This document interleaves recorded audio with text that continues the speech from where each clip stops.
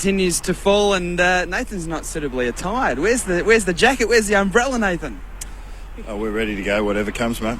Now, I want to ask you, you've played obviously in some big games over your career. When you come to a game like this as an assistant coach, do you still get the same sort of, game feel, getting the zone? I know you've got your footy in your hands. Do you still get really nervous? Oh, I think there's an element of interest. I suppose you've got the butterflies in the stomach. There's a lot of work that's been put in throughout the season that you'd like to see rewarded, and I personally played a lot of seasons of football without the finals and the end of it. So to have been in the situation that the club's been in recent times, to have had the success of last season throughout the month of September, you hope that the players get reward for their effort at this point, and that's where the excitement comes, because you'd rather be here than not. Is it hard when you can't control it? I mean, you can control it to a certain extent up in the box, but as a player, you could control situations, I would imagine, much more. Yeah, well, I think you take as much control as you can, but fundamentally our role is to support the players as best we can, and you can control that, and you've got to choose the right messages and give the right feedback at the right times to elicit the best response from the players, and fundamentally that's what the coaching's all about. That's why relationships are so important with the players, and ultimately it's the 22 players that take the field, and they're the ones that are going to get the job done or not.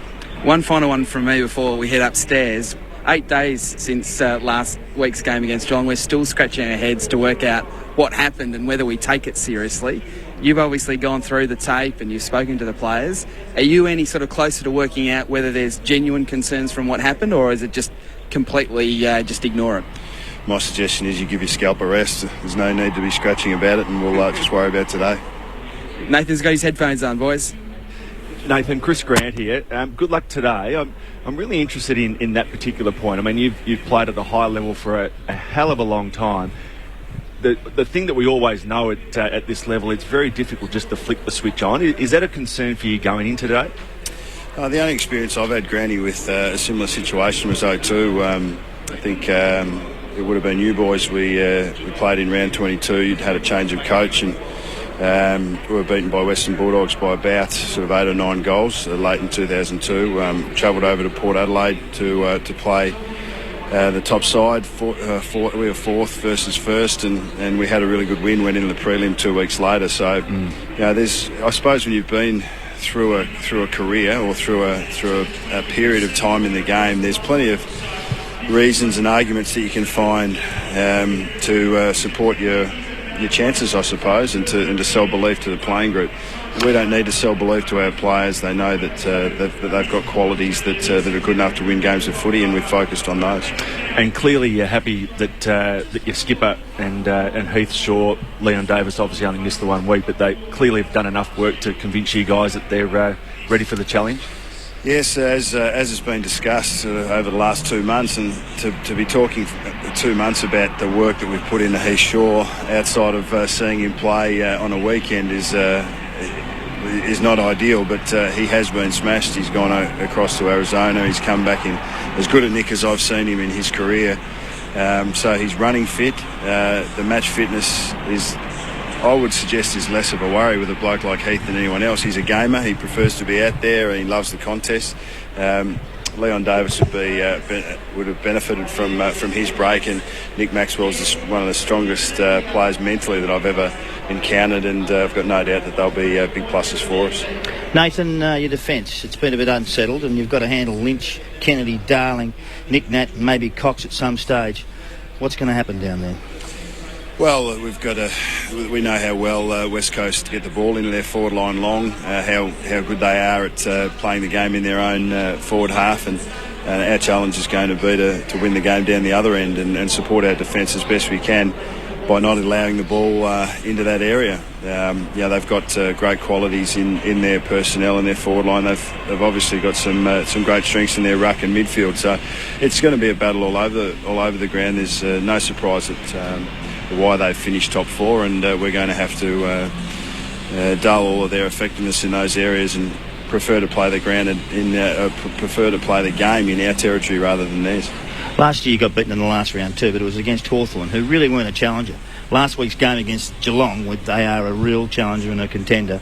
it was a different feel and a different look than what was last year. So did you feel a bit different about it as well? Yeah, look, Geelong were very good last week. They were very good last night. So, we'll cross that bridge when we get there. But, there are, I think one thing that gets missed is Collingwood has been put on a pedestal and put so far in front of everyone. We haven't done that. We understand that the business end was now and we're ready for it. Nathan, Greg Baum, we've had our September weather already. We're now back to mid-July and quite suddenly. How much has that affected your planning for today, and how much do you think how much of an influence will it have on the game? I think it just reinforces, Greg, the things that are going to win finals football anyway. The wet conditions probably highlight the fact that it's going to be contested ball. It's not going to be easy to win a possession of the footy. That you've got to be quite direct with it. That the team that's harder for longer is ultimately going to prevail. And whether the conditions were pristine or whether they were slippery, I think finals football is generally played that way. So it sort of just reinforces the way we have to go about it. Do you think it favours you? It favours the side that's prepared to put their body on the line most, and we'd like to think that's us. We've just got the team list through, and Ben Reid is going to be missing. Alex Fasolo gets a reprieve, a bit like Blair last year. Young kid in his first year has got a chance to be there for the big stage. Yeah, it's eerily similar, Drew. I think Blair came in about round 13 or 14 last year, and Alex has done the same. Look, he had a poor one last week along with a few of our boys, but he is, once again, I was just called, sort of referred to he's sure as a gamer. I think Alex Fasolo's the same. If you had to line the guys up of who would be prepared to have the ball 40 metres out, straight out in front to win a game of footy, Faz would be pushing blokes out of the way to make sure he had the ball in his hand. So he's that type of kid. He's learned very quickly as he's gone along. His effort's been fantastic, and we believe that he'll be a benefit of us to us late in the game today. Is he allowed to have a ping when he's close enough to goal every time? If he's close enough, absolutely. What are you declaring about Ben Reid, Nathan? How serious, and what is his injury? I declare that he has a sore, unfortunately got through with a sore groin sort of during the week and pulled up a bit sore from last week. We were prepared to give him as much time as we could. If the game was a couple of days away, he might have got up, but ultimately we can't worry about who's not there. We've obviously got a team of guys, especially in that back half, that will have to pick up the slack.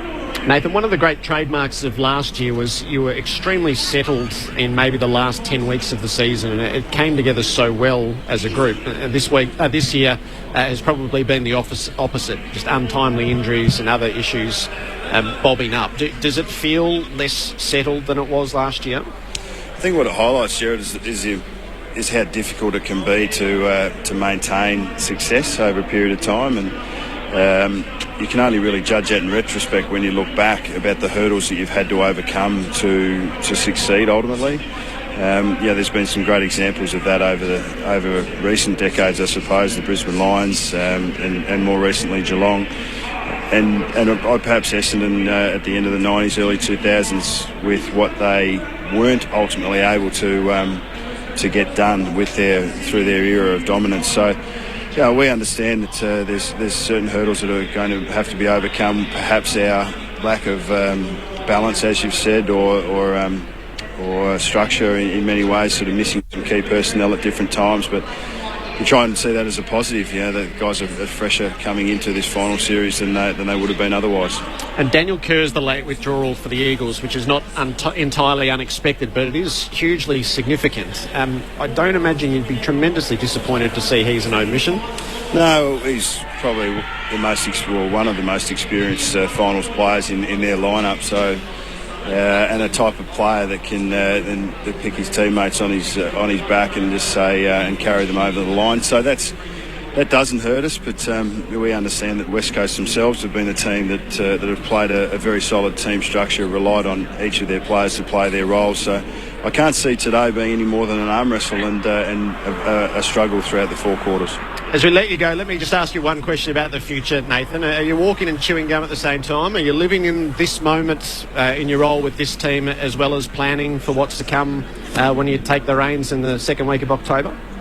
Yeah, I haven't got much gum in the mouth at the moment, Jared. I think really focused on the present, and I think even even as a senior coach in another side, I mean, really, if they're in this situation, John Worsfold, for example, I mean, his major focus is on what's happening right now, and I can't see any difference in that. Why even Jeff Walsh is the football manager. Obviously, he's got issues with the future, but I think you can compromise that by not taking care of the present. Good on you, Nathan. Good luck for this afternoon and for what's to come over the next 4 weeks. Thanks, guys.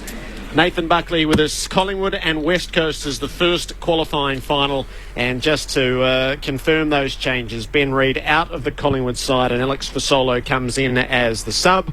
Patrick McGinnity likewise comes in as the substitute to replace Daniel Kerr. Drew. A defence with no Reid, with Shaw coming back after 2 months, with Maxwell back after a month. It looks a bit threadbare. It is, and he knows that. And he sounded a bit tense to me. To me too. And to everyone else out there who are probably listening, he was not his usual jovial self, and it's all sort of coming together, isn't it? Like, I mean, you can see the when pressure. When did he ever crack a joke? Has he ever been jovial? I don't think I've ever seen him crack a joke. No, I don't think he does that. I don't think he does stand-up. There's no doubt about that. He's no Guy McKenna, I can tell you. But he's a test match batsman. He's not a 2020 batsman. Well, we are an hour before a final. Yeah, but you can't. But he's not playing. Sometimes that tension rubs off on the players, and the players need to be relaxed in what they do. I wouldn't let him near the players if he's that tense. Seriously, he's just too. To me, he's just over tense. But that's me. There's an edge to this, Chris. It shouldn't be a challenge for Collingwood go 20-2 and play a team from outside their home state, and yet there are those who think this is much closer to line ball than not. Well, it is, and it is because their defence is under enormous pressure. Davis has come in. I think Nathan's right about Davis, the fact that he's got the week off and get that opportunity to rest the body a little bit. But Maxwell and Heathshaw probably more so. I mean, a significant amount of time, 8 weeks out of the team.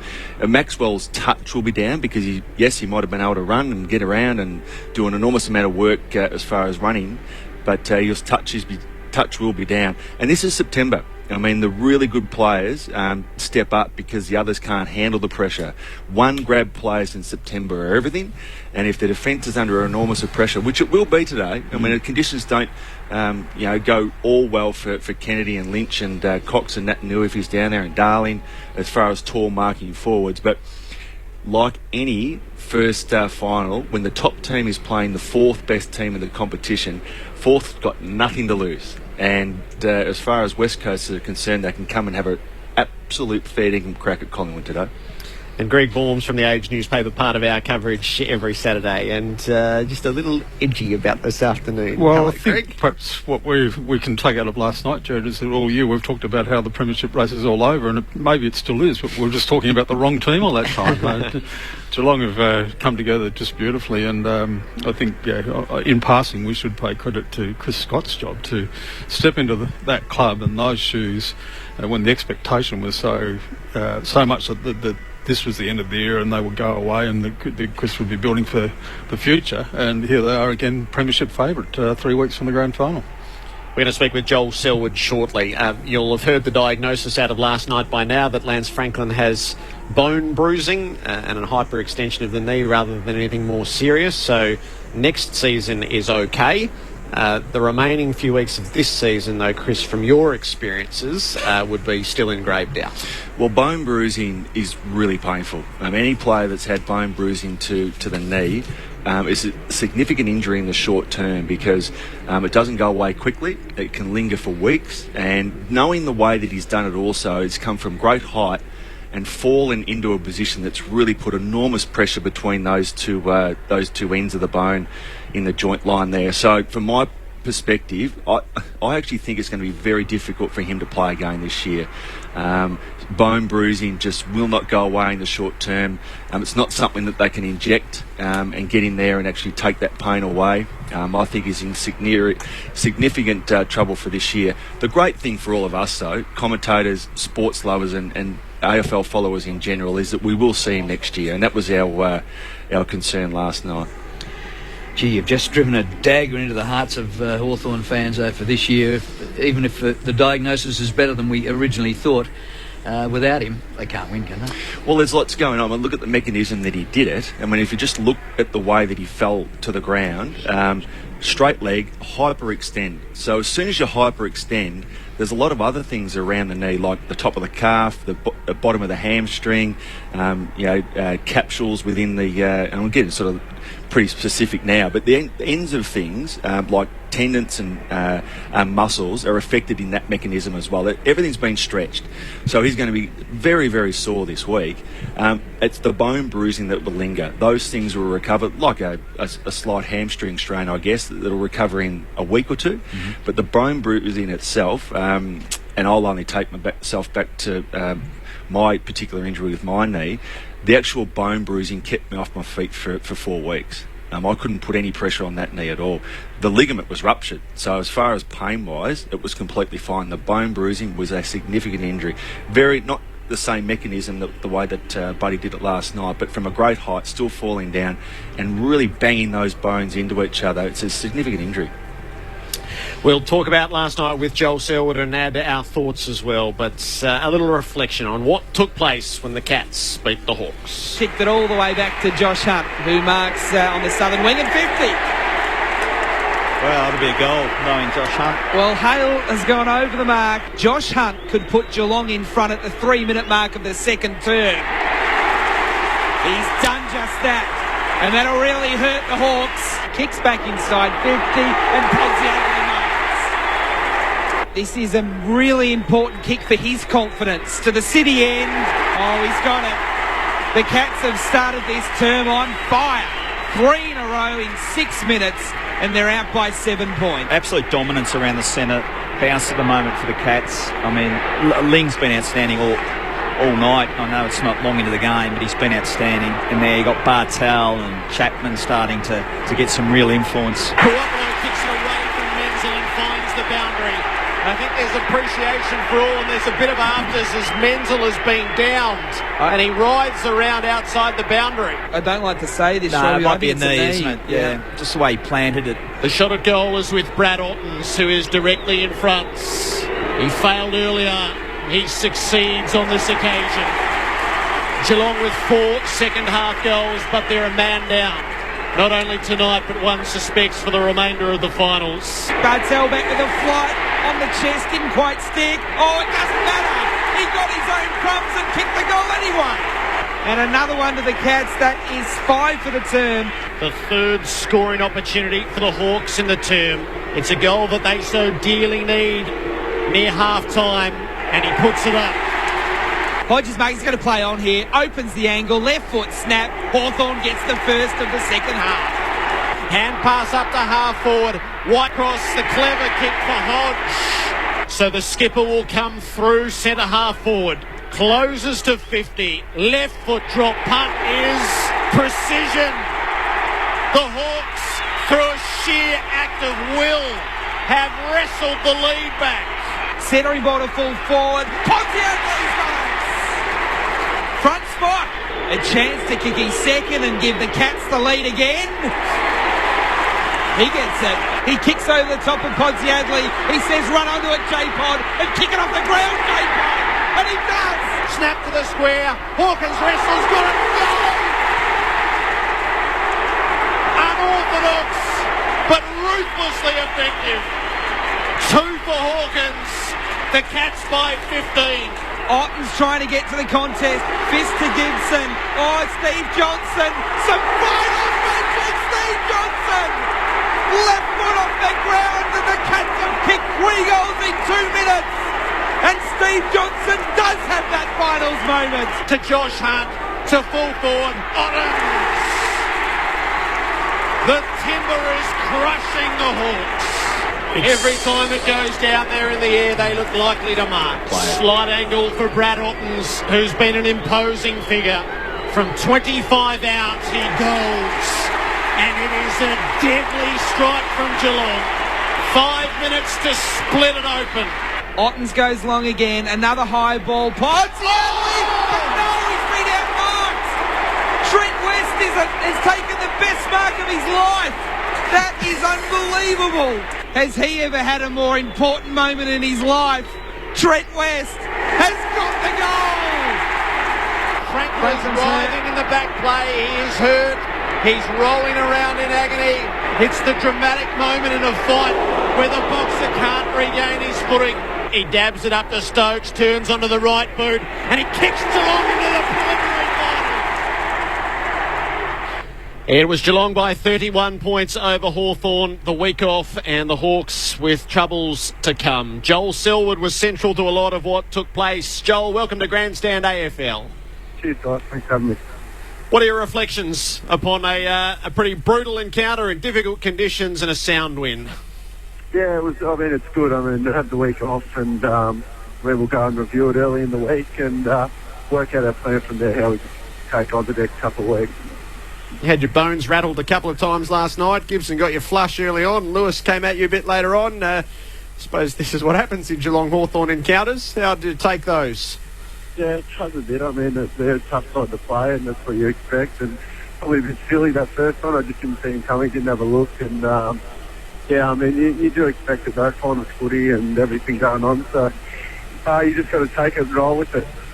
Was it good to get back into September action with sort of the elevated atmosphere and consequence surrounding it all?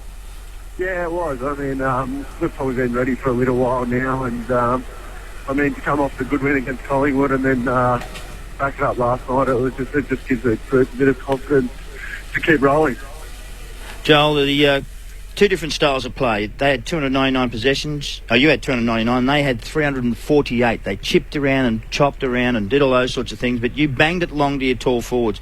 Ottens, Hawkins, Podsiadly and West just continued to take marks because of the style of play. Yeah, that's it. I mean, we kicked the side that we thought could really catch them out, and the boys did that. The big blokes really, I mean, Hawk early was very important, and then throughout the game they all play parts where that were very important for us. Joel, look, three players for mine last night just set the scene for you. Brad Ottens, and lots been spoken about him since the game, but also two others. Although Chapman's game and James Kelly's game, they were just extraordinary. It was almost like September was arriving and they just stepped up to the plate. Yeah, I mean, Charles had an outstanding year all year, so it's he never keeps he just keeps going about business as it is, and then Otto. At stages, you think he's just going through the motions, but last night it was really huge for us and gave us the first hand on the ball in the middle. And Chappie, his last couple of weeks have probably been his best couple of weeks of the year, so it's a good time to come good for Chapp, and we just keep expecting him to keep doing it for the rest of the year. Joel, that Sydney game really sharpened you up. Since that moment, you played against Sydney in a one-on-one contest all over the ground, and they were fantastic, and we all know that, but you have changed as a side.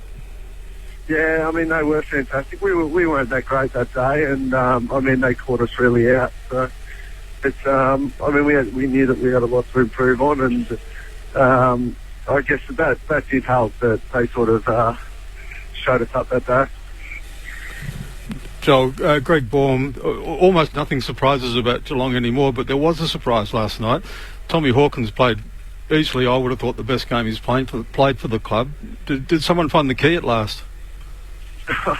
Oh, I don't know about that, but I mean, we've seen it from Hawk throughout matches, probably not for as long as what he's done it all last night. I mean, he played a great four-quarter game last night, which he probably hasn't done for a long time. So, I mean, give Hawk confidence like that this time of the year, it just could be something that we really need.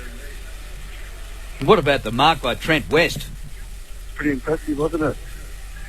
You weren't nearby when he came down out of the sky, were you? He's probably done it a week late to win a car or whatever you win these days, but he's the big fella. He's been working hard all year. It's great that he's got his chance. He's making the most of it at the moment. I mean, he took a couple of huge marks last night that were very important to us, so we just need him to keep doing it. Tommy Hawkins playing the way he is that the end of Mooney? I wouldn't say the end. I mean, you never know what happens in this game. I mean, I would find it hard to see Hawk going out on the form last night that he was in, and I mean, we didn't expect our Menzel to go down the way that he did, so this game, I mean, 2 weeks is a long time in footy, and who knows who we come up against. There's a lot of footy to be played between now and then.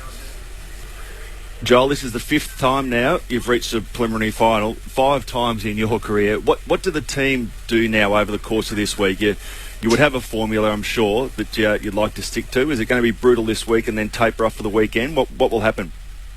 Yeah, I'm not sure. I mean, it's first time under Scotty and the new fitness staff too, so it'll be interesting to see how it plays out. But in the past, we've gone about 2 different ways, and we sort of found out that when we trained harder, we actually come out the next week and played better. So I guess it was.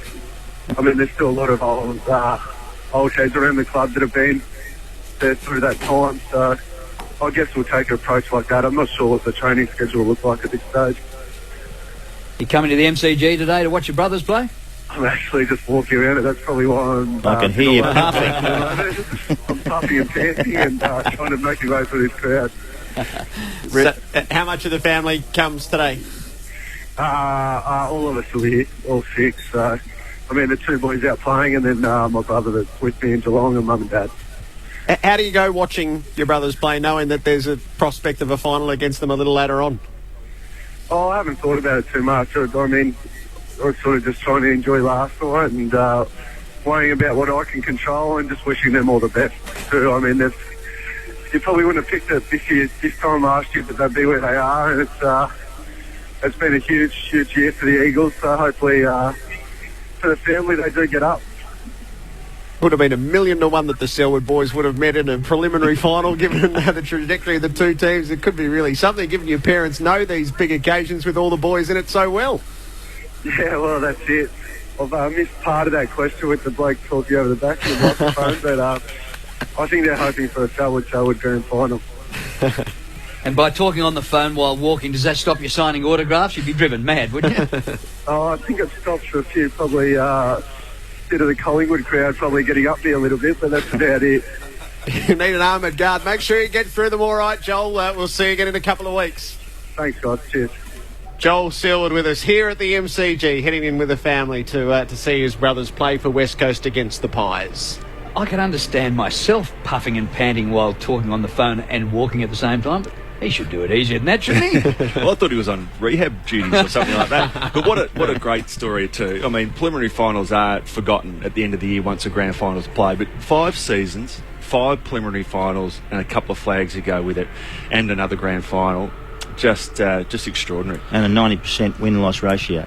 Never heard of in the history of the game. This is an era that has never been surpassed, I don't think. I don't think anyone's done that. So let me throw the lines open. 1300 222 774 to talk about last night, the ramifications for Hawthorn. Geelong on the brink of seizing premiership favouritism. And then this afternoon, the queries around Collingwood and can West Coast live up to the spruik. 1300 222 774. I just want to talk about last night. I actually loved it. Thought it was fantastic. Really good quality game. The ball was hot early, and Hawks were out there to play, and they actually led at the start. They probably should have kicked a better score in the first quarter. They may have put some more pressure on, but at quarter time something happened, and all of a sudden the midfield took over. Kelly and Chapman and Selwood and all those guys just started back in, and then all of a sudden the ruckman in Ottens just dominated in the centre bounce, and the game was shot from that moment on. The defensive area of Hawthorn, where they like to have a loose man, they blocked that off, caused them to chip and all those sorts of things, which means that they had 348 possessions for the amount of goals they kicked, and Geelong had 299. That's 50 more possessions and lost by a hell of a long way because of their style of play. They cut that off, that loose man, and they hate that. And then it exposed their defence. Their defence was exposed, and the tall forwards just took over. As they bang it in long, the forwards were at 1-on-1 instead of having 2-on-1 and those sorts of things that the Hawthorn people like to do. And I understand why Clarkson does it, because he just doesn't have much down there, no depth in their defence. They've lost all their good players in defence, and they've just got to make do.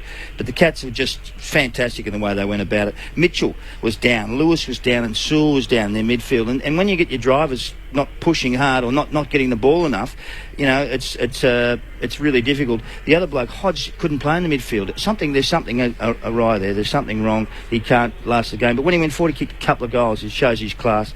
Buddy's injured. Rioli's not right. They've got some real problems at Hawthorn. It's a drama for them, and the Cats just exposed their strength and their weakness by actually covering up and going man on man all over the place made an enormous difference. And I wish some other coaches had followed suit.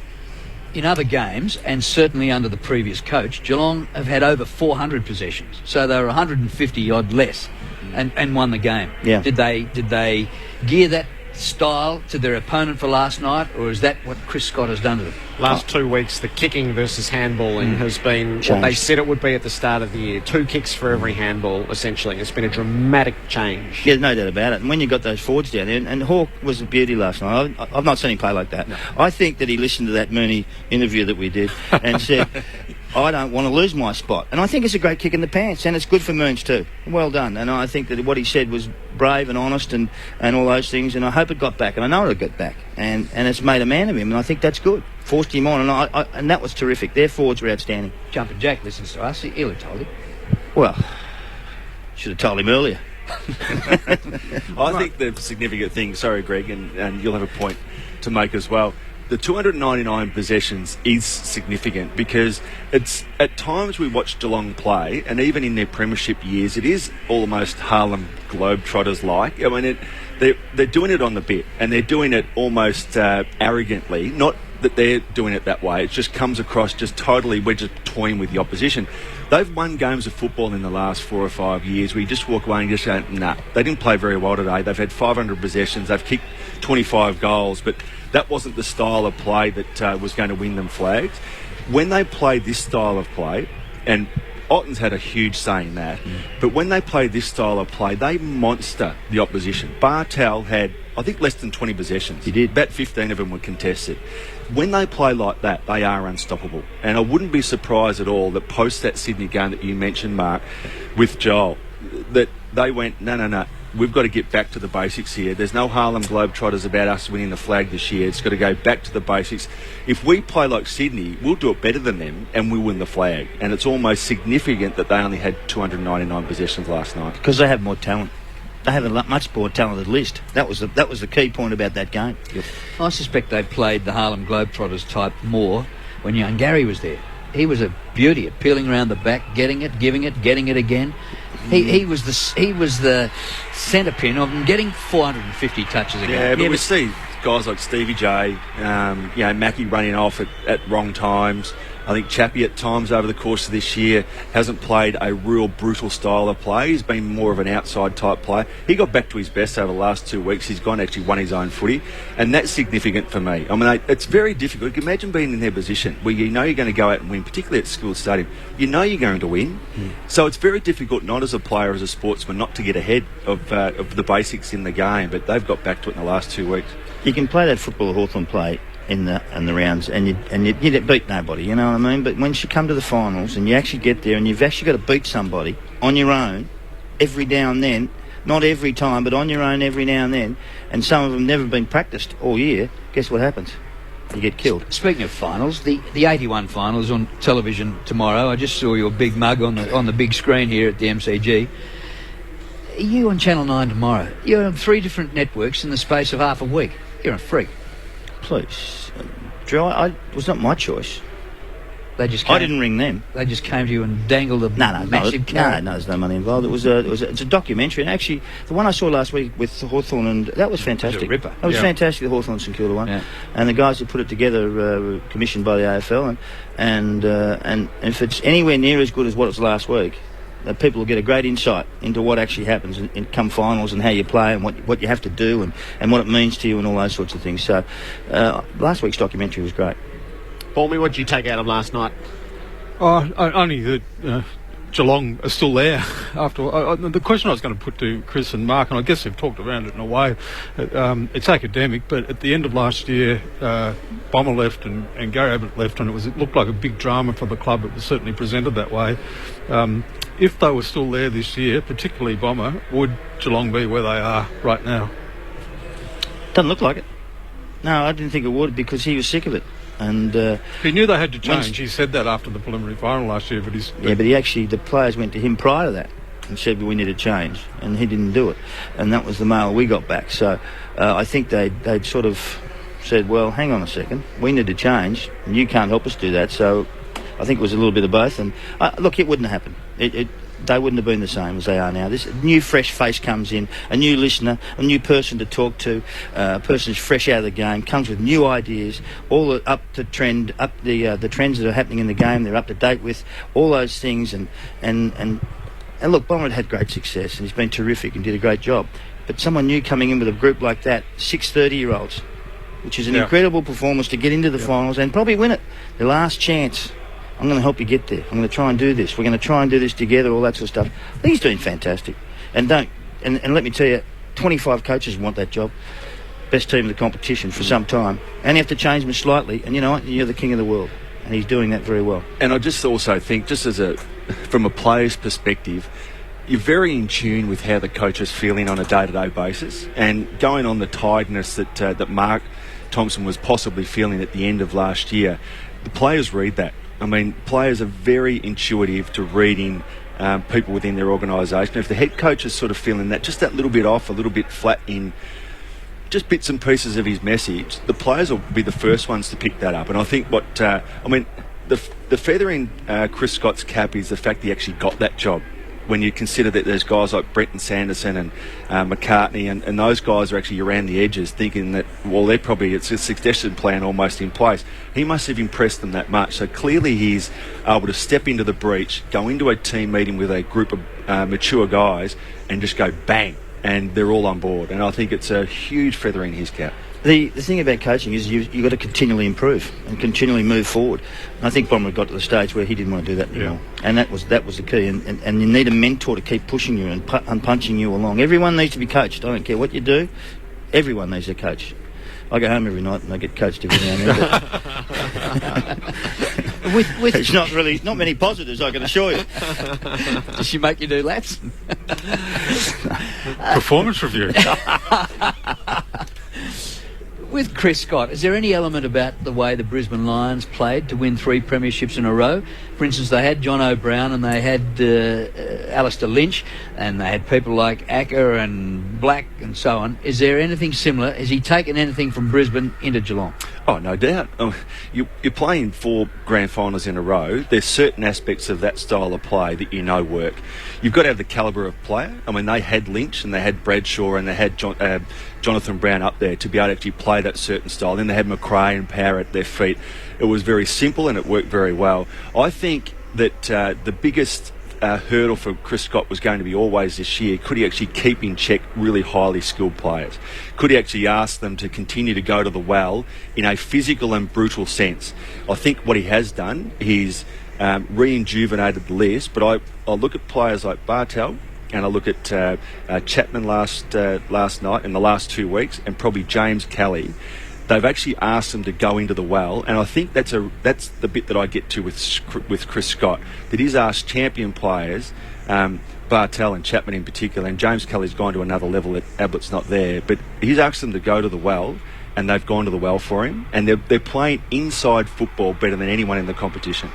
What about Stevie Johnson? Does he get a kick in the pants for the way he played last night? Surely in the last quarter he would have. I mean, he was that third quarter burst. He had a hand in everything that happened, and then he was the loose cannon in the last quarter. He was trying to kick him from the 9th row, and he could have control. I've got a full board of calls to talk to you. Mark McClure, Chris Grant, Greg Baum. Peter's in Bendigo. Peter, welcome to Grandstand AFL. Jared, afternoon, boys. Love your show. Jared, I was just curious about the wind conditions last night. I watched the direct telecast and they didn't make a comment about the wind until just before the start of the third quarter. It seemed to me there must have been one end quite significantly advantaged because all the scoring seemed to go down one way. Yeah, I didn't think it advantaged one end, but it was tremendously difficult. And just looking around the terraces, and you were just seeing the wind get through the ponchos, and a couple of balls, and any kick over 30 metres tended to be affected, and they would dip and swerve. And I thought particularly the first 15 minutes of the third quarter, after we'd had the really heavy rain and then the wind was at its most furious then, I thought it was so difficult, and that's when it was battle. And Hawthorn willed themselves to hit the front, and Geelong was sort of able to reassert the skill late in that term. The characteristic of the wind at the MCG is, from where we sit up here, it's the way the flags are going doesn't necessarily show the way the wind is blowing at ground level, it really swirls and it changes directions during quarters. So a double handicap for the players. Good on you, Peter. David's in Seaford. David, welcome aboard. Good afternoon, gents. I was noticing the game last night. I actually went to it. I noticed that after about the first quarter, the umpires seemed to be throwing the ball up rather than bouncing it. And I was just wondering whether that had the effect of being more predictable and bringing, say, Brad Ottens more into the game against these, what turned out to be weaker opponents. Well, the throw is definitely more predictable, but he was well on top during the bouncing phase. He was well too. on top. It was beautiful to watch. I mean, Brad Ottens, that second and third quarter, it was just extraordinary. I mean, I was watching it on TV as well, so I got numerous replays of and in slow-mo of how he was actually palming the ball down, but it was brilliant. The other thing I just want to quickly touch on, from my perspective last night, I know there was a couple of decisions as far as the umpires were concerned that Hawthorn will probably want to bring up, but gee, I thought they umpired well, and I thought they umpired well for this reason. Most occasions in a contest where there's two bodies going against each other, arms in there, legs in there, you can pull a free kick out of almost every contest that two players go to, if you want to be to the letter of the law. But what I saw last night, it was thrilling to watch, because how many times did we see someone half fall into someone's back and no free kick was paid? From my perspective, that was telling, because it was, yes, September, and I know that the umpire sometimes actually puts a whistle away, but that's how I would like to see umpired throughout the course of the year. But I tell you, by throwing the ball up, at least they got rid of the shocking bounces that we've seen, especially over the last 2 or 3 weeks. The umpires have had an absolute horror. We could bounce the ball to start every quarter, couldn't we? Just get on with life thereafter. Yep. Just throw it up the rest of the time.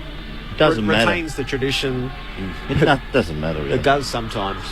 It really does. Well, they bring sometimes. it back if it doesn't. Gee, they've been getting away with not bringing them back in the last few weeks. Do that. That's right. Wayne is driving across the Nullarbor. Hello to you, Wayne.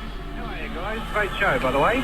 Cheers. I just want to talk about this slinging rule. Last night, Buddy Franklin wrapped up a couple of Geelong blokes well and truly and took them through a 180-degree arc and slammed them into the ground. Where does it stop? Actually kept on it to Bartel. I think it was Bartel every time. I think it stops because Bartel didn't get hurt from what we've seen this year. I thought the same thing as Wayne watching last night's match. That I guess because of the increased vigour and intensity in the final, that the tackling also went up, and there were a number of sling-style tackles, and I think the only difference between those and the ones that we saw penalised during the season is the consequences. He never tipped him past the horizontal, which I think was really significant. So most of the time he landed him on his buttocks or his back. That's true, but I wonder how much control you have over that in the moment. Design or good fortune. Good luck. Jared, he actually used to bump, if you remember. They used to bump, and now they've taught him how to tackle. That's much better. So a little sling wouldn't go astray. He bumped Cousins in a match just before the finals 2 years ago and cost him a... well, it's, So he's changed his game, which is good. Good on you, Wayne. Roberts in Camberwell. Hello to you, Roberts. I wanted to talk about, I've heard what would happen in the in the event of a finals draw. Like I know what would happen. You'd play 5 minutes extra time, half a quarter more, and then you might find that the scores are still level, and some of the star players from whatever side is playing in the finals have gone down with injury for no result. Now, this is my solution to end. What I would simply do is have two basic rules for extra time: no rush behinds and no soccer goals. Hands around the ball whether you kick a goal or a behind, because both sides would simply kick to the same end. You would bounce the ball into the 10-metre square. You have the game over in the event of a draw in about 30 seconds a minute. If someone kicks a point, bounce it again on the 10-metre square. And I cannot believe you'd have two goal umpires down the same ends, obviously. I cannot believe, say, if a Collingwood player gets the ball and kicks it through the goal umpires could possibly get it wrong and give the victory to West Coast. There's some derivative thinking going on there. Change the rules within a game. Yeah. Yep, well, you've given that a lot of thought, and good on you for airing it. Stephen is in Parkdale. Hello, Stephen. Jared, we've talked before. I think that's the most magical situation I've ever come across on the radio. the last call. I'm still trying to get my head around there, but I'm not really quite there. We were rolling our eyes a bit. We'll send you a penalty shootout without the penalties. I'm an Englishman, so I know you like penalty shootouts. I'm with you, but that is so bizarre. I can't get there. Last night was I'm a Collingwood supporter, but I watched it, and it was one in the ruck and in the forward line. Hawthorn didn't have a defence against the big tools, and Ottens was an absolute star in the ruck. But I just wonder, I've still got a little bit of sneaky suspicion that they were a bit weak at the back, because I think Scarlett got taken apart a bit last night. No, he was actually tagged by Osborne, wasn't he? Yeah. Osborne ran with him. And I don't think he can suffer a tag. Well, I didn't see Osborne do much. Osborne he didn't do much, but Scarlett he did absolutely zero. Scarlett wasn't running off the half-back line, what I'm getting at. Yeah, he may not have, but there was a few others who did. Mackie started to do a bit of work off there and got some run out of there. And then, look, things change. Sometimes you just got to play a role with who comes at you and do what you have to do. And sometimes you have to adapt. And Scarlett did that nicely and caused no drama for his side. Someone else took the roll up and away they went with Mackie. So that's what happens in these games. And they'll keep doing that to Scarlett because he's so good at it. He is that person who runs the ball out, gets on his own well, runs to the contest and helps. He's a very good player, and they tried to avoid that last night with Osborne. Yeah. Osborne kept him close to the defensive goal, and that's pretty much what you've got to do with Fletcher as well, because Fletcher can cut you up running out of defence. So if you keep him close to goal... But you win and you lose, don't you? Osborne didn't kick a goal, and he's been a pretty handy goal sneak for them over the years, but by playing that defensive role, that took his attacking option away. Anyone's allowed to do it. Collingwood are allowed to do it if they want to, but they don't do it. They choose not to. Ian's in Albert Park. Ian, welcome to Grandstand AFL. Thanks, guys. Just a comment about how good Geelong are. They really, they're sort of reinvented part of the modern game with all those microsecond choices they make. And they seem to have all their players on the same GPS device, and they're looking up and passing it in a microsecond ahead of all the other teams. They know where everyone is, and maybe all that handball they've been doing for the last couple of years has helped them get all that on track. They certainly know how to do it, and that makes them unbeatable, I reckon. They have a swift brand of footy, the way that they play when they go. John is in Sellex Beach in South Australia. John, good afternoon. Good afternoon, boys. How are we today? Good. Good. I've just got a quick question. I was in the pub last night watching the game, and afterwards with the loss of Buddy Franklin, a few of the boys got talking, and we nearly came to fisticuffs. The question was a simple one. If the Blues were to lose Juddy, would that be as big as the Hawks' loss of Buddy Franklin? And we had a bit of back and forth, and my opinion was that probably the Hawks feel the loss a lot more of Buddy Franklin at this time of the year than, say, if Juddy was to go from the Blues. I just wondered if you boys could put a final end to the argument, thanks. What time was this, John? What time? Well after the game, Mark. Well, really? So not much sense was talked about, huh? No, look, I think they're both sensational. We all understand that. Buddy is really their whole forward line. You take Buddy out, they kicked 4 last night, probably should have kicked 7 or 8 with the amount of chances he had. So he's a massive loss. And Judd's the same. So the argument is good, and it's clear, and it's all fantastic, but it's all hypothetical, and we'll find out if Juddy goes as well. And we're not certain about that. Just give him an opinion. Which one? I'd like Judd. So you think Judd would be a bigger loss to Carlton than Buddy would be to Hawthorn? Is that you? Yep. There you go, John. I don't know whether that helps or hinders you, but that's a view. Might be the wrong one. It wouldn't be the first time. Andrew's in Menzies Creek. Hello to you, Andrew. G'day, how you going, fellas? Good. I just thought I'd bring up and mention that why is it our game, the Aussie rules game, always has the rules analysed and we always consider changing them. For me, the idea of bouncing the football up should stay and the circle around the ruckman should go. Because otherwise, fellas, I think that we're going to end up having a ring with a net at each end of the ground to score a goal on. sooner or later. And that really drives me mad. If an umpire can't bounce the ball straight and it goes over to one ruckman, then it's a test of the other ruckman's skill to get to it. Agree? So you're an advocate of not changing the rules, but get rid of the circle. Okay. Get rid of the circle and let them fight it out, for God's sakes. Otherwise, we'll be playing basketball before we know it. Good on you, Andrew. And there's an alarming little press release from North Melbourne in the last hour or so. Daniel Wells has suffered a large blood clot in his lung after a post-season shoulder operation and will be on blood-thinning drugs for the next 6 months. He won't be able to travel with the team to Utah. He won't be able to be involved in any training drills which involve contact. So the best they can do is try to improve his fitness, maintain his fitness over the postseason and have him ready close to the beginning of 2012. So there's all sorts of ways to be brought undone in this game, and Daniel Wells has just found an unlikely and a nasty one. That's very nasty. And coming off his best season. Yeah. I mean, that's really disappointing for him.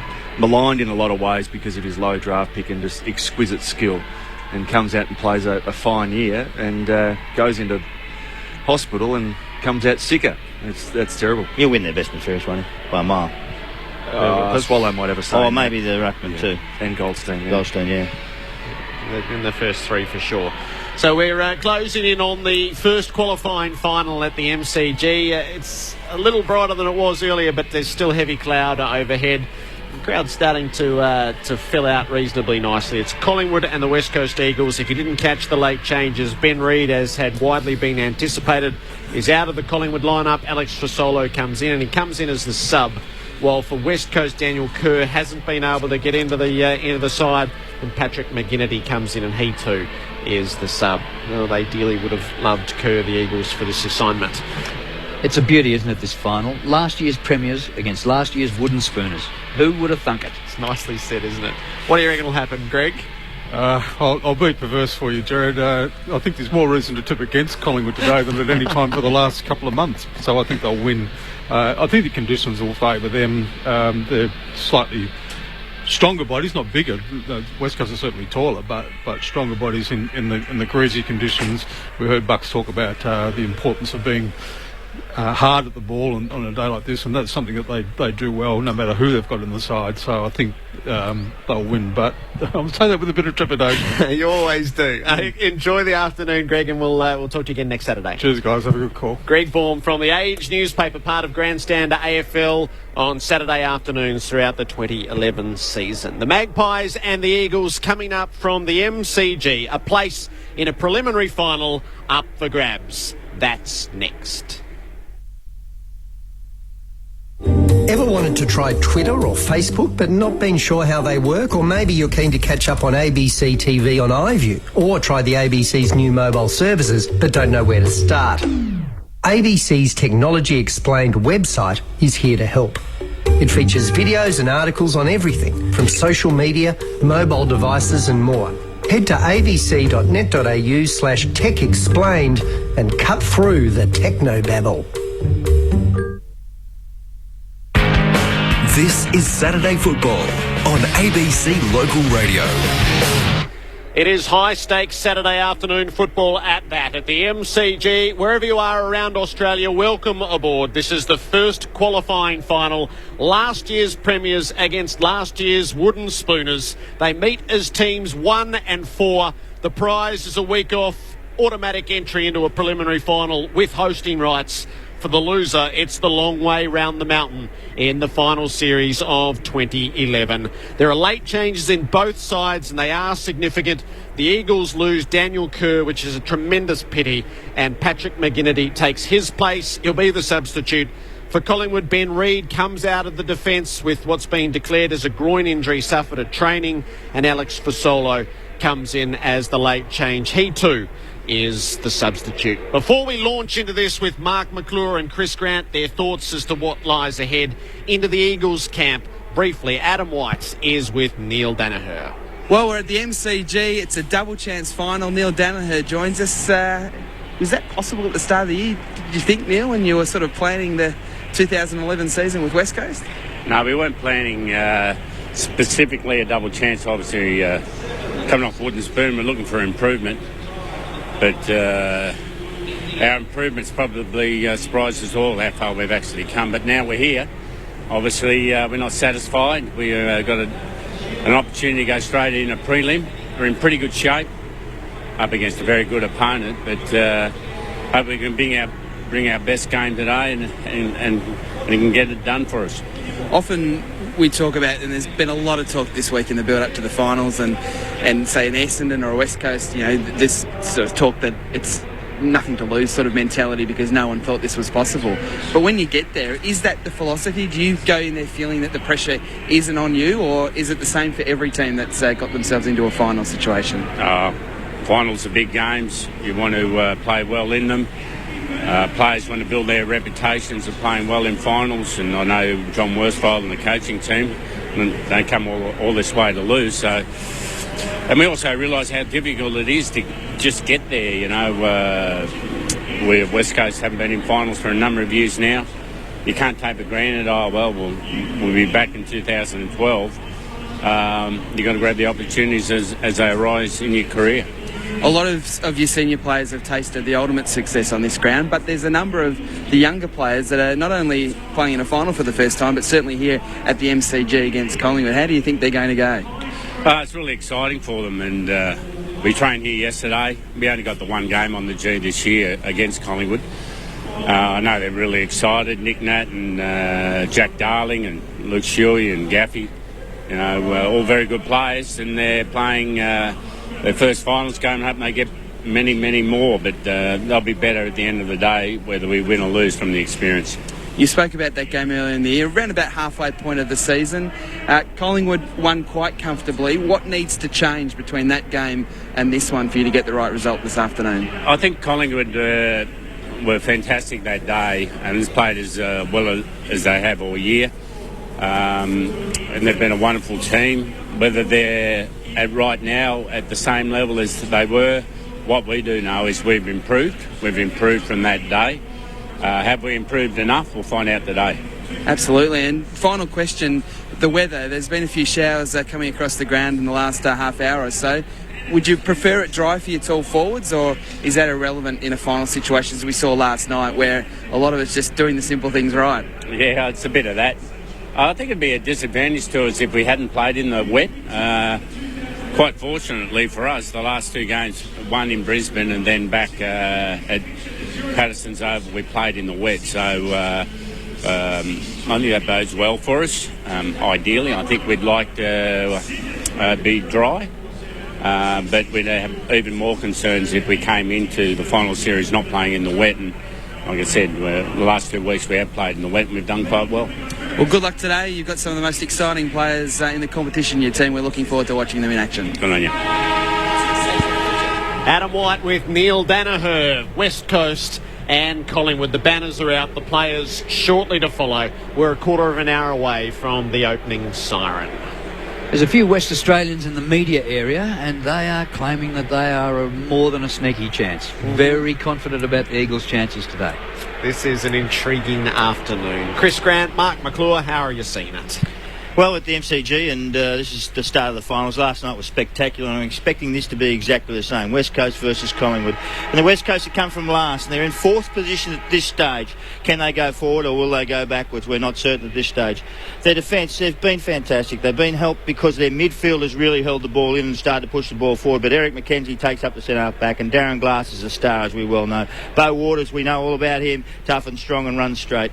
And we also, Will Schofield. Shannon Hearn has enormous leg. He can kick the ball enormous distances and direct. Scotty Selwood or whoever plays down there, one of his, maybe even his brother down there as well, could play in that area. Adam. So in the half-back line, and they have got a job to do to keep this forward line. This forward line has kicked the biggest score in the competition so far and holds the biggest percentage to the minimal amount.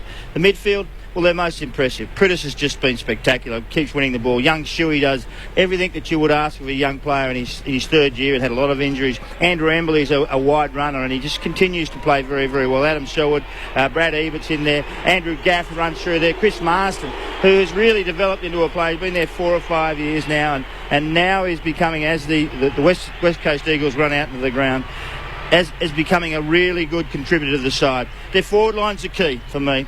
They are the dangerous forward line. Kennedy, LaCroix, Darling, Quinton Lynch, Nat Nui at some stage, Mark Nikoski, sometimes Cox down there, sometimes others, sometimes a Butler or someone, whoever else goes down there at some stage. They have marking power, and we saw the power of marking last night, the actual issue about it.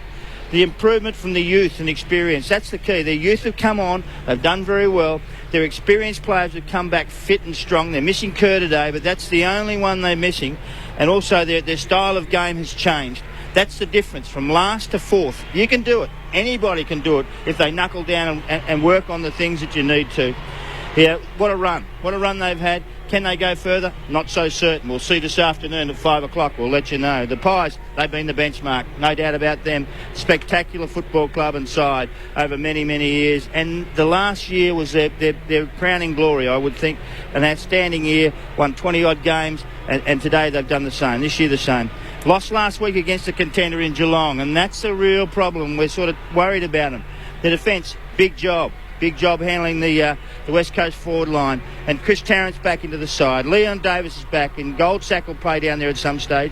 Harry O'Brien, Tuvey and Maxwell. They'll be the six that really run through that area. They've got a job with an enormous back line, but with an enormous forward line from the West Coast, but they are up to the task, and we'll see how they handle it. Can they hang on for 100 minutes, those players who haven't played enough games or just come back in? The midfield, the stoppages is the key. Luke Ball's in there, and Beams and Wellingham, Dane Swan, Pendlebury.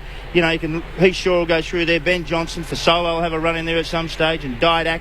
They have to win those areas, or they'll get flogged. They'll get back what actually happened to them last week. They got beaten in the centre bounces, ball ups, boundary throw-ins, and their side just fell apart. They lost their way completely. Their forward line, well, Travis Cloke's been sensational up forward. Chris Dawes has been his partner and had a few problems on the way. Jared Blair, side bottom, Cracker, Didak, few of those. They are just terrific young players, and really are the icing on the cake for the Pies. Get back to the basics is what Mick would be saying. You know, last week you were ordinary, so what are we going to do about it? Back to the basics and do them very well, which is when you're caught in this position, you do this. When you do that, you do this. Very simple stuff, run in numbers. The team man first, the team first is the real key. And Nick Maxwell will bring that back in because that is his go. That's why he was made captain, because he is the best team man in that side. Numbers at the ball, numbers at the contest, numbers with each other. And as the Pies come out in the ground, and you can actually hear them. Can the inclusions make the difference? I don't know, Chris. I'm not certain yet, but they're back some of them after 6 and 7 weeks. It's going to be difficult, it really is. And the huge crowd roars here. The sun's starting to shine. It's been pretty wet at the MCG this morning. The rain was coming in sideways about an hour ago, but it has dried up. That will help the West Coast Eagles with their tall forward line. You know, real feather in the West Coast Eagles cap. 7 in a row they've won to get here, and they've given them a salvage chance. They've given them the best possible chance. I know that they haven't shored up a home final in the first week of the finals, but to get to the top 4 from where they came from, they've played exceptionally well. And as I say, to win 7 in a row into a final series, good form, is fantastic going into September. Of course, the question you asked, Mark, is can Maxwell, Heath Shaw, Davis will be fine. I think the week would have done him the world of good. Of course, Tarrant did his ankle. You know, how well is he travelling? Reed's out. So their back line isn't settled. And Jared made the point in the pre-match about that settled nature that the Magpies had leading into September. 10 odd weeks in a row, they were in true form. They had all their best players out there, hardly any injuries. Well, there's some question marks against the best team over the course of 2011. It's the up-and-coming team. The West Coast Eagles have thrown out the challenge. Their young kids have improved. Shuey's improved. Gas coming over the last month after his injury is concerned has been outstanding in the last 2 weeks. He's just been terrific, not only in winning the ball, but kicking some goals as well. Of course, the strength of the West Coast Eagles is going to be through the middle of the ground. If they've got any opportunity of beating the Magpies today, it's going to rest solely on the shoulders of 2 men. Dean Cox, who's just been outstanding, and Nick Natanui, who's his partner in crime. Their ability to get first hands on ball will give their midfield an opportunity of getting down into the forward line to Kennedy, Lynch, Darling will play down there. Cox will rest there at some stage. Natanui might even start there. The conditions for mine don't worry me, providing that Lacroix and Nikoski actually play their role. The small forwards around there is almost getting back to the Jonathan Brown days and the Alistair Lynch days when Brisbane had their key forwards up there. McRae got to the bottom of the feet. power got to the bottom of her feet, and of course they had Ackermanis as well. Well, this is what Lacroix and Nikoski and co need to do. They need to get to the fall of the ball. It's one thing to have tall players down there, but if they're not going to mark in the conditions that probably present here at the MCG, those small forwards play a huge role. West Coast Eagles, as I say, they've given themselves every opportunity here, and what they've got is the best team in the competition slightly off their game. We asked Nathan Buckley in the pre-match, can you just flick on the switch? It wasn't a couple of goal loss last week. It was a 96-point drumming by Geelong last Friday night. Well, can they actually flick it on here? It remains to be seen. They're going to need an enormous amount of run out of the middle. We know that Swan will give them that, and Pendlebury. Significantly for the Collingwood team is that their midfield are not only able to get their hands on the ball, but Swan's kicked 30 goals for the year. Pendlebury's kicked 24, Cracker's kicked 30, Blair's kicked 25, Sidebatter, whilst he plays more forward, does go through the midfield with beams. They've kicked 23 and 21 respectively. They get an enormous amount out and drive out of the midfield as far as possessions, but they also hit the scoreboard. Cloak looms large, but there's a brilliant matchup for him, and that's their skipper in Darren Glass. He's just been in awesome form over the course of this year. You expect that he's going to go to Travis Cloak, and the scene is set. The up-and-coming West Coast Eagles against the reigning champs in Collingwood. They played once this season. It was the Eagles' only appearance at the MCG. There was a 52-point differential that day. The Eagles didn't get thrashed, but it was a big number by the close. The Pies just seemed to take them for a couple of goals at a time. So it's quite a bridge to make up, but the Eagles are at the top of their form, and the Pies just an air of uncertainty about them. And for West Coast, it's their first appearance in a final at the MCG since the 06 flag. So for their fans who live in Victoria who will have come, they'll come with some nice memories buzzing through their head as they fill it out.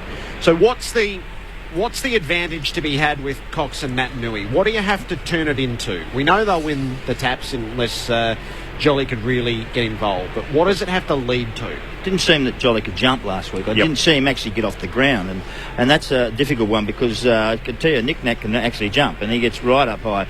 And the problem is with him is his follow-up. His follow-up is outstanding. Cox can also go forward. That's the other point, and he takes marks down there. Look, I think it's an interesting mouth-watering area, and the key will be with Swan. The key will be with Pendlebury, and it'll be with Ball and Wellingham and Beams and those guys in midfield if they can control what Cox and Naitanui do in there. Because if they get first use, as we saw last night with Ottens, who got first use, and all of a sudden Kelly and those guys went berserk, game was over. It was all over, and the tall forward line. And I think they would have watched that and gone, well, we've got a pretty similar side to that. Yep. Why wouldn't we play similarly, the same way? And so I'm interested to see what happens there. Jolly, I don't know about him. I don't think he's right, That's a concern for me, Mark. The fact that the rucking combo of Naitanui and Cox, it's not just the tapping, it's the spread from the contest. They'll push forward at every opportunity. Their ability to be able to get their hands on the ball throughout the middle part of the ground will be significant. I think Cox plays probably more of a true ruckman in the sense that when the defensive side of the game's required, he's able to push into a really good spot inside the defensive 50 to outmark the opposition. He places himself really well. Naitanui is still learning that craft and that side of it. But I know that Jolly is a proud player, and he's been a fantastic player over the course of the last 6 or 7 years. He'll have some tricks. There's no doubt that he'll be able to throw that big frame of his around and cause them havoc through the centre bounces. The concern is it's from that. What happens from there? Cox will just take off. He's like a ruck rover. And Naitanui's ability to be able to push forward and make a significant contribution, it's a big challenge for Darren Jolly today. Jared, I think that they're a little bit nervous, the Pies. You can sense it. You sensed it with Bucks. He was... He was very nervous as a kitten, wasn't he? Yeah, he was very much so. And that actually transformed straight through the whole side and the whole club. And they all know that they're on edge because they've been the best side, the benchmark for so long. It's hard to win 2 in a row, hard to win back to back. It's a great feat if you can do it, but this is a really, really difficult game for them. Really difficult game. I think West Coast will win. Actually, there's been one change. Scott Jeffrey was supposed to be one of the umpires, but Robert Finlay is umpiring today, along with Dean Margetts and Steve McBurney. Robert Finlay doing his first final. Look, it's finals time in local football, so I'm sure there'll be people swarming around grounds in the cars, tooting horns, watching their local finals. We'll be keeping up to date with this game from the MCG and also the Test cricket, where Sean Marsh is into the 90s in the first over of the day.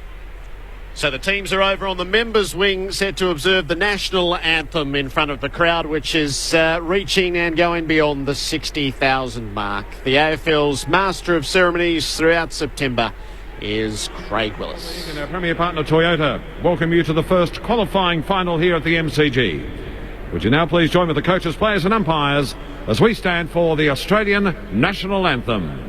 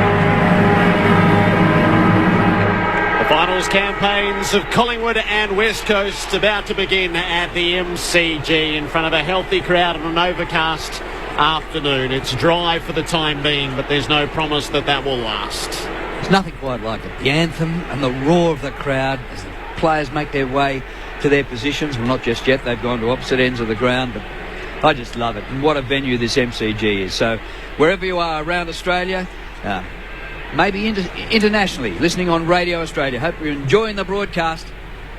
Collingwood against the West Coast. Nick Maxwell's back in the team for the Pies. He comes to the centre circle to toss the coin with Darren Glass. Do you have an additional thought there, Chris, just before the anthem? In regards to the competition today, what I'm really looking forward to is those those players playing their first game. Who's going to win? Gaff, Shuey, those types of guys who are playing their first final. I just think that it's just a great opportunity just to let it all go. You've got nothing to lose, and I think that's the advantage for West Coast. They've got nothing to lose. They've come to the MCG, they've shored up the top 4 spot. No one thought they could do it, and they've got the champs who perceived from the outside that they were on the ropes last week. You know, can the champs bounce back? That's what I'm looking forward to see. Now, Darren Glass has won the toss, and the Eagles will go to the city end in the first quarter. Well, if you look at the flags, they're actually kicking maybe into the breeze, but it does swirl at the MCG. Is there much of an advantage one way or the other? I wouldn't have a clue. I'm not out there. We're in this beautiful, comfortable box, Drew, looking down on it. But it does swirl. It no doubt about it. Last night, there was one end that would look like it had an advantage. This may be the same. I'm not certain about which way it was, though. Adam White is out in the conditions. Whitey, welcome aboard. Yeah, so I'm not in the comfort of the Mark McClure box. But, look, conditions down here are pretty good at the moment. There has been showers coming across the ground since we arrived around about 12 o'clock. And expect to be the same throughout the course of the afternoon. Just on the wind, it really is swirly, so I don't think you can take any factor at all into what the flags are doing on top of the scoreboard. As Drew mentioned, the West Coast have won the toss. They're kicking to the city end, so Collingwood gets the cheer squad for the final quarter. The conditions, despite the rain, are absolutely perfect, so there is no excuse whatsoever. Here's something a bit different. Nick Nat is going in the ruck, and for a change, Cox isn't with him. Very often, they start with the 2 big fellas in at the opening bounce. Who will win, Chris? I think Collingwood will win, but it's going to be a cracker. Mark. West Coast. Drew? I'll go for the Pies. With the Pies as well. The opening siren for the first qualifying final. Collingwood and West Coast at the MCG. You're with Drew Morford on Grandstand AFL. Umpire McBurney gets us underway. Jolly took his eyes off the ball, and Nick Natanui grabbed the ball out of the middle and gets the first kick of the game. Up towards half forward. Cox is there. Maxwell thrown to ground in a good tackle. The umpire says the ball was pinned to him, and there will be a bounce still inside the centre square. So the Eagles going towards the city end in the first quarter. And at this bounce, Cox is there against Jolly. Natanui is there as well. Natanui up a mile, wins the hit out, but comes straight to the ball at Collingwood. A high ball towards the centre wing, and the mark's taken by Sam Butler of the Eagles. Great Southern stand side. Fine at the moment after earlier rain. Kick towards half forward. Big leap by Lynch. He can't take the mark. It comes down to Shuey, who pumps the Eagles inside the 50. Kennedy is there. Tumbles, can't mark. Natanui soccers from about 5 metres out and hits the padding of the goalpost. And the first score of the game is to the Eagles, a behind to Natanui. Tuvi's been left to stand Lynch, and that is a physical discrepancy to look down upon. That's how Collingwood has stretched in defence, though. Davis into the back pocket for Swan at the kick-in. They're pretty well manned further down the field, so Swan is going to lock this outside the 50 and hope for the best. McKenzie had a play to intercept, but he didn't. Ben Johnson for the Pies, off to Cracker, forward of the play. Needs Didak in his 200th game, who gives it back to Blair. He slips over. Works the hand pass to Didak, ball and Didak again. Trying to find a way around the southern wing. He works out a kick for Cracker, who drifted forward, and the Pies are a chance to attack. He goes for Lee Brown. He's 2 good kicks out from goal. Dawes has made the space deep. The hand pass to Shaw first up. High ball inside. They set themselves. Goldsack up. Dawes stayed down. Hand pass to Swan. He was taken high and it wasn't seen.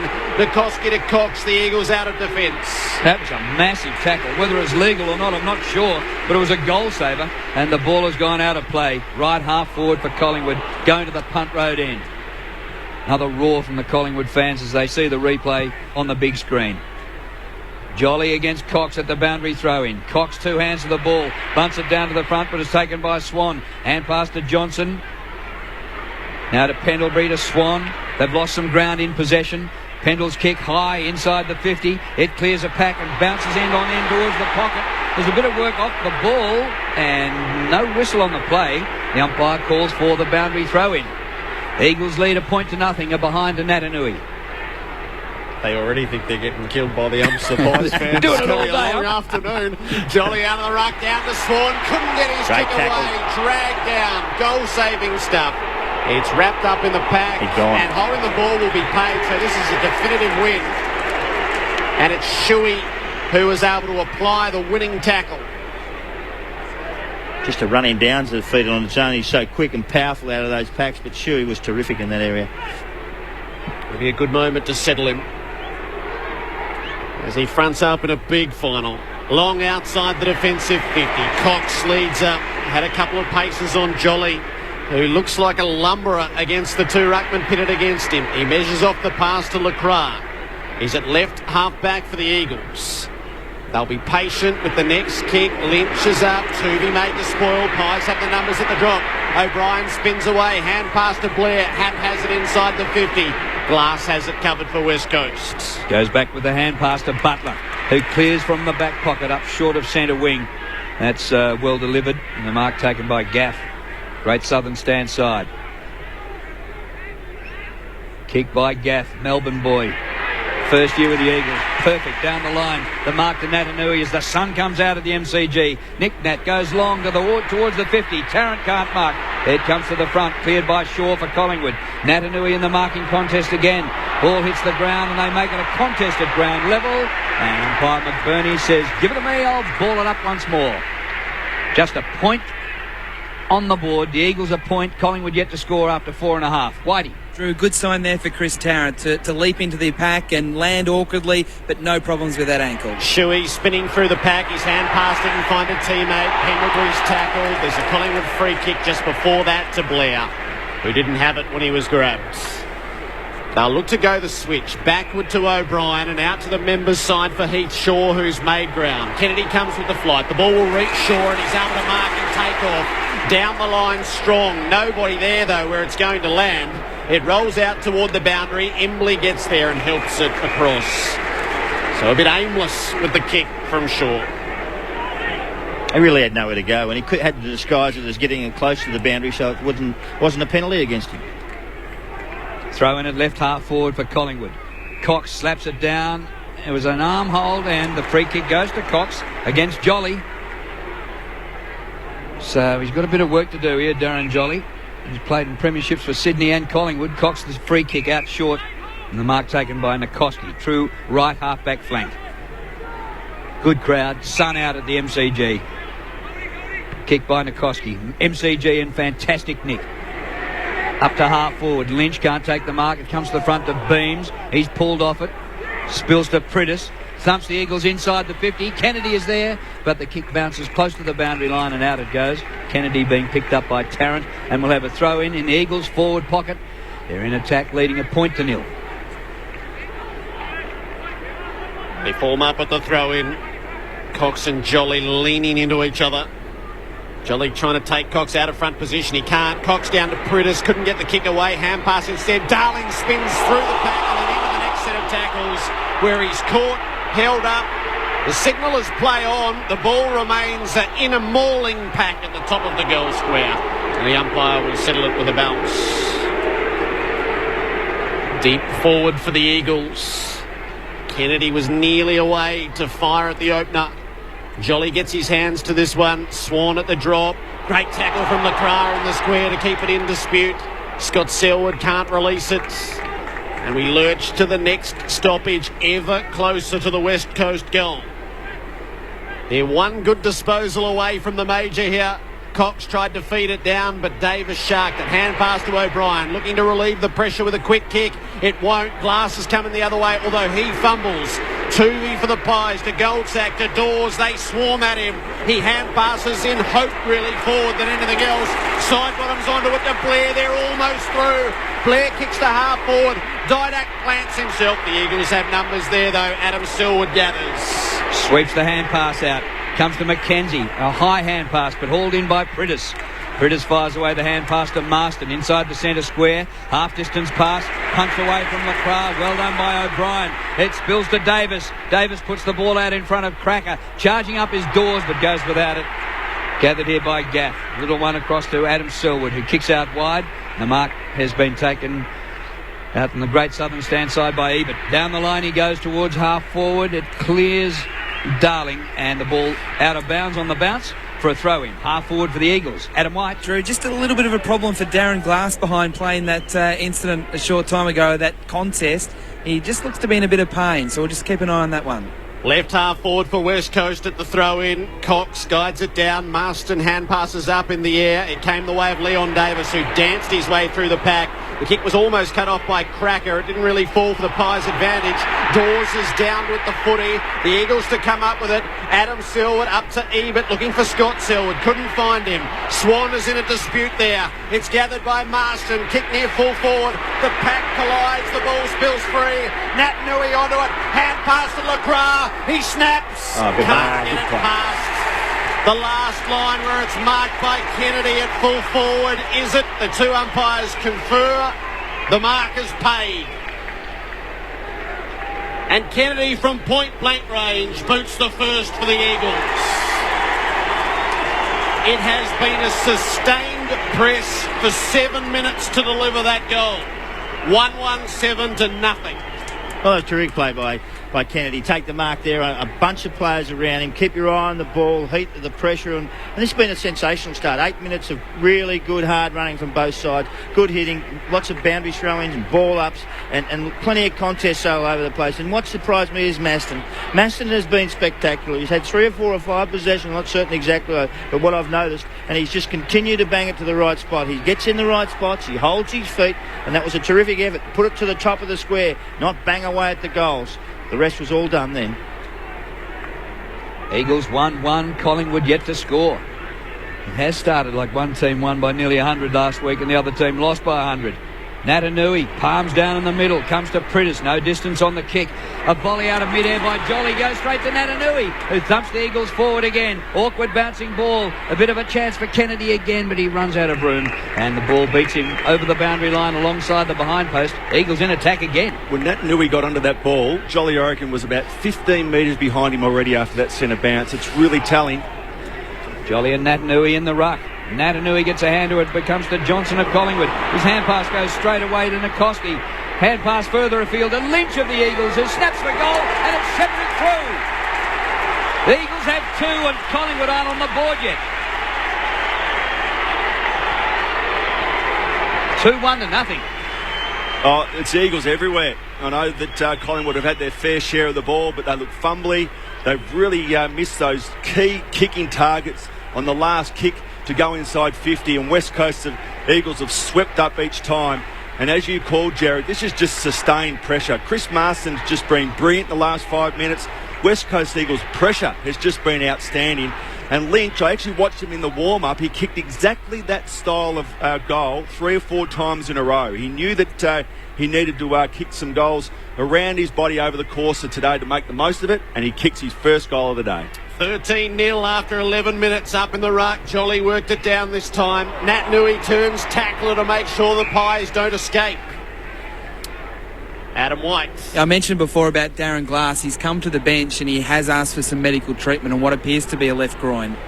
Nat Nui got his fist to it again. Pritis fumbles. Wellingham is dispossessed. Adam Selwood in the pack, taken to ground with it. Third bounce. They're impressive in this area, West Coast. They will not let you out. They did it. They kept it inside their forward line. Now they won't even let it out of the square unless they get it clear. Nat Nui is killing Jolly. He takes it clean out of the ruck. High ball to half forward. Darling against Maxwell. Maxwell used the body well. He doesn't quite have the footy. O'Brien toes it out toward the boundary. Gaff gets there first, but he's in a stern tackle from side bottom. It's over the boundary. Oh, what a game Nat Nui's playing. Collingwood are going to have to do something about this. Natanui. Yeah, what? Against Jolly again. Natanui another hit out. Comes to Pritis. Under pressure he loses it. Whistle's gone. Collingwood free kick. Listen to the ironic cheers. Beams goes with the advantage by hand. Out wide to Wellingham, who bounces through the great southern stand wing. Back inside to Beams, who started it. Beams from 70. Kicks long. Blair! Up but can't take the mark.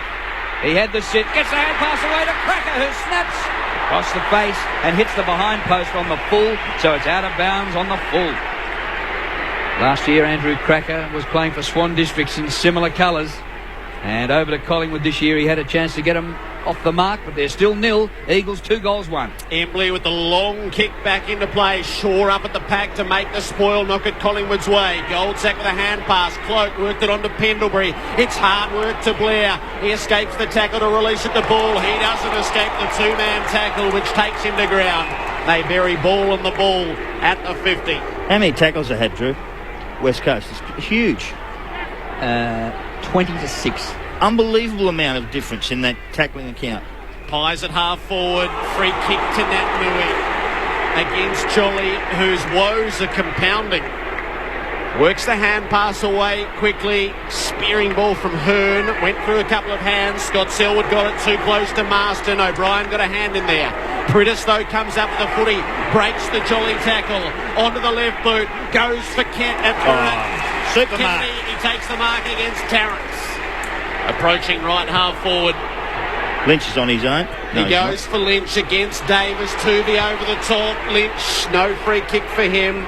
With 2 climbing all over him. He's a little bemused as to why there wasn't a whistle. It's out of play. Adam White. Jared, you can see Darren Jolie needing to sprint to get to that contest. Nat Nui was 30-40 metres in front, pushing forward. Jolie has got a big task. Here's that contest again. Clean possession. Nat Nui, he's taken the ground. He's holding the ball. He took the ball out of the ruck and got nailed in the tackle. And Ball, fantastic tackler. Little hand pass out the back to Leon Davis in the last line. Across in front of goal to Swan. It's 13-0. West Coast leading. And I haven't seen them this way for a while, Drew. They just don't know where to go. Kick by Swan. Over half-back flank. All Eagles. And a terrific mark has been taken by Waters. In between wing and half-forward. Squares the ball into Cox.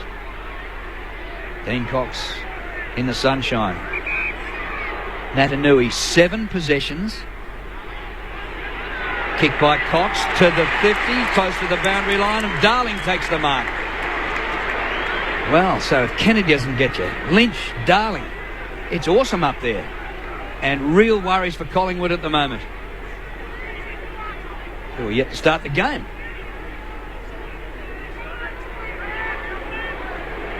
Darling starting outside the boundary line with his heels in the gutter. Kicks from about 55. Giving it plenty. Giving it a chance. Oh, it comes up a couple of metres short, about half a metre short, and it's thumped through for a minor score.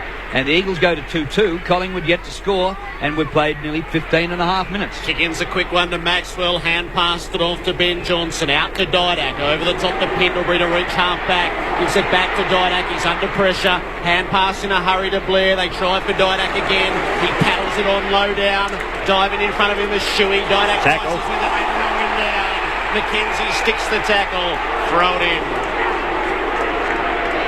Great work by Didak. Couldn't find a sliver of space though. Good work though. Kept at it. Kept pushing it forward. Thrown in at the interchange gates. Cox in front. Jolly probably won it from behind. Shuey's onto the footy though. Rides the contact. Gives the hand pass to Ebert. Back to half forward. Kennedy and Tarrant. Tarrant's in front. Kennedy's mutting him. It's a Collingwood free kick. Maxwell wants to take the advantage, and he was well off, but umpire McBurney said no, it has to go back. Pendlebury near the boundary line. Rather Tarrant. Boundary line, defensive 50. Down the line he goes towards centre wing. His first kick, Tarrant. And the ball punched out of bounds, centre wing. 2 goals, 2-0, and we've played 16 and a half minutes. Real surprise. The minor premiers who lost just 2 games for the season, but they did lose last week by 96. Here's the throw in. And Brown's gone into the ruck. He might have won that, but it comes down to Ebert of the Eagles. Ball bounces near the 50. Kennedy charges at it hard. It spills to Tuvey. Hand pass to Goldsack. Little hand pass to Pendlebury. Off the left, down towards centre wing. Here comes Cloak. Oh, what a mark!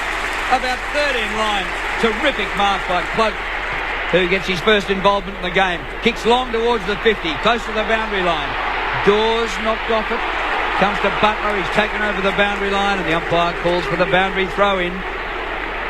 Well, the Pies need someone to turn this round. They need to do it in a hurry, and they've just got to smash in and hit hard. And that mark from Cloak was a beauty. Eagles by 14, 17 and a half scoreless minutes for the Pies. At the throw-in, they have it forward. Wellingham gets hold. He's being dispossessed, though, in the skirmish. Goldsack loses it. Scott Selwood works a hand pass to Ebert, to Marston, to McKenzie. In a hurry, too much of a hurry. Gave it up to Tuvey, kicked the full forward. Bouncing ball, past Jaws, went to ground. Wellingham's got it, and he goes. And at long last, the Pies are on the board. After 18 minutes of play, Sharrod Wellingham puts up their first to sit against the Eagles 2-2-14. Well, they've been absolutely thrashed the first 10 minutes or 15 minutes of that quarter. But then it took someone who actually wants to stand up and show that they can actually turn this game around. And that was the Cloak mark on the wing. That mark on the wing was spectacular. He came from 3 back and bashed to Ebert's back and hit a couple of others and asserted his authority on the game. And then all of a sudden they push it forward. They get another ball up down there and a goal comes from it straight away. This is a real good game. Very, very good game. Great contest against 2 sides who are really proud about where they're at today.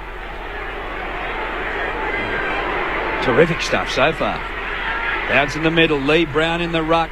After Jolly had made a very ordinary start. But Natalie goes out of the middle. Has a bounce. Gets to 50. He's knocked out from behind. Drops it red hot. No whistle on the play. Spills to Lynch. He got away with murder then, I reckon. Ball comes out. Shaw hand passes back to Davis, who gathers near the boundary line back pocket. Half-distance pass, and Pendlebury takes a good mark on defensive 50. Well, Natalie tried to take on the roar. What about the roar when he didn't get the free kick? It was a free kick. No doubt. Pendlebury out of half-back, lays back into the kick. High ball. McKenzie makes the spoil on Cloak. Shuey dragged out of play. He's still seething about it, the Collingwood masses. It's a good chase from Goldsack too. At the throw-in, approaching half-forward for West Coast. Both Eagles ruckmen got hands to it, but Pendlebury's the man mopping up. Up to half-forward on the bounce. It's out of play. There's an unease in the Collingwood camp, which has been expressed to the umpires, but it's got nothing to do with the men in red. It's got everything to do with their opponents this afternoon, and they can sense the alarm. Brown works the hand pass to Blair to Swan inside 50. Dawes in front. He's not even close to it, Dawes. It bounces out the back for Waters. He'll gather at the defensive 50 and they'll set up round the southern side. Off to Butler. Kick for Darling, who's thoroughly overmatched by O'Brien in that one. And it's out at halfway across the Tell you, he's having some good times. West Australians today. Hussey is 90. Marsh is 94. And the Eagles are playing the minor premiers and the reigning premiers. Cox clean possession in the ruck. Gets a little hand pass away. The whistle's gone. It's going to be, well, I think he raised his elbow in the tackle. And the ball wasn't delivered back properly to Collingwood. And a 50-metre penalty from the wing takes Pendlebury all the way up inside 50. So this could cost the Eagles a goal. Well, he took it out of the ruck on the full. As soon as you are touched after that, that is a free kick. So as soon as you are grabbed, it's over. That's holding the ball. So you can't do that. And then he argued, obviously, and gave himself, made one mistake, made two in a row. Not good enough. So Pendlebury for Collingwood. The punt road end in the sunshine at the MCG. Cox on the mark. Pendlebury from 48. Missed it. Listen to the silence.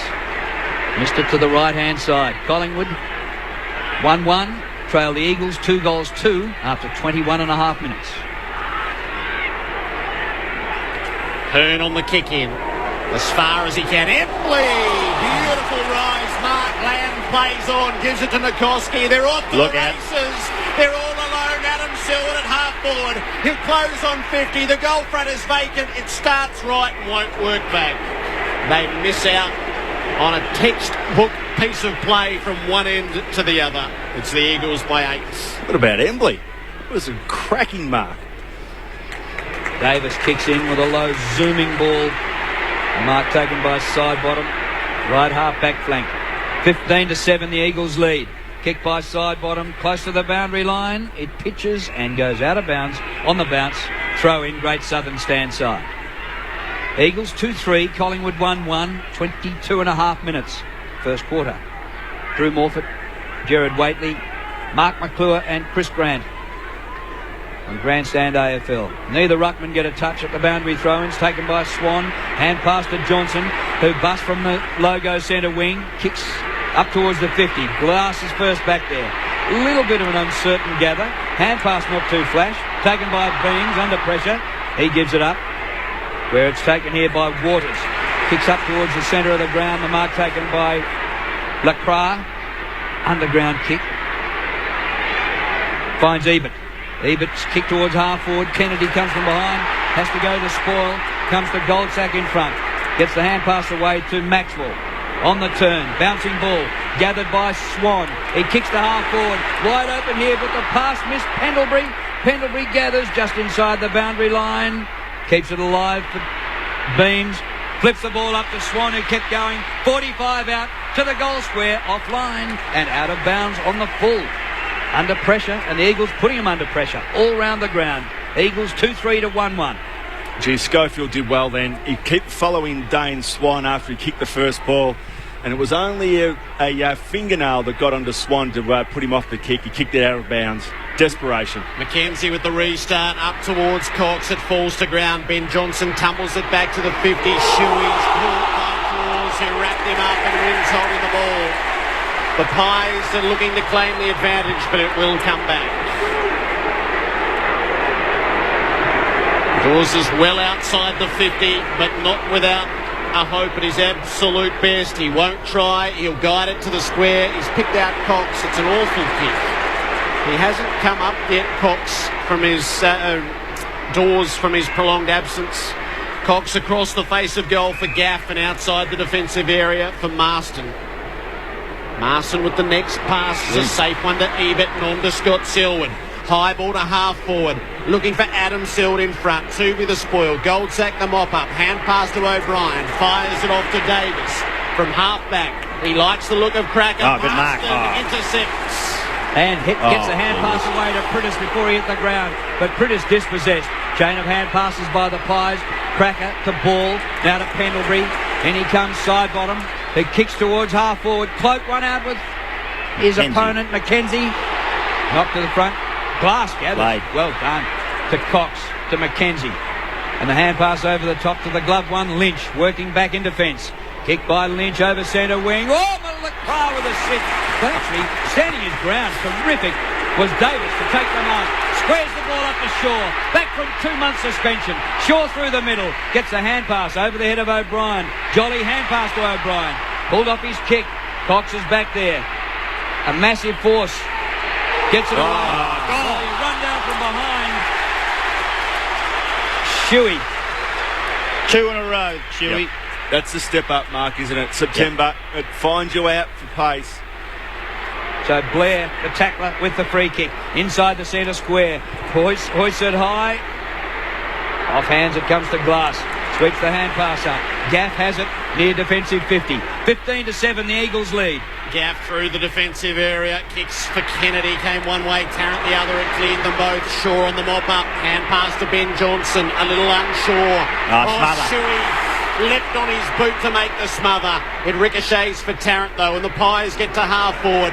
Hearn is underneath, and he can stand calmly and take the mark. He squares the footy for centre half back and Cox.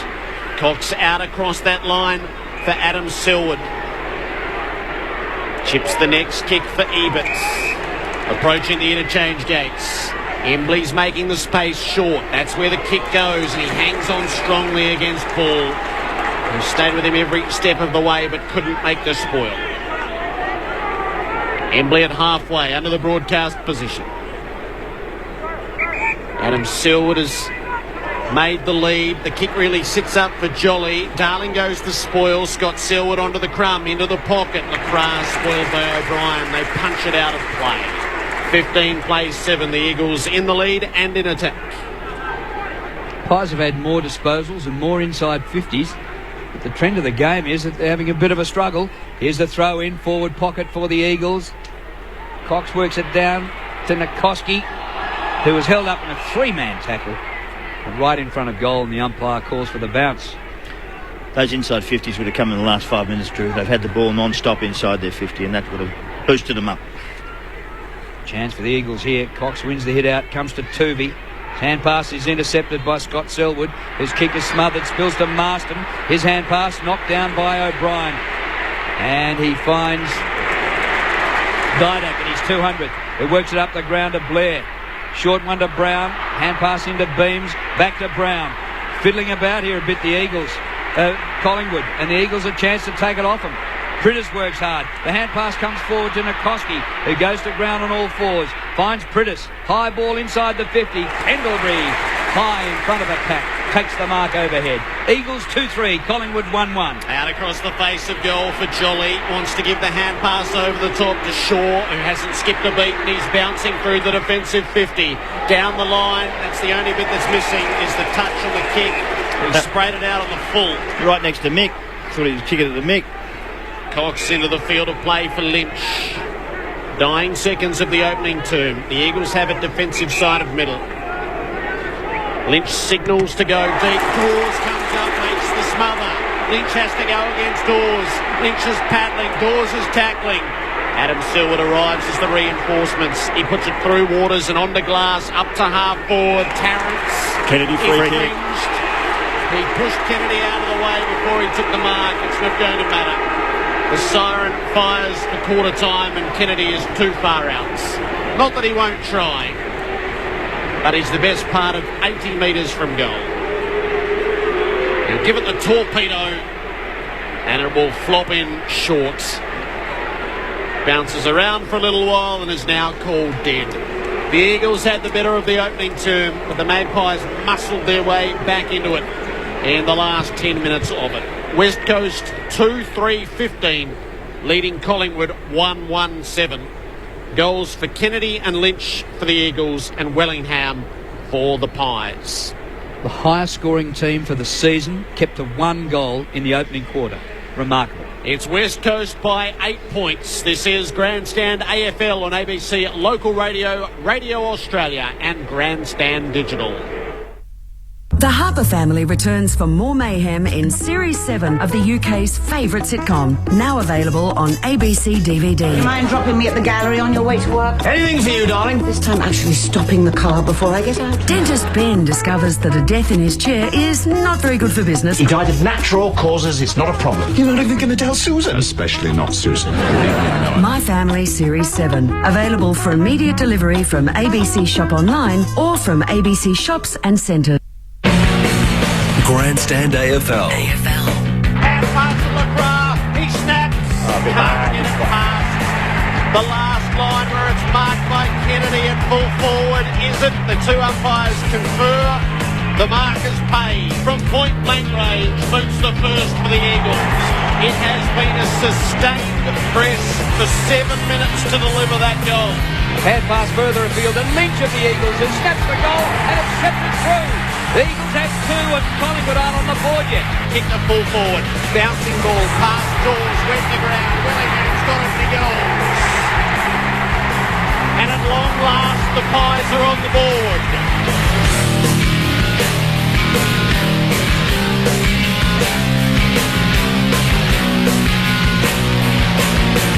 Grandstand AFL on ABC Local Radio. West Coast by 8 points. Mark McClure, Chris Grant.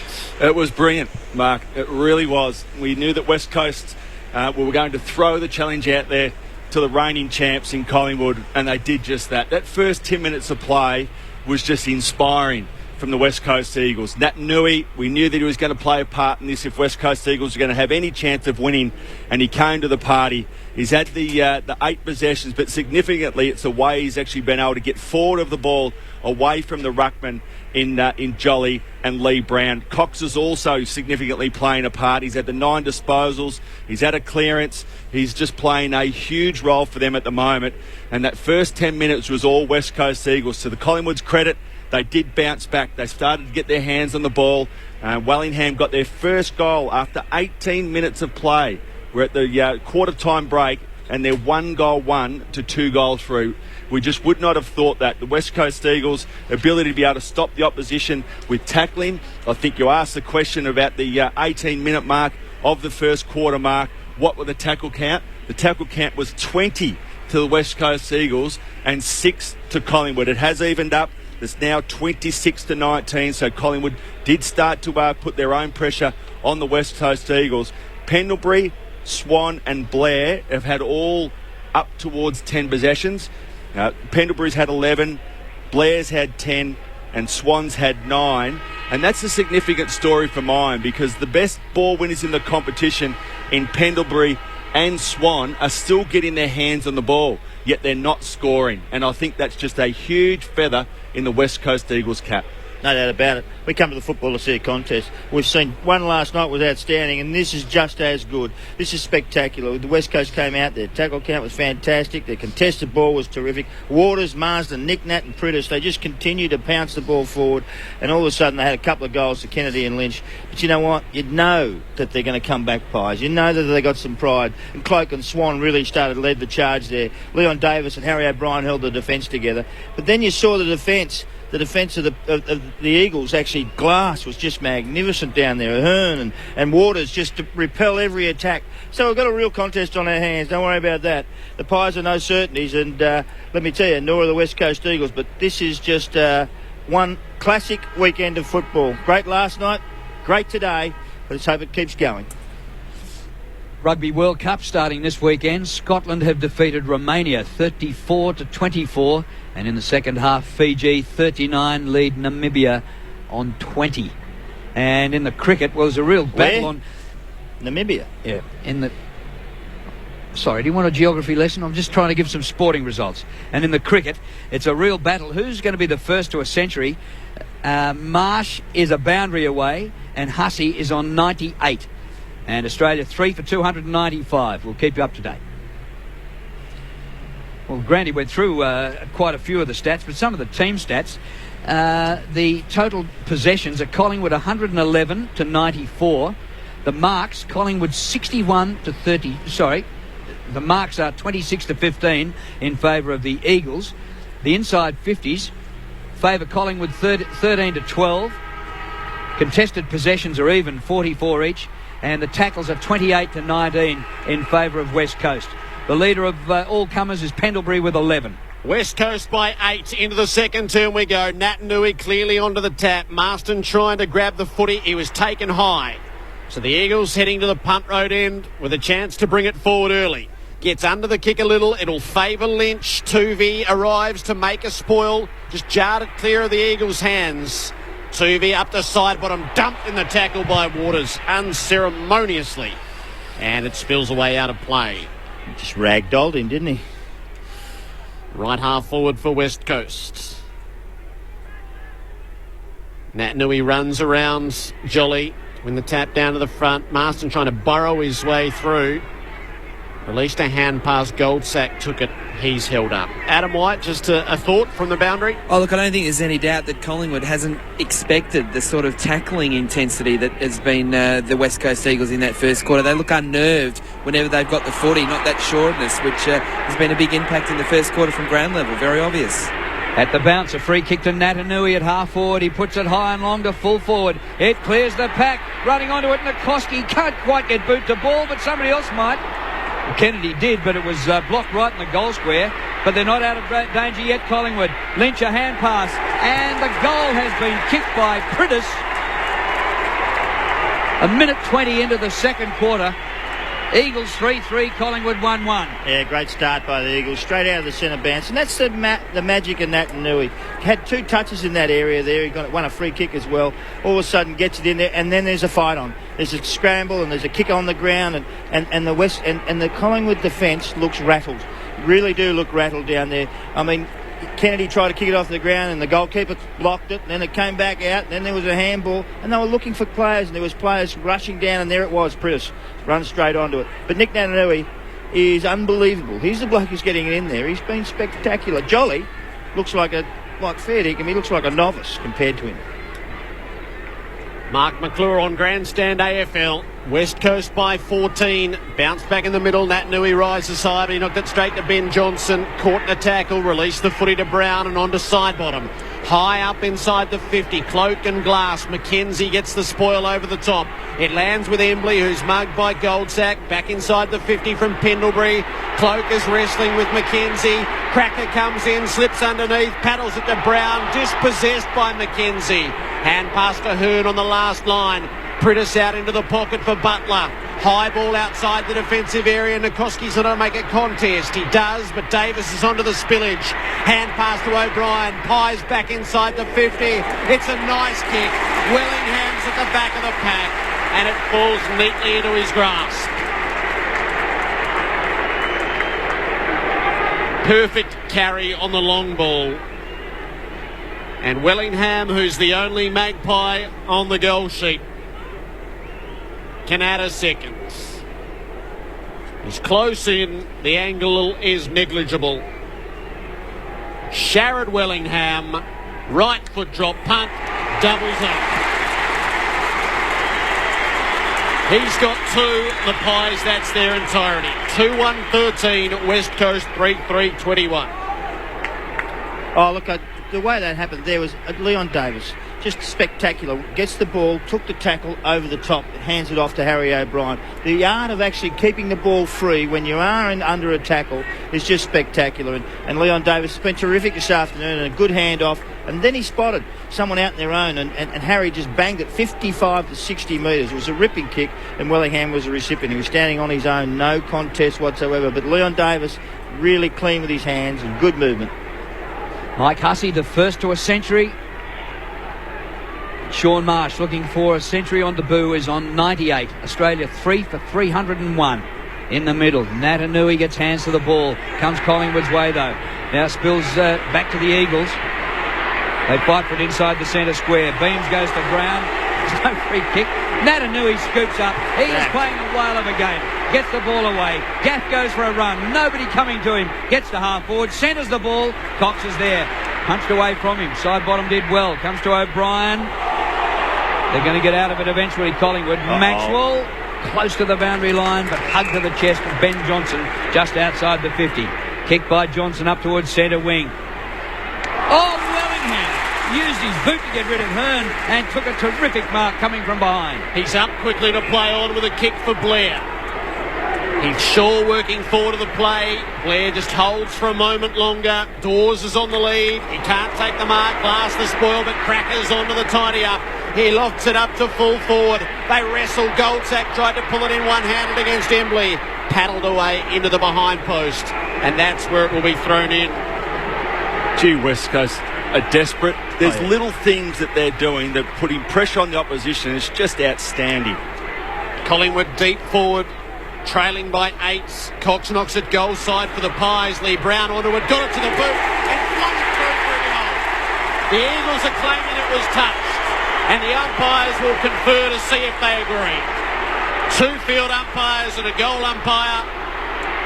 You fancy the Eagles will hold sway here that was touched off the boots. Or not. It's a goal. The protests go unrewarded. Lee Brown kicks the goal. It's the Eagles by 2, 3-1 to 3-3, and Sean Marsh has just brought up his century in Candy. Nothing pretty about this game at the moment, just fantastic September action. Unfortunately, Dean Cox put the ball in the wrong spot then. He got the tap out, he reached over the top, put it into the path of Pendlebury, but it was Lee Brown who came out of the goal square and snapped truly. For all of Dean Cox's good work over the first 40 minutes of play, wasn't great tap work on that occasion, gave Lee Brown every opportunity. Well, the West Aussies having a great day. Centuries to Marsh and Mike Hussey, and the Eagles in front of Collingwood at the G. But Brown wins the hit out in the middle for Collingwood. Head comes to Cloak. He misses with the hand pass. Spills to Swan. He puts the ball out wide to Goldsack, who gets on his bike and kicks from 55. Tyson Goldsack, a terrific effort. And he kicked at about 65, but missed it away to the left-hand side for a behind. It's 1 point the difference. Eagles 3-3, the Pies 3-2. Adam White. Yeah, Drew, I mentioned before about Collingwood just being overwhelmed by West Coast pressure. In this 6 minutes, it's obvious at ground level that Collingwood are lifting and probably trying to do more of the simple things, and as a result, that's working for them. Came up over the pack to take the mark. Hand pass to Ben Johnson, quickly up to the 50. Prittis couldn't mark, but Embley's on the tidy up, and the Eagles to run the corridor. Embley's had a bounce, runs his full measure. He goes for Lynch, one-on-one against Tuvey. It clears the pair. They're on it against the boundary. Lynch and Tuvey see it over that line. It'll be thrown in the right forward pocket for West Coast. And we've seen some marks this year. Oh, yeah. Right. Outrageous. Looking to answer the intensity that Collingwood have lifted this to. Cox knocks it goal side for the Eagles. Marston can't make anything of it. Pendlebury into a dead end. He broke through the tackle of Kennedy. Kicks out beyond the defensive 50. Backing himself to Schofield, but he did fumble. He pulls it in. Hand pass to Gaff. Back to full forward. Kennedy's in front. Should have hung on. It bounced off his chest. Kennedy trying to muscle through. Hand pass to Prittis. Got through the first tackle, but not the second. Released the ball. It's frenzied stuff. O'Brien out of danger for Collingwood. Blair camped there, but well spoiled. It spills to Gaff. Eagles back to the goal square. Hands up, no mark. Ben Johnson with the crumb. Hand pass to Davis, who gets a high tackle. And it'll be a free kick in the last line. Leon goes across the face of goal. Dangerous. Embley has a chance. Can't take it. Receives the hand pass, though, from Waters. Embley spun round 360, holding the ball. Collingwood want to take it quickly, but it'll come back and go to Beams, the tackler, on defensive 50. 21 plays 20 in a low-scoring but entertaining final at the MCG. It's easy to get, but I tell you, it's hard to get rid of the ball. They chase you down. Beams across the face. Heath Shaw takes the mark. Kicks outside the 50 to Swan, who's stretched the hammies to get there and hugs the mark close to the boundary line. Coming up for his 11th disposal. To Shaw. On the run at centre wing. He kicks to half forward. Ball slips his man and takes the mark. 60 out. Kicks to the goal square to Lee Brown. He dives and marks. And Lee Brown a chance to put the Pies in front for the first time. Look, I know they're having a shot at goal and have some brilliant kicking then, but none better than Dane Swan's kick. Hard on the boundary line to kick it over the defensive structure to allow Heath Shaw to run on, play on and get the ball moving to Luke Ball. That's where it all started. Brilliant kick, Dane Swan. Collingwood have had only 2 goal kickers, and after this shot by Brown, we'll still only have 2 goal kickers. Wellingham's got 2 and Brown has 1. And the man on the mark is only about 10 metres from goal, but it's a tight enough angle. Brown steers it across the face. And are behind on the far side. Scores are level at 3-3 apiece. 10.5 played in the second term.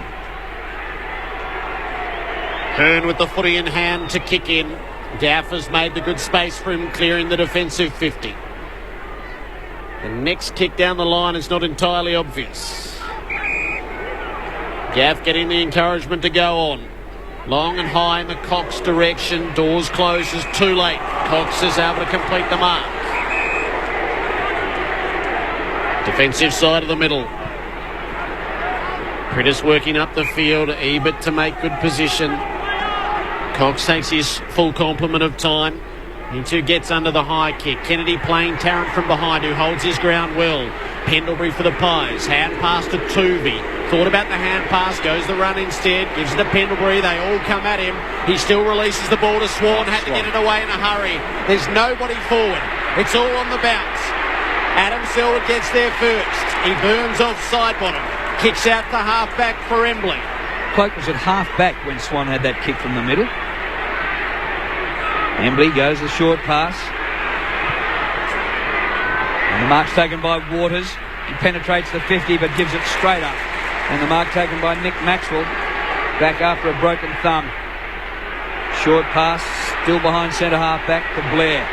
Scores level at 3-3 apiece. Short pass up the ground again to Pendlebury. He goes to the logo to Ball, who marks and hand passes away to Tuvey. He run down from behind, but he gets rid of the kick in the direction of Didak. Getting back there with him is Butler. Had the ball over the boundary line, a throw in the forward pocket. Scott Pendlebury, 17 possessions, every one of them. It's just a pleasure to watch Scott Pendlebury play. Here's the throw in. Cox from behind. Oh, it's taken by Wellingham. He snaps the goal and gets his third. Sharrod Wellingham has had 7 possessions. He's had 5 kicks for 3 goals. And Collingwood in front for the first time, 4-3 to 3-3. You get the sense that they're just starting to out-muscle West Coast Eagles at the moment. West Coast Eagles have been incredibly brave. It's not through lack of effort, but just the skill and the positioning and the setups of Collingwood at the moment. It's just really starting to be telling. On plays like that where there's been set plays, that's where Collingwood are starting to come into their own. They get their noses in front. You just get a sense that West Coast Eagles are going to have to stop the rot here, make it an arm wrestle for the final 10 minutes of this quarter, going at half-time, only a goal or so down. He knows how to assert himself in a final, Sharrod Wellingham. Collingwood by a goal at the bounce. Natanui, beautiful tap down to Shuey, high inside the 50. Lynch in front. O'Brien makes the spoil. Davis is the sharker. He picks it up and hand passes to Ben Johnson, and they're away, the Pies. Through Shaw. Again, his kick is not up to scratch. It's cut off by Hearn, who didn't do much with it. Swan to get it back. Under duress. Hand pass to Shaw. Taken away by Natanui. Through Hearn onto Scott Selwood inside the 50. Lynch comes. Cox as well. It's all on at the drop. Scott Selwood kicked a bit blind back inside the 50. They need to bounce the Eagles. Maxwell propelled himself at it.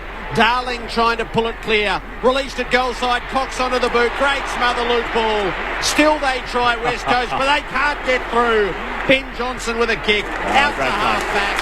Over the boundary from Heath Shaw. Super stuff by the Pies, but also equally as good by the West Coast. They're scrambling, they're scraping, they're pushing and shoving. They're just not as clean as the Pies at this stage. Collingwood lead 4-3 to 3-3. The throw in at the 50. Natanui takes possession. Ball flips up in the air. Taken by that goal kicker, Wellingham, at half-back. He kicks out wide to centre wing. Hearn in front. Can't take the mark. Ball still alive. Just flips over the boundary line. Right in the middle of the interchange gate. And we get a throw in below the commentary box.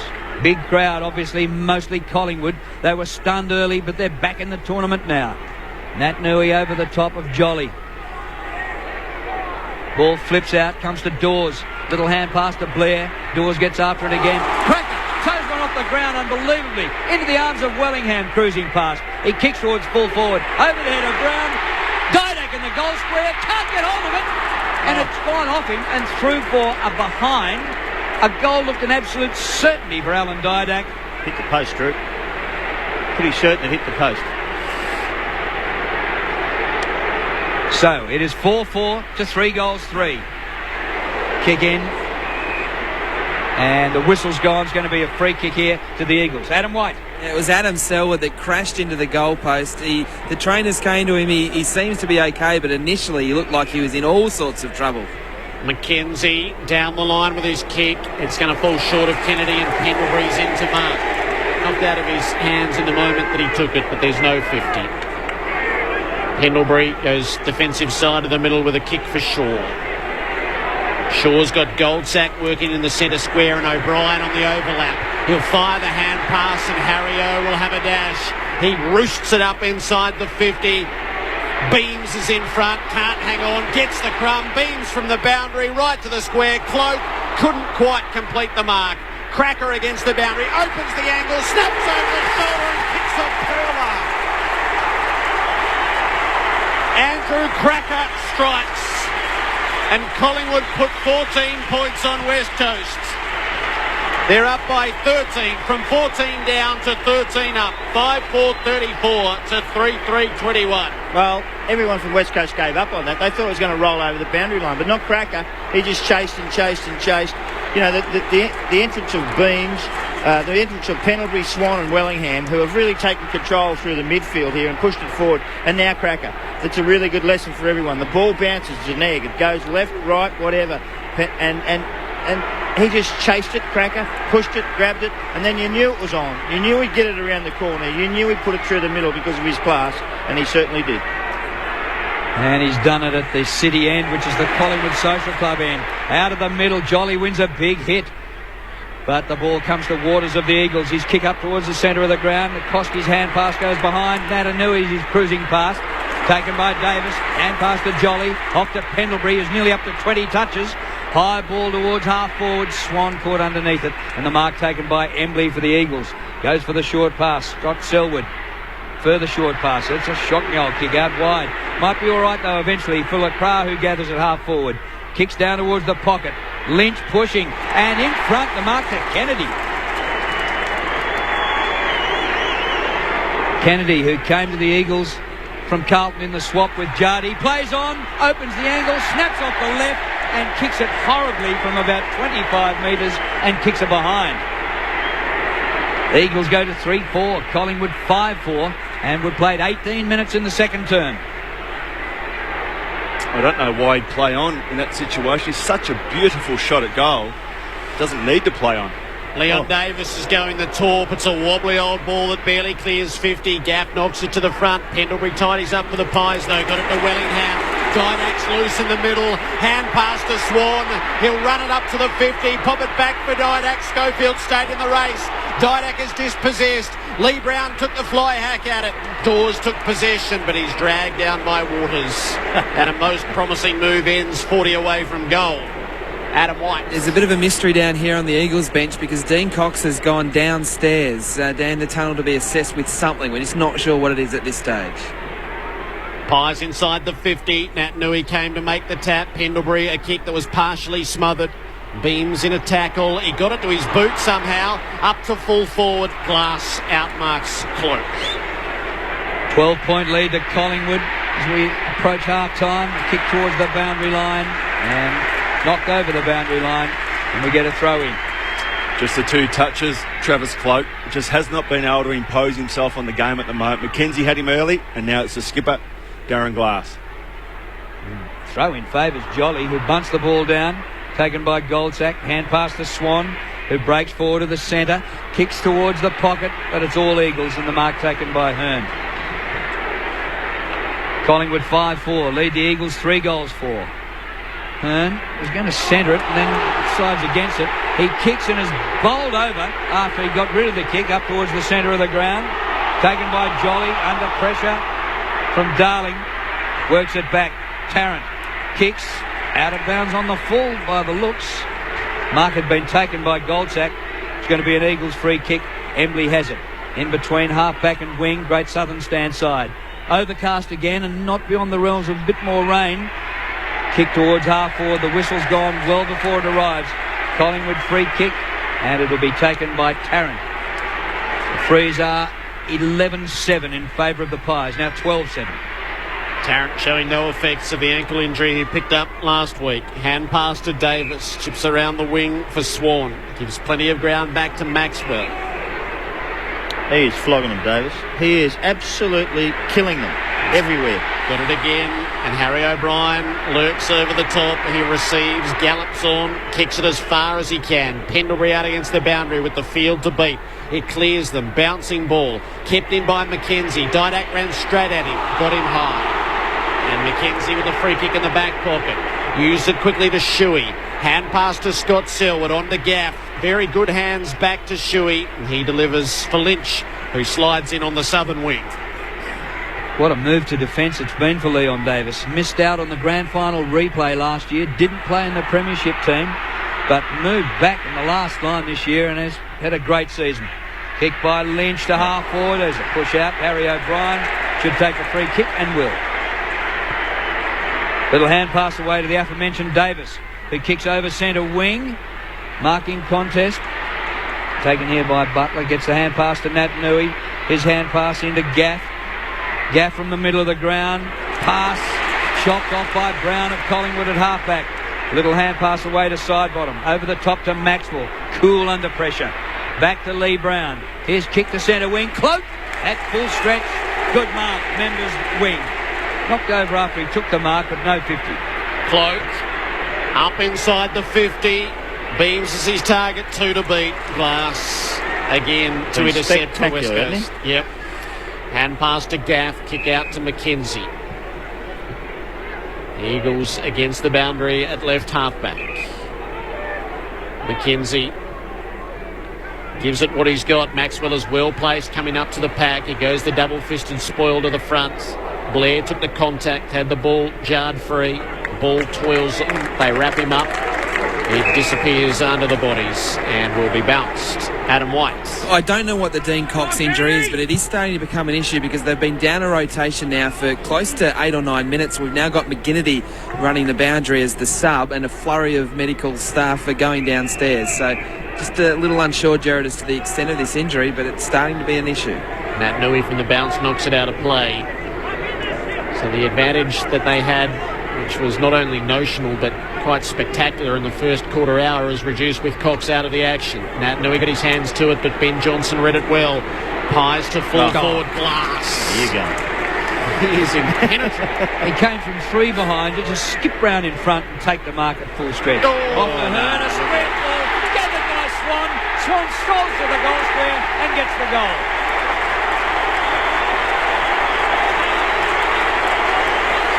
Collingwood starting to run away with it after being beaten clearly early. The Pies 6-4 to 3-4.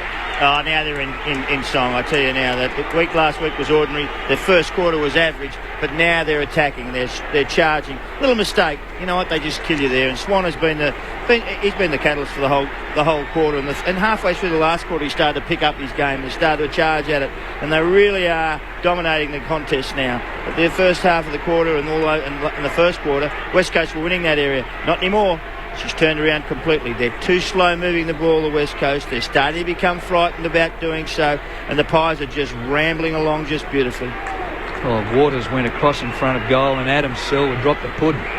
Collingwood by 18. Free kick in the ruck to Nat Nui, and it will be 50 because it was kicked away by the Pies, so Nat Nui will be able to take a shot at goal. And they do need this. They were 14 points up when they kicked the first goal of this term, West Coast, and they've watched 5 get banged on at the other end. Nat Nui will be 30 out with no angle. He's been influential, to say the least. Needs a goal to go with it. Jabs at it, no worries. That's a goal. And Nat Nui gives a little bit of lip to Lee Brown on the way back to the middle, where they will renew acquaintances. 4-4-28 West Coast, chasing Collingwood 6-4-40, 25 minutes second term. Well, it's an understatement to say they needed a goal. They really did need one. It was just an overall possession rate for Collingwood was just starting to strangle the West Coast Eagles. They get a free kick, lucky one, and they also then get a 50-metre penalty really, really important to stay close at half-time. They're away from home, the Eagles, incredibly brave. Nick Nat goes back and keeps them in touch. Browns come to the bench and Jolly back in to contest this centre bounce against Nick Natanui. And Cox has made an appearance as well. He's running the boundary line.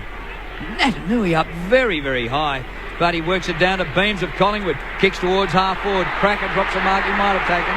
Spills away to Butler. Now Selwood, and they work it up over the wing. Great Southern stand side. Ebert goes to ground. Maxwell first back there. Tidy little hand pass to Pendlebury is killing them.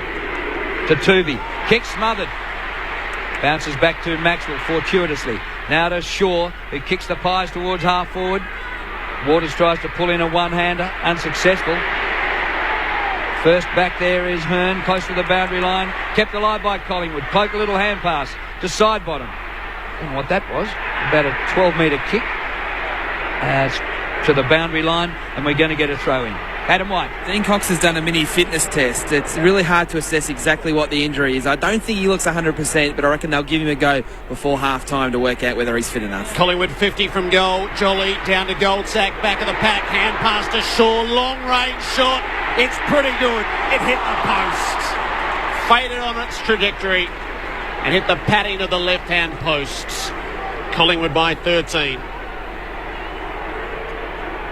Eagles led by 8 points at quarter time. Collingwood have kicked 5 goals to 2 in this second term. And kicks to himself and kicks it up mile with the second one. Punched out of the front to Adam Selwood. Gets the hand pass to Kennedy. Has a bounce, cruises to the wing. Bowled over as he kicks. Long ball, Darling is there. Gets inside 50. Hand passes away from Tooby, and then knocks it further afield to Marston.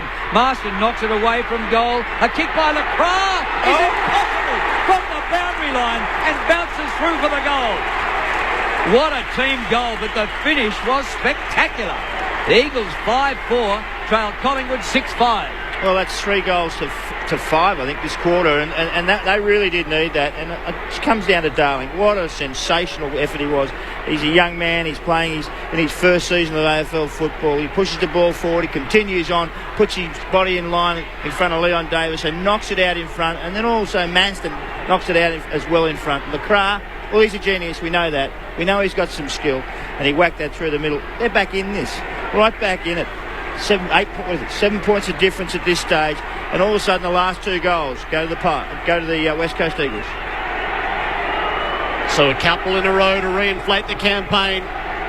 Bounce in the middle, Natanui high down to Pritis. Hand pass went nowhere. Natanui on the follow-up. Ebert trying to bullock his way through. He does up to Shuey. Caught, slips the tackle. Gaff had a fumble. Ben Johnson intervenes. Kicks it sideways for the Pies. Still should be an Eagles ball. Shuey works it around with Adam Selwood. Hand pass forward. Darling. Pritis got caught onto his boot. Didn't go far enough. Beams kicks it to halfway. Hearn cuts it off. He's kicked it straight to Leon Davis though. Davis didn't mark. He has time to get it, share it with O'Brien and get it back. Davis straightens himself up from the defensive 50. Zooms the pass out. Shuey went with the one hand, didn't pull it in. Dawes on the crumb. Kicks up for Cloak.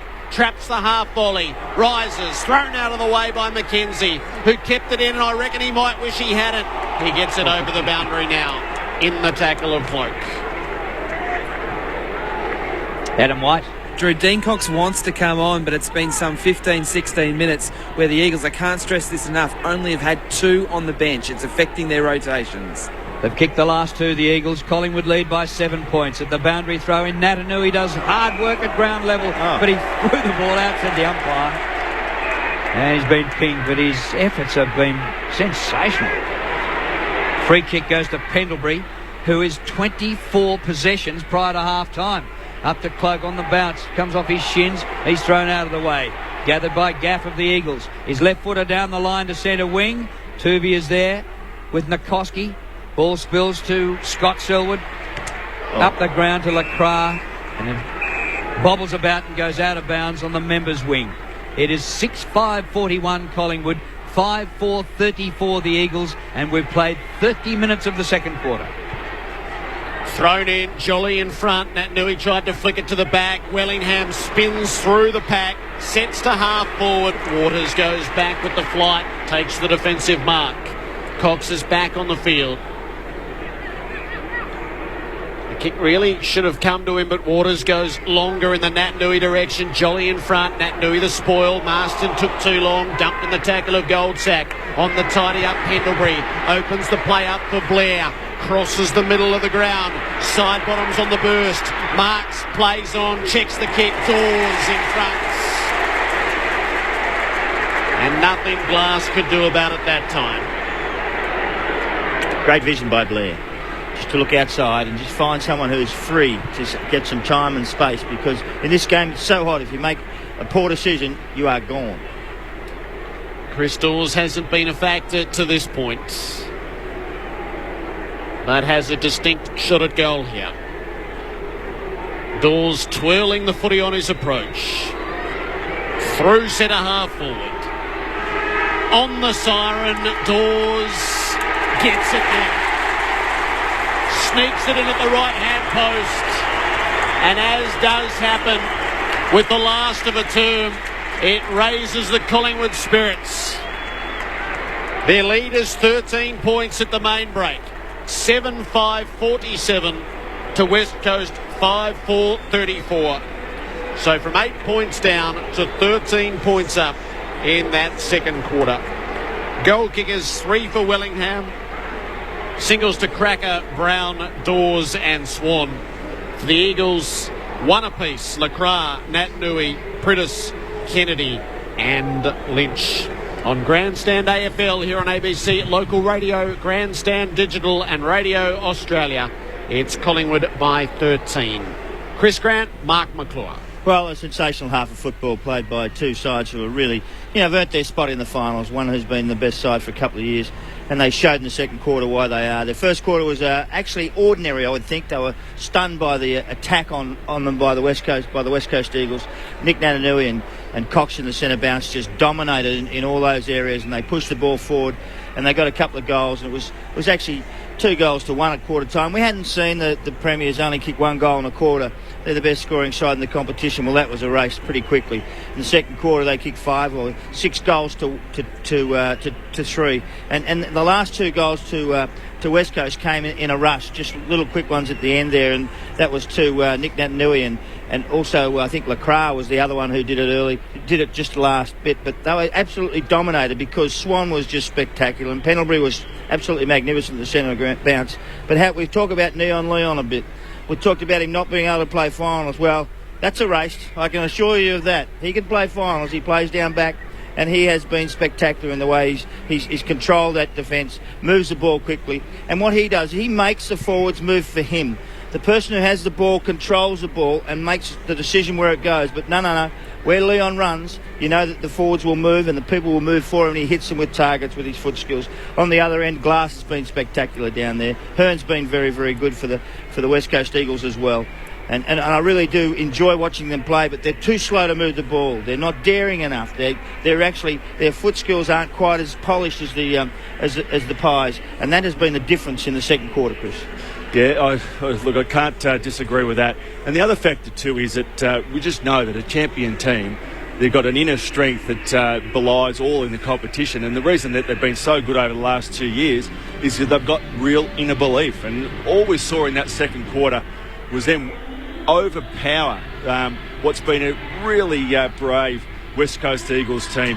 They kicked the 6 goals to the 3, but it was more the way they were going about it. We caught about halfway through the second quarter. The setups for Collingwood were starting to play out.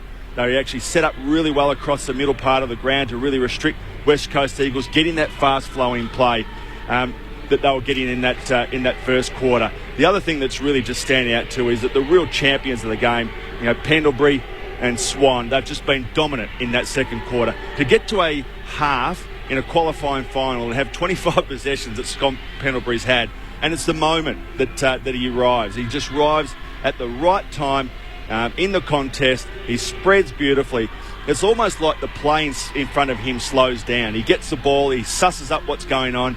Very rarely does he waste the possession that he gets. And, of course, Swan, he started to just impose himself on the contest as well.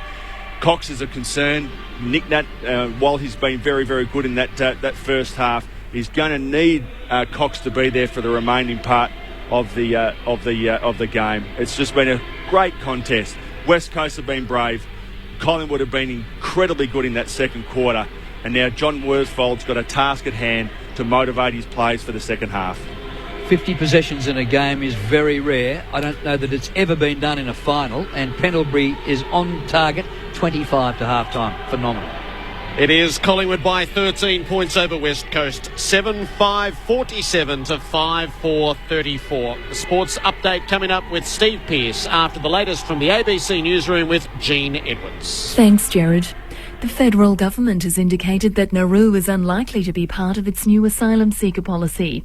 Angela Lavoie-Pierre reports. The Immigration Minister, Chris Bowen, has released financial estimates that reveal it would cost just under $1 billion to process asylum seekers on Nauru over the next 4 years. He's labelled it an expensive and ineffective option. The announcement comes ahead of Cabinet and caucus meetings on Monday to settle on a new policy after the High Court rejected Labor's Malaysian swap deal. Mr Bowen stopped short of ruling out Nauru completely, but said the new advice proved it was no silver bullet for people smuggling. Mr Bowen says he's still negotiating with the opposition in the hopes of reaching a bipartisan position. Angela Lavoie-Pierre, ABC News, Sydney. Egyptian protesters have broken into the Israeli embassy building in Cairo after using hammers and iron bars to demolish a barrier wall. Police fired tear gas, gunshots were heard, and some police vehicles were set on fire. The protesters also tried to invade the headquarters of the Egyptian security forces nearby. The Egyptian government's declared a state of alert and has called an emergency cabinet meeting. Israel's ambassador has flown out of the country, prompting the Israeli government to ask the United States for help. Security has been stepped up in New York and Washington because of a possible bomb threat to coincide with the 10th anniversary of the September the 11th attacks. Police have increased patrols at possible target sites. The American Secretary of State, Hillary Clinton, says the threat is credible but unconfirmed. Al-Qaeda, again, is seeking to harm Americans, and in particular to target New York and Washington. This should not surprise any of us. It is a continuing reminder of the stakes in our struggle against violent extremism. The anniversary of the attacks is an emotional time for the relatives of those who died. Charlie Wolfe lost his wife, Catherine, in the North Tower of the World Trade Center. I miss my best friend, but you know, after 10 years, you know you have to, you continually move on. I said that they may have gotten my wife, but they're not getting the rest of my life. And I said that shortly after 9/11. I refuse to let these terrorists take over my life in a negative way. A Japanese cabinet minister has apologised for describing communities around the crippled Fukushima nuclear plant as towns of death. As North Asia correspondent Mark Willesee reports, the comment has been widely denounced as being insensitive to residents forced from their homes by radiation. Just a week into his new job as industry minister, Yoshio Hachiro went to the Fukushima region for a tour. Speaking afterwards, he described the communities he'd seen as towns of death. The remark drew widespread condemnation and has forced the minister to apologise. The new Japanese government is struggling to provide evacuated residents with a firm timetable for a return to their homes.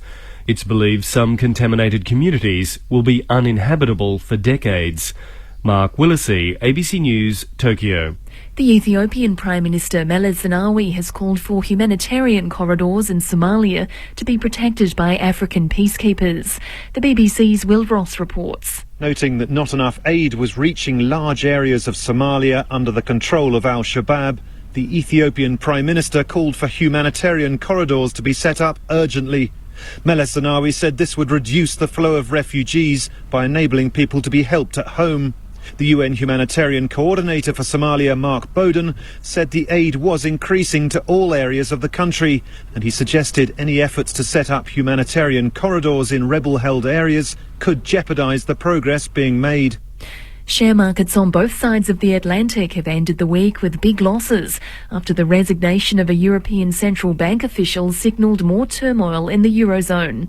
Danica Geraghty reports. Chief economist Jürgen Stark says he's resigned for personal reasons, but he's been a persistent critic of the European Central Bank's policy of buying the bonds of debt-ridden countries. His sudden departure sent the euro down 1.6% to its lowest level against the US dollar in 6 months.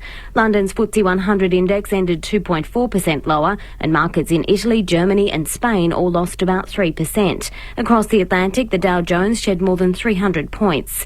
The falls coincided with a G7 meeting in France, where finance chiefs agreed to take tough action to get the global economy back on track. But their comments failed to soothe investors, as they didn't give any details about specific intervention. And that's the latest in ABC News. Social media tools like Twitter, Facebook and YouTube have changed the way the world communicates. They provide a fast and simple way for us to share information and connect with each other online. So how does social media work, and how can you get started? ABC's Technology Explained website is here to help. It features videos and articles on everything from social media, new ways to watch TV and more. Head to abc.net.au/techexplained. Grandstand AFL. Linda hand pass, and the goal has been kicked by Priddis a minute 20 into the second quarter. It's a nice kick.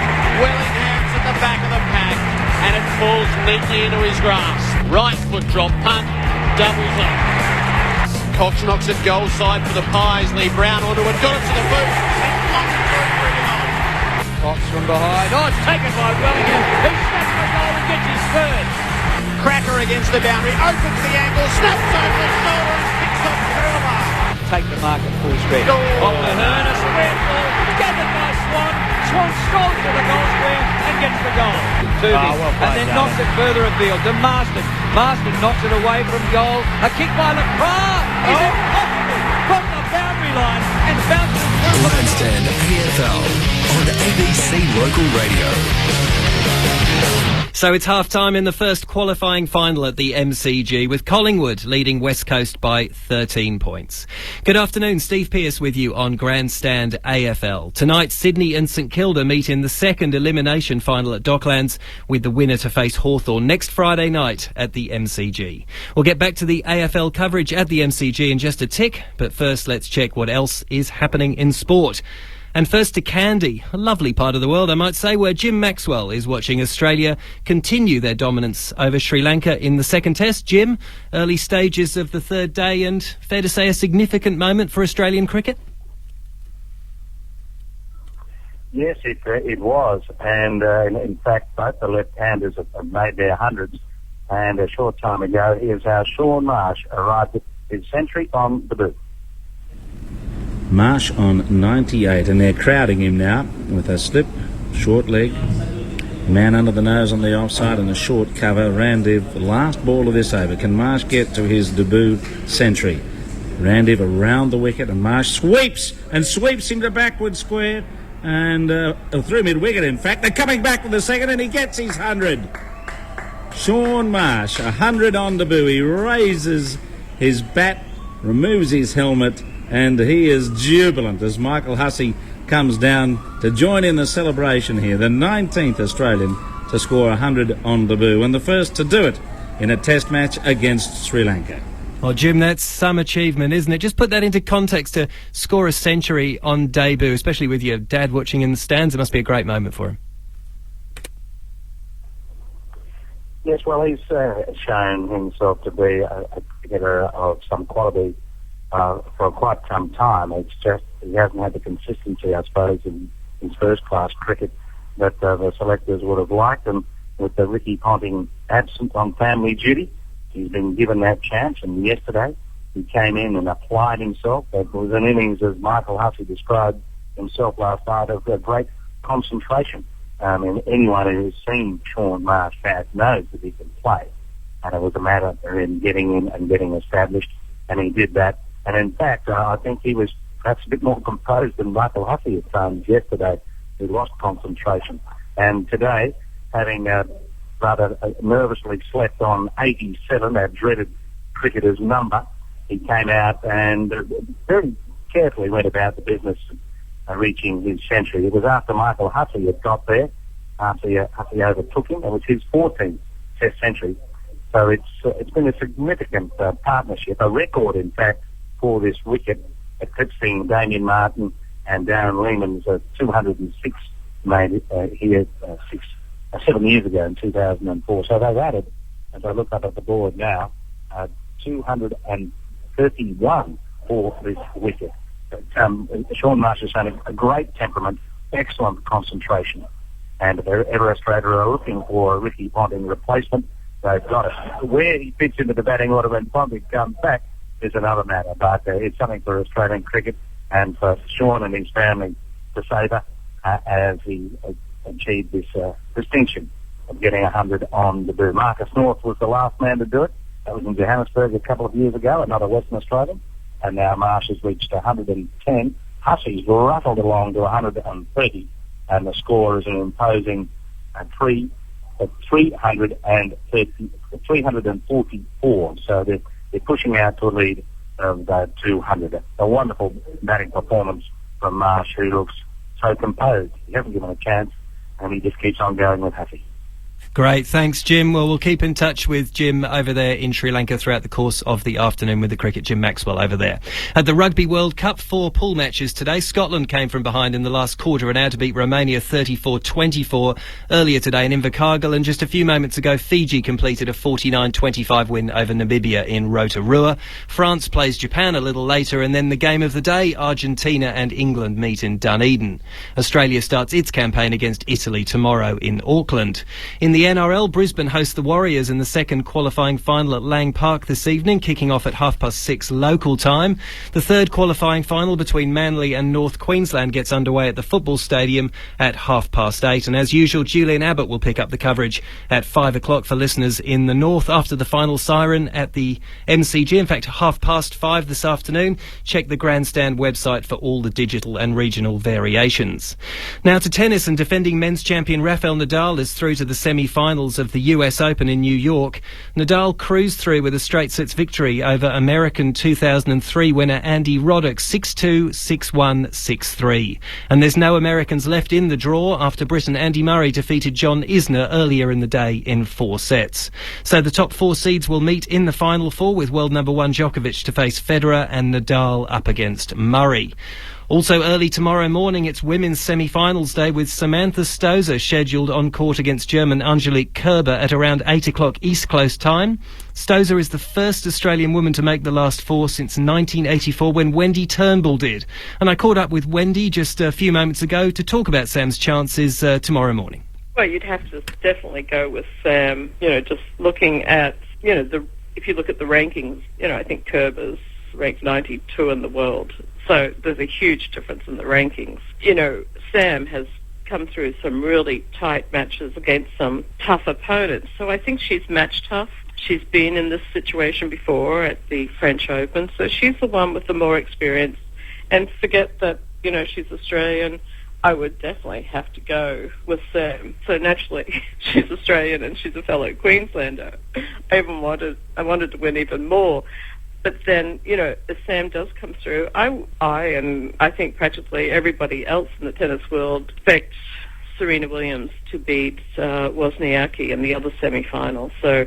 But Sam is a great athlete. She's very strong, very fit. She can outlast anyone, and she's also beaten. Last year she beat Serena at the French Open. Wendy Turnbull there talking to me from New York just a few moments ago, staying up pretty late. And we'll hear a little bit more from Wendy a little bit later in the programme. Australian surfer Owen Wright has beaten Kelly Slater this morning to win the Pro Tour event in New York. The win lifts Wright to second in the world title race, 3,050 points behind the defending champion Slater. Rory McIlroy 3 shots off the pace at the halfway mark of the Dutch Open. McIlroy is at 5 under par, with Welshman Stephen Dodd and German Marcel Sim leading at 8 under par. And Australia's men's and women's basketball teams will play at the London Olympics after both beat New Zealand in the double-header last night in Brisbane. That's all the sport for now. We'll keep you in touch with the rugby and the cricket, of course, but let's get back to the MCG now for the second half of the Magpies and the Eagles. Jared. Thanks, Steve. Collingwood by 13 points, 7-5-47 to West Coast 5-4-34. Both teams out, a couple of minutes away from the resumption. Drew, all the numbers to half-time. Well, Scott Pendlebury with 25 possessions, made up of 13 kicks, 12 hand passes. He's taken 3 marks. 12 of his possessions have been contested. And I know the dream team's all over and doesn't count anymore, but he's 92 points to half-time. A phenomenal half of football. Leon Davis switched to defence. 18 possessions. Dane Swan 16, Johnson 15, O'Brien and Blair each with 14. For the Eagles, Nick Natanui leads the way with 13 possessions. He's had 7 kicks, 6 hand passes, taken a mark, and 10 of his 13 possessions have been contested. Gaff with 12, Prittis 11, and 10s for Marston, Cox, Selwood, Adam, Hearn and Scott Selwood. Now, some of the team possessions, overall disposals, 218 to 170 in favour of the Pies. The marks have been 40 each. The inside 50s, Collingwood 30 to 24. The contested possessions, Collingwood 91 to 81. The tackles, the Eagles still lead there, 48 to 36. Clearances 27 to 16 in favour of Collingwood, and the free kicks also favour Collingwood 15 to 9. I suppose really the true order has been restored here, even though it's only 13 points after the Eagles kicked the last 2 goals. But early on, there was a bit of silence amongst the Collingwood fans. What's going on here? We're being touched up by the 4th team, the Eagles, but Collingwood by 13. They'd have to be very hot favourites to win from here, wouldn't they? Well, the West Coast really need to block off Pendlebury. They've just got to put Scotty Selwood on him or have someone with him. They just can't let someone run free and have 25 and a half. So to get themselves back in the game, because they're not far off. They're only, 13 points or something like that off the game, and that's 2 kicks in the real sense, and they need to block them off, and Swan as well, and also have someone locked down. They've already done that. Scott Selwood's gone down to Leon Davis. Well, Natanui's on the ball. Cox has gone forward, being picked up by Maxwell. Natanui has a phenomenal jump. It's like he's brought his own trampoline. Jolly might have won this, but it goes the Eagles' way after that. Ball gathers for Collingwood. Hand pass back to O'Brien, to Johnson. Hand pass back to Shaw. And he kicks from the back edge of the centre square, out wide to half-forward flank. And, Waters tried to kick the ball to himself, ran out of room, and the ball over the boundary line, and we get a throw in. So it is 47 to 34. Collingwood 7 goals 5 to 5 goals 4. Good conditions, a weak sun out. Natanui wins this hit out. Comes down to Adam Selwood. He's taken the ground in a good tackle. Didn't have a prior opportunity. And the umpire now circles and is going to ball it up. I think we'll find that Adam Selwood is the West Coast Eagles player picking up Pendlebury. So he's going everywhere where Scott Pendlebury walks to at the moment. Goldsack to the bench after 50 seconds, replaced by Cracker. Natanui gets his hand to this one, but Sidebottom took possession. 2-man tackle, going nowhere. Just happened to be close to the bench, so he ran off. Just sort of get him in the bank so he doesn't have to come here when it really matters later. Bounce gets away from the 2 ruckman, gives Luke Ball a look, and he gets through. Hand pass to Cracker. That's why. Collingwood the full forward. It's not a great kick. It didn't give Dawes much of a chance, and Glass is there to mark again. He'll bring the Eagles out to half-back. Lacroix had to hang on against O'Brien. He didn't. Schofield taps it forward for Lacroix, who loses his footing. He made a bit of a meal of that. Will he lose the ball? No. Brown takes it out of play. Adam White. Jared, I reckon the crowd had a bit to do with Lacroix dropping that. You could just hear them yelling, Harry, Harry. Lacroix knew he was coming. I think you're on the mark. Here's the throw in, half forward. Ball goes up, almost takes clean possession. Ball comes to O'Brien. His dreadlocks go flying. He threw it, said the umpire. It's going to be an Eagles free kick. And is quickly taken by Shuey, who goes short, out wide. Still hasn't got it to the wing. Gaff has it.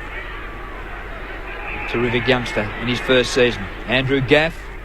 Down the line he goes with a kick to half forward. Cox outnumbered. And hands to it in front. Coming across in front of them was Pendlebury. To see the ball over the boundary line, and we get a throw in. It is 47 to 34. Collingwood lead. 2.5 minutes into the second half. Being played in close confines. thus far in the term. Cox knocked it down to the front. It disappeared underfoot. Tackles are laid. An attempt is not made, and the Eagles will be penalised as such. Gaff just took the tackle.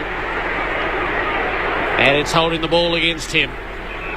Luke Ball up. Nowhere decisive to go, so he wedges out a pass. Jolly marks. Hand pass to Wellingham. Lets the pressure come at him. Hand pass to Cloak. He got very close to him. Cloak sends it sideways to Swan off a step up near Cracker. Pulls it down to ground level. Was he legs? No, the tackle was legal in the estimation of the umpire. Waters gathers off halfback. Hand pass to Glass. Works it around to Adam Selwood. Wide of the pack to Gaff. Forward now to Shuey. Each was a hand pass. Shuey backs his pace.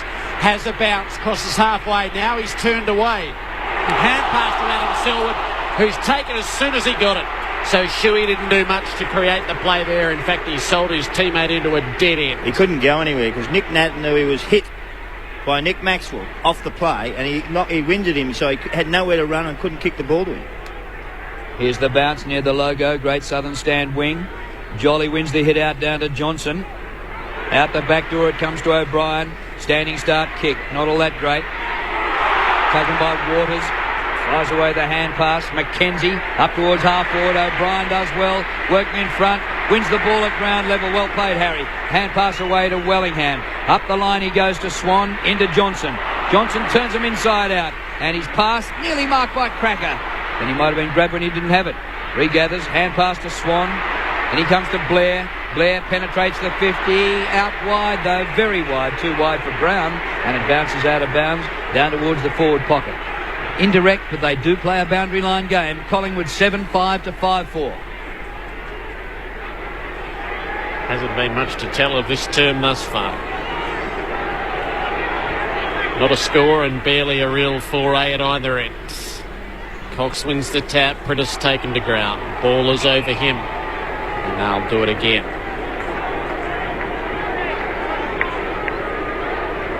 £13.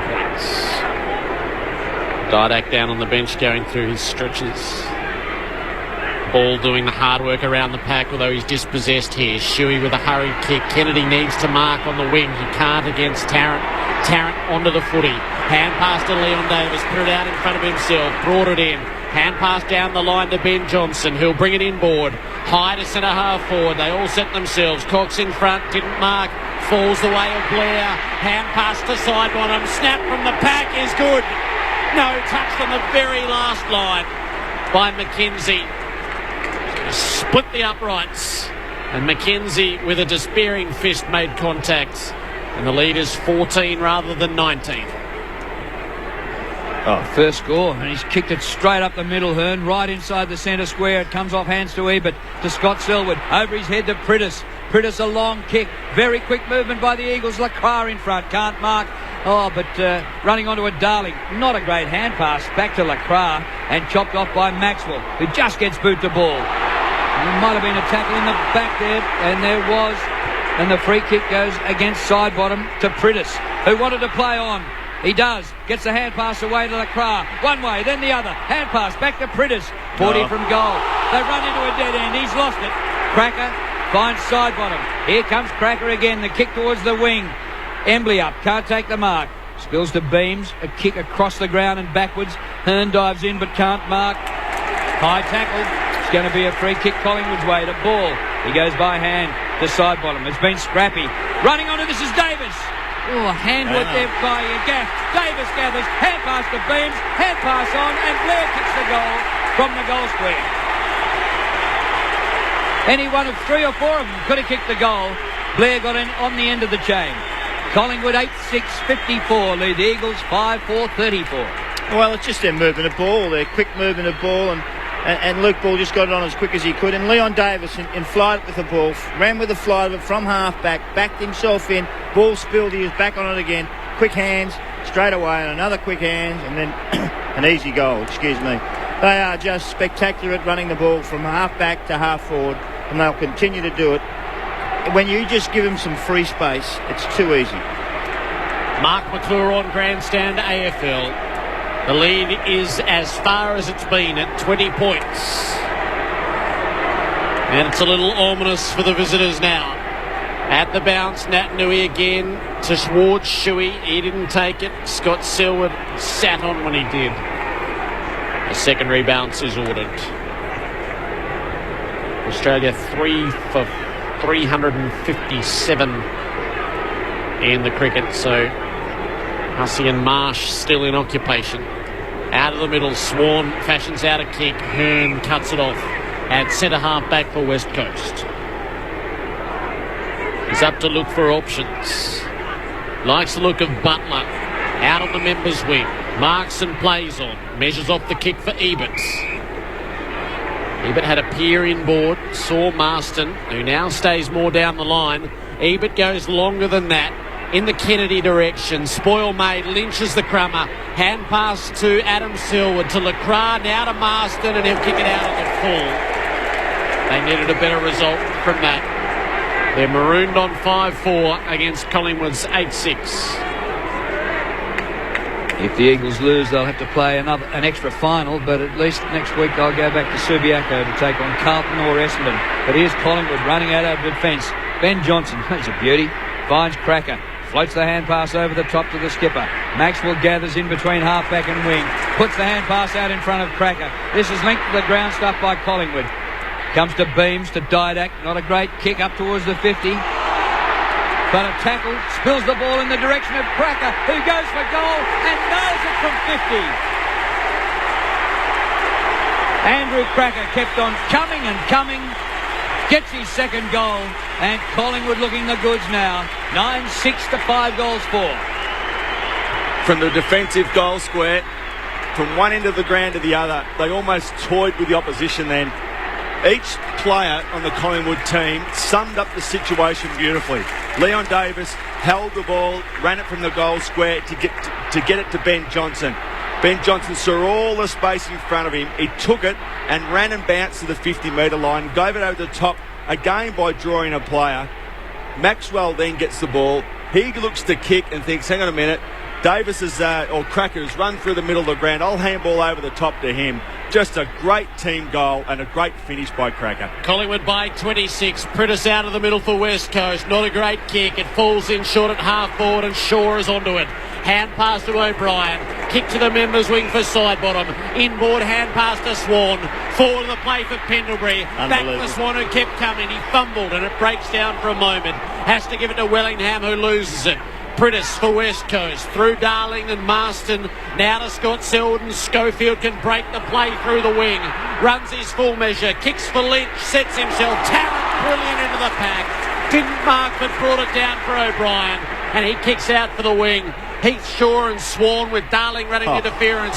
Swan, hand pass up to Pendlebury, and it's wide open. He has two bounces, closed on half forward, goes the pass. Beautiful football. Brown didn't hang on. Late spoilers allowed, and the Eagles repel.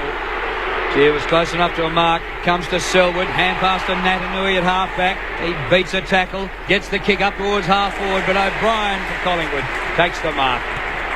Winning everywhere. O'Brien, short pass to Cracker, who started this half on the bench, and from the second he came on has been a light. Kick by Cracker, forward of the wing. Wellingham, who kicked 3 first half goals, takes the mark. Now they're losing their players, West Coast. They've lost them completely.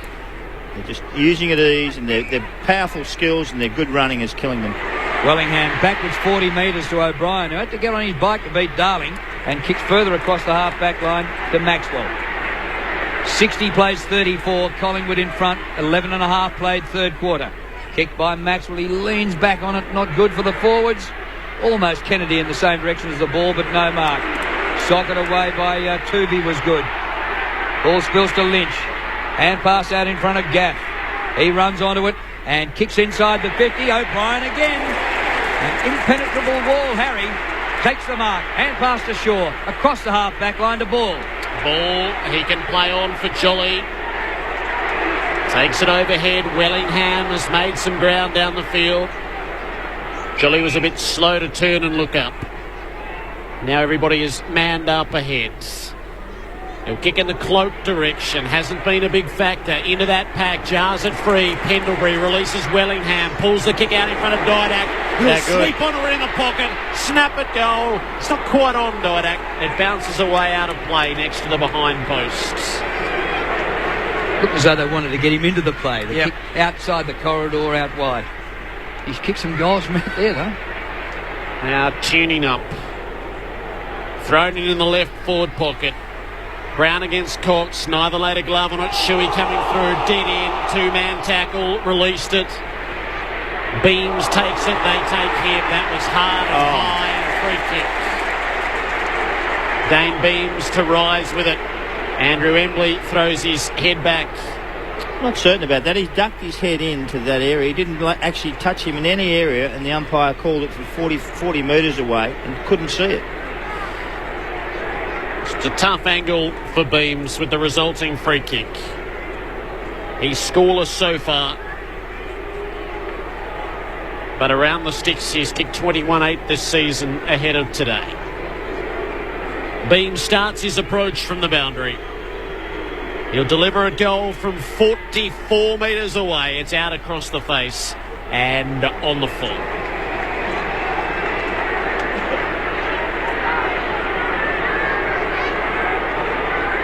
Eagles haven't scored in this quarter, and we've played nearly 14 minutes.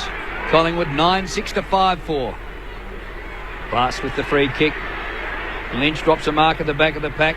Spills to Nikoski. High ball. O'Brien camped underneath it. Kennedy comes from nowhere to outmark him. And some Collingwood fans who maybe had a better view didn't think there was a mark there. Kennedy steers the pass up to Lynch, who even for him was too far out to score. Kick by Lynch. Just long to a contest inside the 50. Terrific mark taken by Tarrant.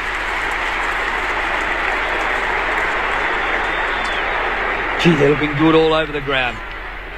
Gets the hand pass away to Shaw. Off to Jolly, who puts the ball out in front of Sidebottom. Little kick round the corner, not far enough around the corner. It bounces just in the field of play. Bounces away from Swan, out of play at half-back. 60 plays 34. Adam White. Gee, Drew, the West Coast players have really tried hard today, but as they're coming to the bench now over the last 2 or 3 minutes, they look very, very tired. At the throw-in, Cox probably got his hand to it. It's underfoot in the pack. Swan releases it. Cracker fumbled it. Kicked accidentally off the ground by Marston, and it rolls away out of play.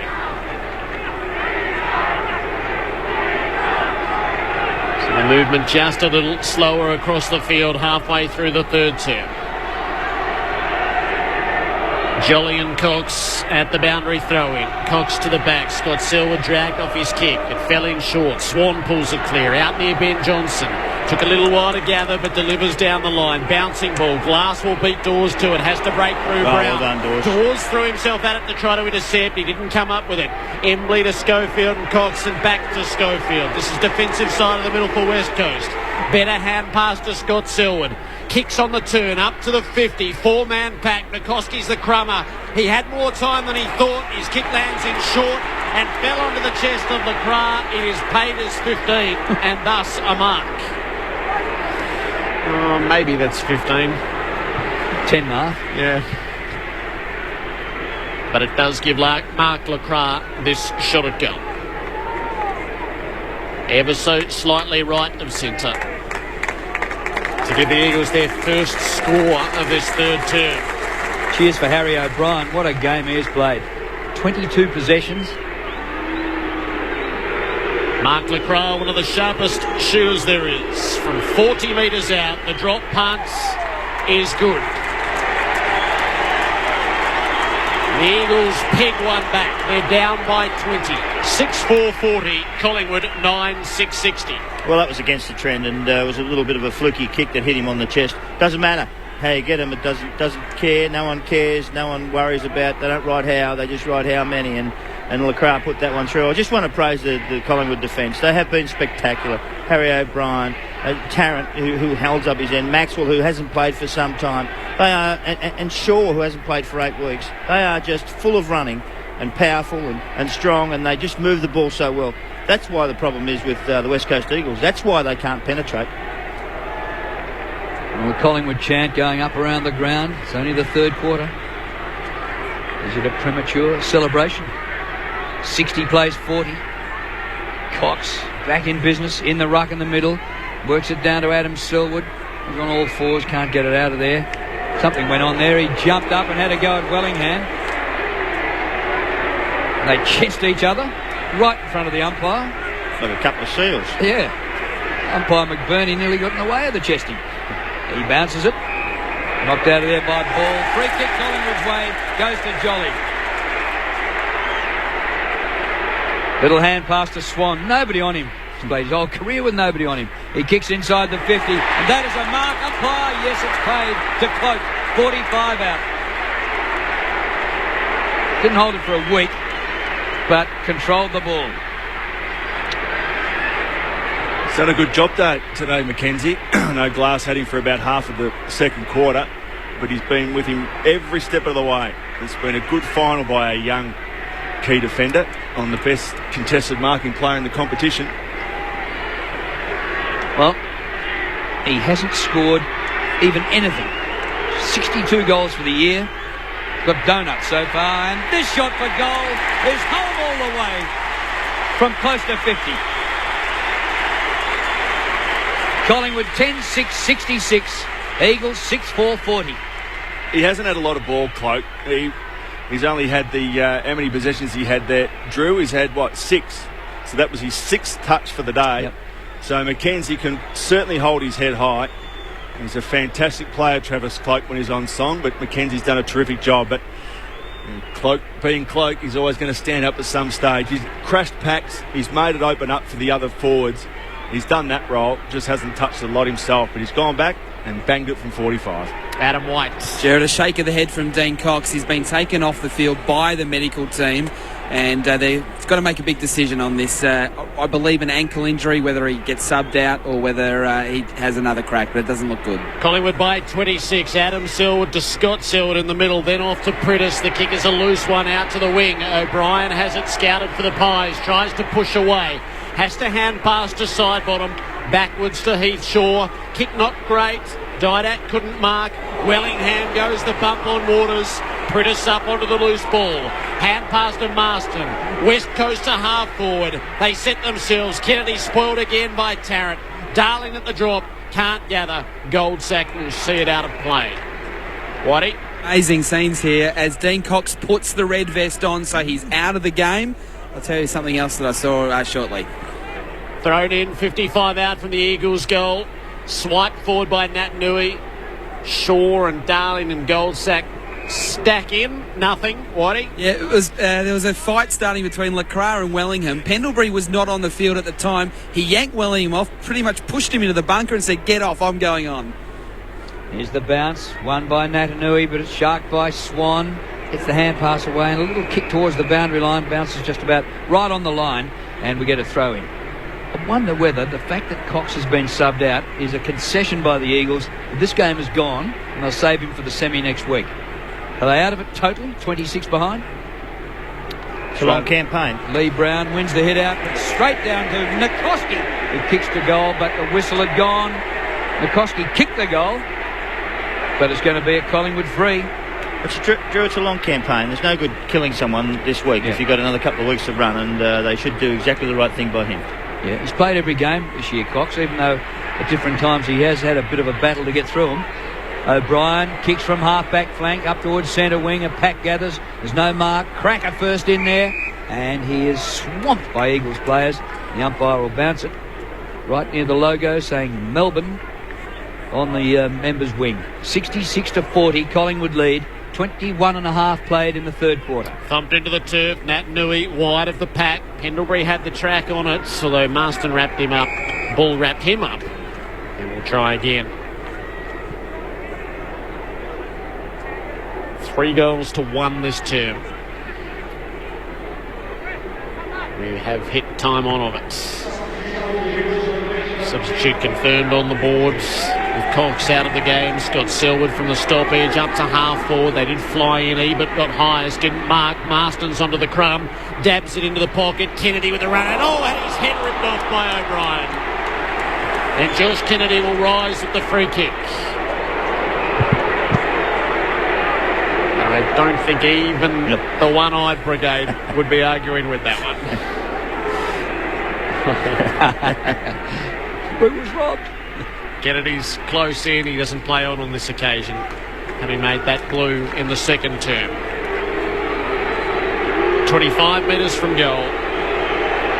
Kennedy kicks at the left-hand post and it gets further and further away. It's a miss.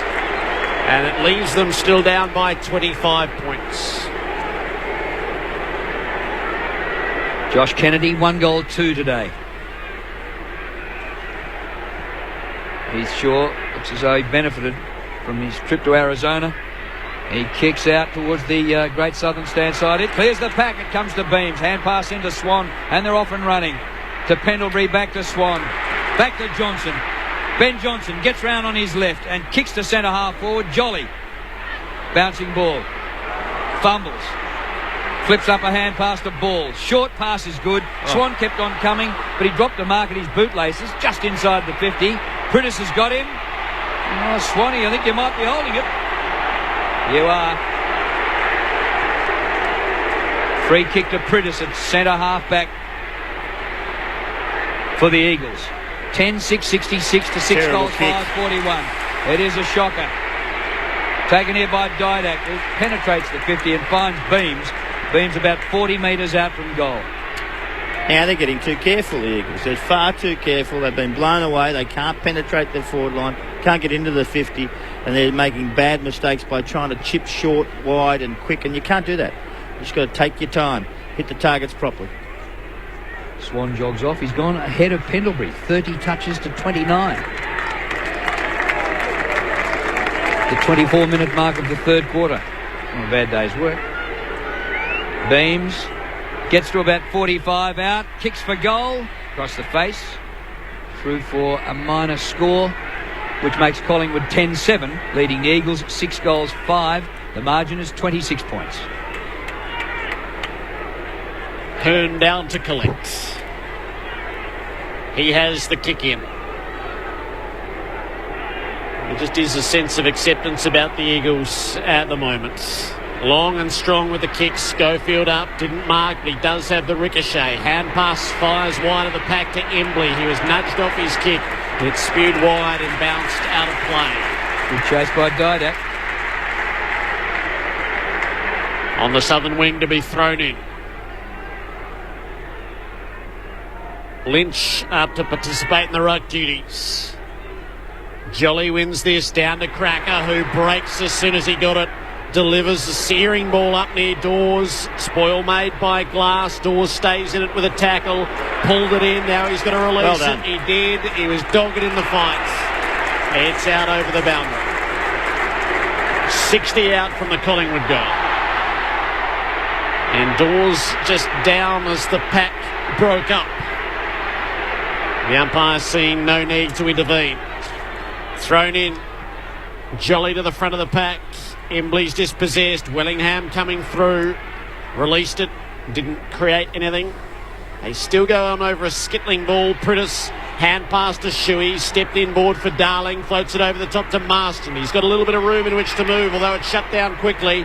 Hand pass to Embley inside the 50. Haphazard kick. It favours Maxwell away from Natanui. The Pies skipper with a hand pass to Shaw and back to Maxwell. Out to half back for Wellingham. Hand pass over the top now to Pendlebury. Oh, he stubbed his toe as he went to kick it. Cracker slides in to make it okay. He can't. The Eagles come up with it. Waters receives the hand pass and gives it straight up with a kick that's marked by Shaw diving in for Collingwood. He kicks it backwards behind centre half back and Tarrant. They can start again. Up the corridor. Over to O'Brien. Now he comes out wide again. Now they're playing with him. Side bottom. Zigzagging the ball out of defence. Shaw.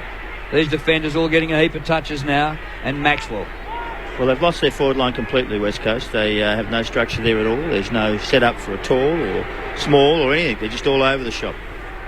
And this was a much vaunted forward line with all the height that was going to bother this Collingwood defence that might have been a bit rusty.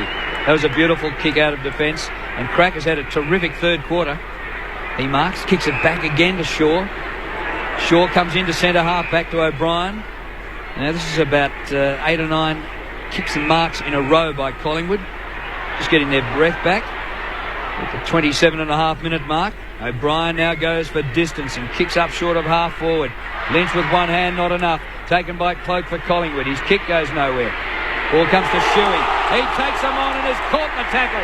Swan the tackler. It spills to Cracker, who is now caught. He took the advantage and was caught after one step. And Shuey, who was caught the first time, now lays the tackle and wins the free kick back. Sideways to Marston. You're never absolutely out of it. Marston chips it around to Lynch. So neither team making any territory in these passages of play. Across to Hearn.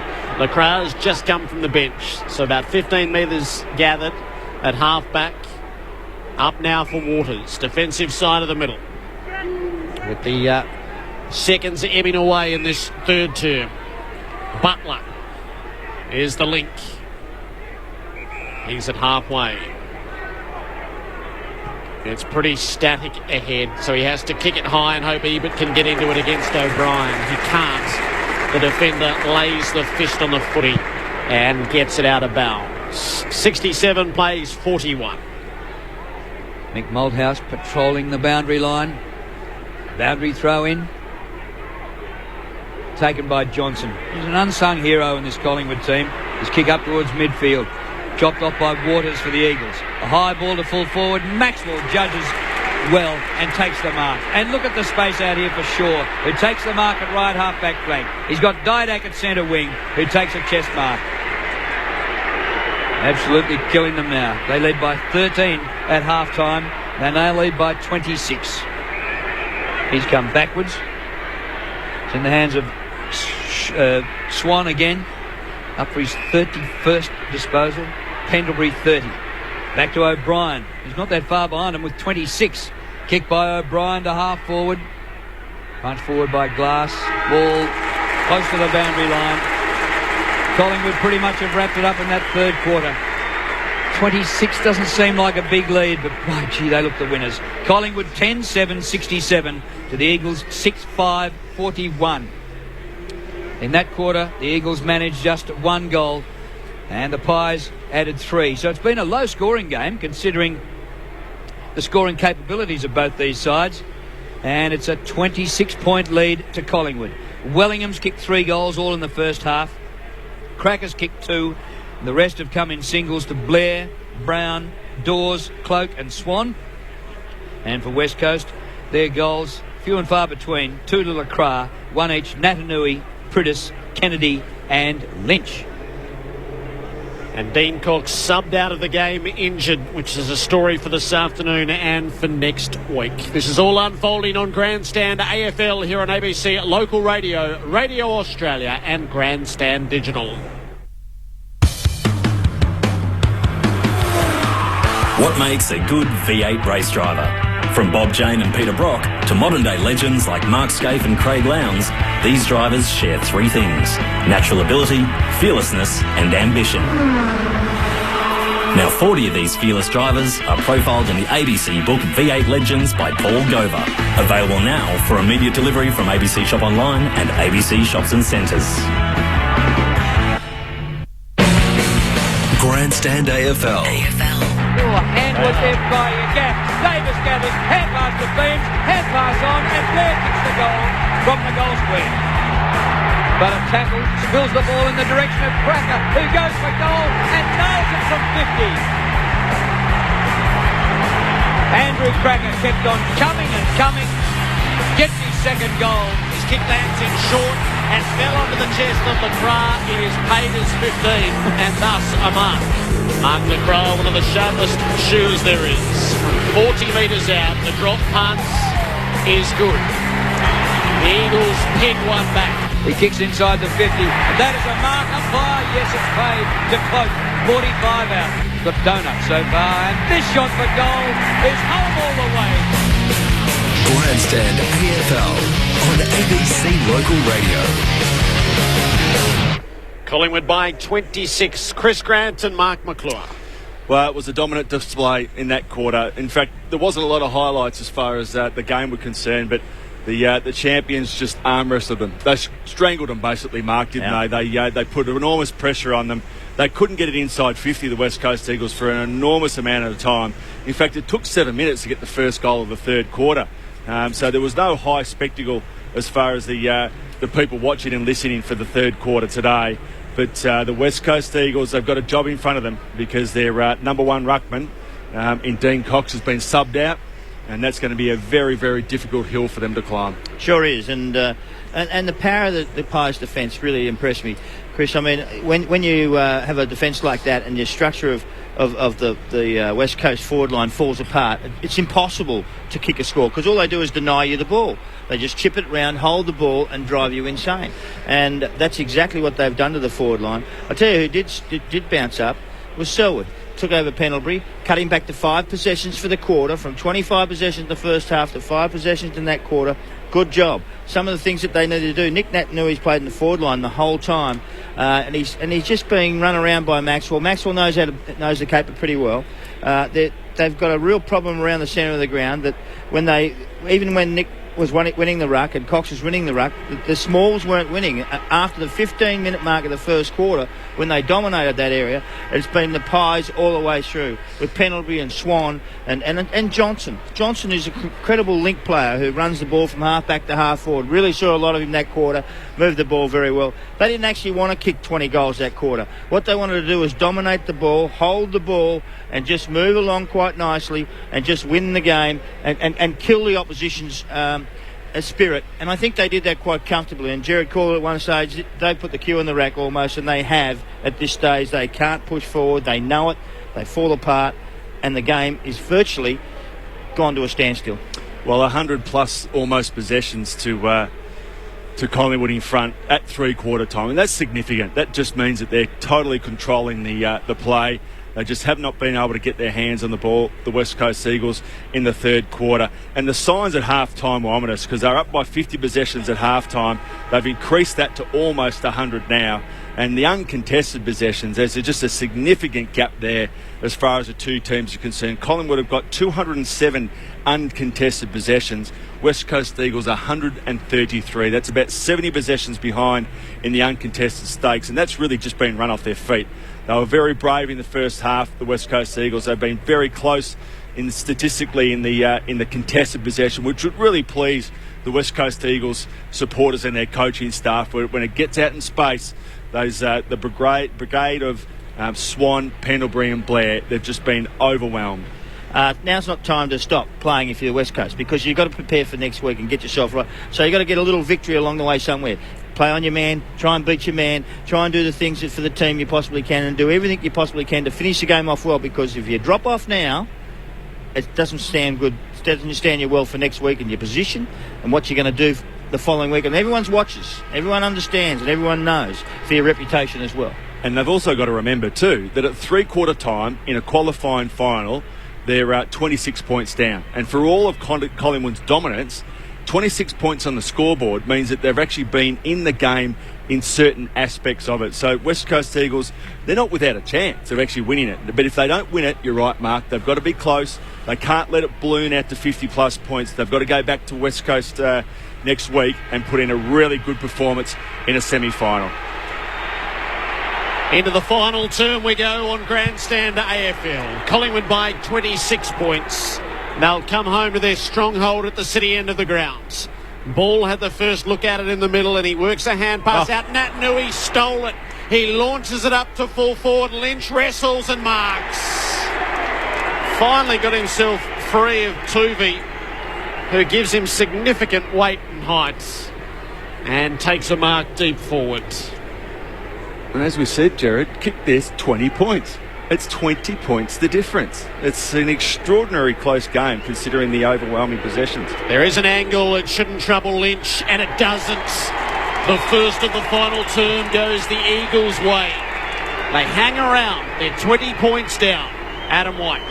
So as Chris Grant's point, the body language from West Coast at three-quarter time, particularly from the senior players and the coach, was very much this game could be won. So obviously the ideal start. Talking about the West Coast huddle, Dean Cox didn't even go out there. He sat on the bench with that red vest on and has to be in some sort of doubt now, you would think, for next week. Alex Fasolo had a lot of kicks at three-quarter time. He's still got the green vest on. He can't get out there. Nick Nat's given up on the Rovers. He's just going to ruck it himself and rove it himself. So, well done, Nick. Mike Hussey out. Australia 4 for 377. Lead by over 200. Bounce back in the middle. Overcast here now. Hacked out of the air by Swan. Up towards the 50. Bad bounce for Wellingham. Glass, first one back there. Goes to ground, gets some sort of a hand pass out. Was a tackle over the shoulder. Might have been a free kick to Cloak, not seen by the umpire. Spills the Eagles' way. Adam Selwood gets it away. McKenzie, and now they're out in the open. McGinnity, the sub, kicks towards half forward. Leon Davis puts on good pressure. He's become a good defender. Well done, Leon. The ball's out of play and we get a throw in down towards half forward for the Eagles. Drew, it is easier down there. Let me tell you, it's easier playing defence than it is up forward. Well, he might get the premiership this year that he missed out on last year. From the boundary throw-in. Ball held in. And now a bounce. Jolly against Nat Nui. Nat Nui somehow gets his hand up high to win the hit out. Was rode by Cracker. Little hand pass. Ball. Kicked by Ball off the left. Wellingham drops a mark he might have taken. McGinnity gathers the crumbs. Hand passes towards the boundary line. The Collingwood players say, how about that for deliberate? The umpire says, how about the boundary umpire? Throw it in. Out on the southern wing. It twirls back into play. Jolly in front. Down to Ball. Claimed by Prentice. Wasn't able to release it. I think he's in trouble. Nope. Umpire says he'll bounce. A lot of players around it. Collingwood with this 20-point advantage. Eagles would love to just grab another one here and really turn the game on. Out to the wing though, Wellingham's got it. Hand pass to Ball, up the side bottom, on to Wellingham. Not quite clear of the pressure. Hand passed under heat from Prentice. Ball is loose and Prentice plucks it out of there. Hand pass to Scott Selwood and on to Lacroix. Wider to Embley. Kicks for half forward. Nikoski's in front. O'Brien unerring with the spoil. His timing is superb and it's out of play again. Just killed it. Jared, he just got up there and punched it away and killed the contest completely. Well, his game has been sensational. Throw in. Another bloke in dreadlocks here. Natanui knocks it the Eagles' way. Side bottom in there for Collingwood. Taken to ground. Oh, he's got it. He's had it a long time. He's holding it. Eagles free kick. 65 from goal. Well, Collingwood haven't scored in 4 minutes. The Eagles have the first goal of this last quarter. And a chance for Prentice to put this right into attack. Not any movement at all. Kicked by Prentice. Pack gathers. Oh, easy. The mark taken by Pendlebury. How do you mark it as a midfielder like that in a pack like that? Players go on the southern side. Cracker takes the mark at defensive 50. He measures up the pass for Dawes, who is under pressure from Glass. Glass made the spoil and put it out of play. Not a heap of energy around Collingwood's play at the start of the last term. The Eagles have it at half forward, trying to construct something. Nat Nui tried to slash it forward with a swinging fist. Prentice took possession, took a while to get rid of it. Swan intercepts. Hand pass to Cracker and back to Swan. Kicks into the middle of the ground. Hearn's got the best run at it for the Eagles at half back. He kicks in a hurry. Might be all right. Ebert comes around the members' wing to gather. He's got a bit of pressure to deal with. 2 tackles. He got through enough. Paddled on by Schofield. Too high with the tackle of Leon Davis and then Brown on Shuey. The Eagles with a 50-metre penalty. There might have been a bit of language involved there. And Shuey will be put within range. Well and truly. Oh, is that 50 or 70? With the mark set 30 from goal. Usain Bolt couldn't run that far without breaking for a bottle of water. So out to the left. The Eagles have looked more likely at the start of the final term. And Luke Shuey, the runner-up from the Rising Star, must deliver them this goal. Measured approach. Shuey sets it up. It's right. It stays right. It's a nasty miss. They're down by 19. They're a goal away from really livening this up.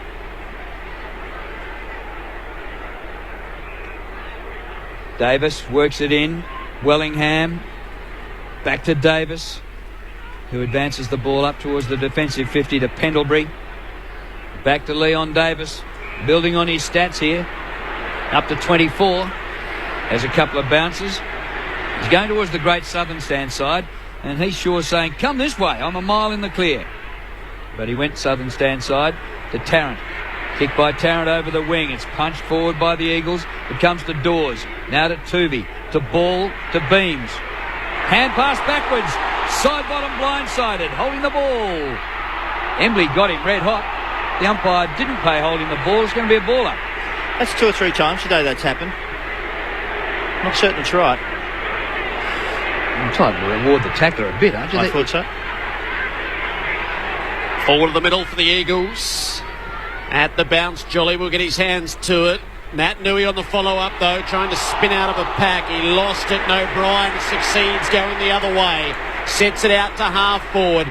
Cloak against McKenzie. It's wide of them and out of play. You can actually see what they're doing, Jared. All of a sudden, you see Dawes lead up towards the boundary. They kick it to him. It was a contested ball. They take it over. They kick it to Cloak. They take it over. Every time, they just work it up the ground, push it over the line and start again. Left half forward for Collingwood. Lynch knocked it straight down to the front. Beams was waiting. He wasted it. Adam Selwood worked it out to Gaff. Marston's kick was smothered, but the ricochet's okay. It goes for Lacroix. He heads long for half forward, and Kennedy, who's able to take the mark away from Tarrant on this occasion. He's still 2 kicks out from goal. Has a look to centre half forward. Scott Selwood is loose, and the footy arrives. Beats Heath Shaw, who was scampering back with the flights. And now the moment rests with Scott Selwood. And here we thought that they couldn't actually mount a challenge. Well, wouldn't we be wrong? It's been 8 minutes where West Coast have either been breaking even or in the ascendancy. Collingwood have rarely ventured forwards. Scott Selwood to reap a dividend from all the work. From 45 out, the drop punt is edging right, and he misses as well. So they won't help their own case. They're down by 18, having had 2 very makeable set shots.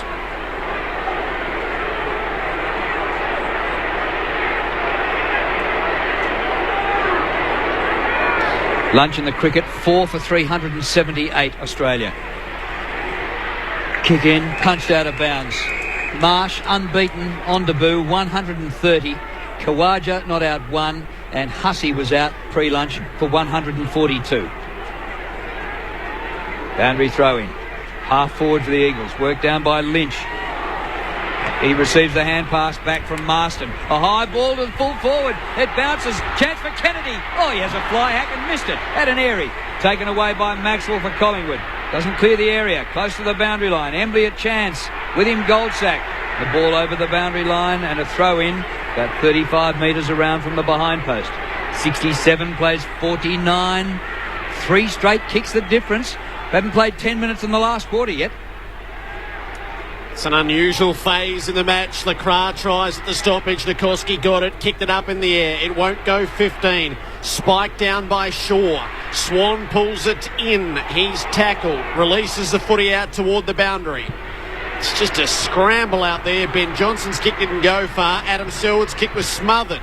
Goldsack's hand pass went nowhere. And still this pack just marauds its way forward. Embley had a swing at it. Couldn't make anything of it. Beams carries it out of play.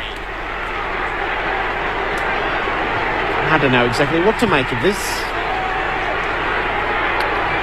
Well, if it keeps going the way it is, West Coast might get right back in it. That's what we make of it. Inside 50 for the Eagles at the throw-in. Nikoski is trying very hard, but he can't extricate it. Pritis, the same fate. Lurch to the next bounce. Whitey. I tell you what I've sensed here at ground level, Jared, is ever since Collingwood took the sting out of it in the third quarter and held possession, they've lost all momentum and they haven't been able to get it back. Hit out, one by Schofield, but straight down the throat of Swan, who clears for Collingwood. Up short of centre wing, gathered by Didak. Little pass. Up to Dawes, back to Didak. He kicks to a vacant forward line. The only chance there is Blair. He's outnumbered 2-1, and he can't keep the ball alive. It is worked over the boundary line by desperate Darren Glass, the Eagles skipper. And it's a throw-in. He went in it twice from one end of the ground to the other. Now Collingwood in attack for this boundary throw-in. Neither ruckman gets a touch. Comes to the back to Gaff. Hand pass away. It's taken by Butler, who clears for the Eagles, short of centre wing. Goldsack, a mark. Taken to ground front on by Embley, but the mark stands to Goldsack. 10-7, 67 Collingwood. 7-7, 49 Eagles. Collingwood to go inside 50 for just the second time in the final term. Into the pocket, Cloak, into the pack. Not paid the mark. Ball is still loose. Butler, hand pass to Hearn, had a fresh airy. Swan got it from Blair, kicked a full forward. Gaff's got to gather. Did enough to get it to Darling. Hand pass to Lynch. It'll be wide open ahead if they can break it out. McGinnity takes them on. Hand pass to Pritis. Centre half back for West Coast. Marston gets it. It's way open ahead. Darling's the target. Kennedy's the target. He had a fumble with O'Brien coming. Gets it back though. Hand pass to Embley. Measures it off to McGinnity, but it bounced before it reached him. Side bottom lays the tackle. Hard and firm. And there it stays, nearing half forward for West Coast. And that's the difference. Their foot skills are poor at best. Whenever you get in the open space, you must hit a target, and they don't. Here's the bounce at the front edge of the centre square. Umpire calls for it and is going to bounce again. What's happening here? He's going to throw the ball up in the air. Lynch in ruck. This ball comes to Adam Selwood, who bursts through the pack and kicks it wide to the pocket. Too wide for Kennedy, and it bounces out of play for a throw-in about 20-25 metres around from the behind post. Darling, a youngster, teenager, he might have got the jitters in his first final, just 7 touches. This ball comes to Lynch. Lynch snaps the goal and kicks it from the boundary throw-in. And the Eagles are alive and breathing. 3 goals to Lynch. The Eagles 8-7, 55. Collingwood 10-7, 67. Well, they fought for that for 10 minutes.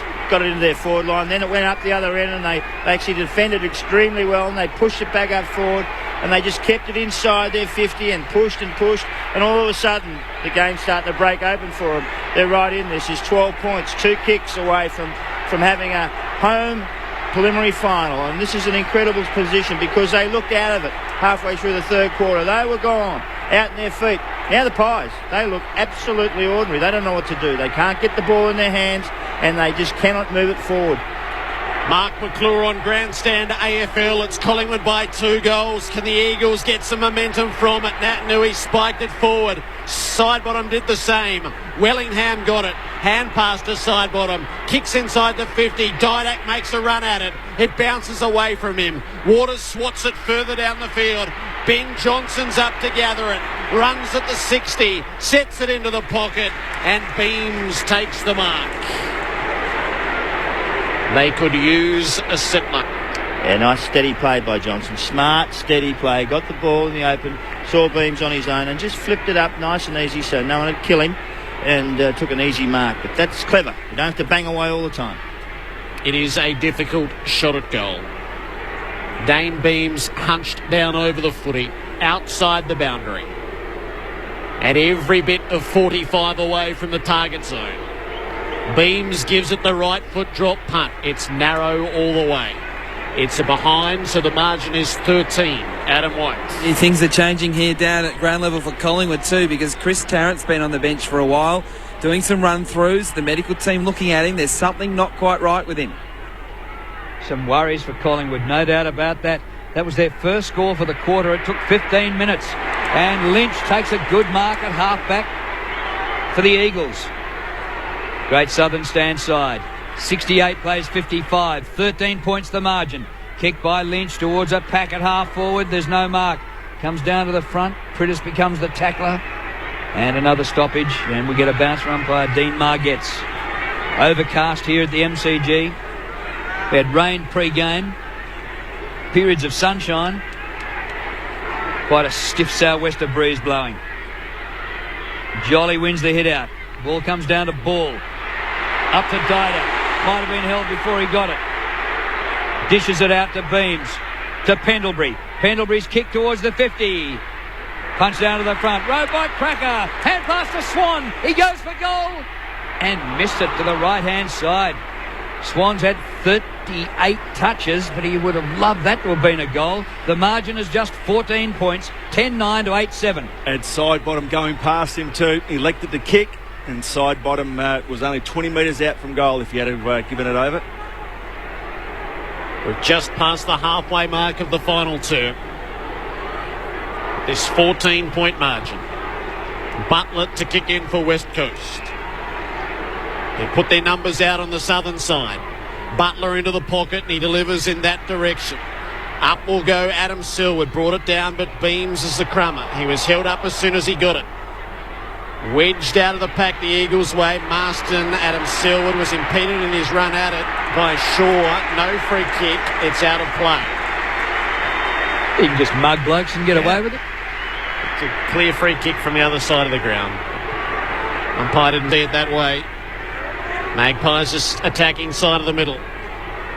Jolly getting his hand to it. Down to the front for Ben Johnson, wrapped up by Scott Selwood. Umpire circles. Just before the ball spills out, he gives the whistle a bell. Freeze at 22-17 in favour of the Pies.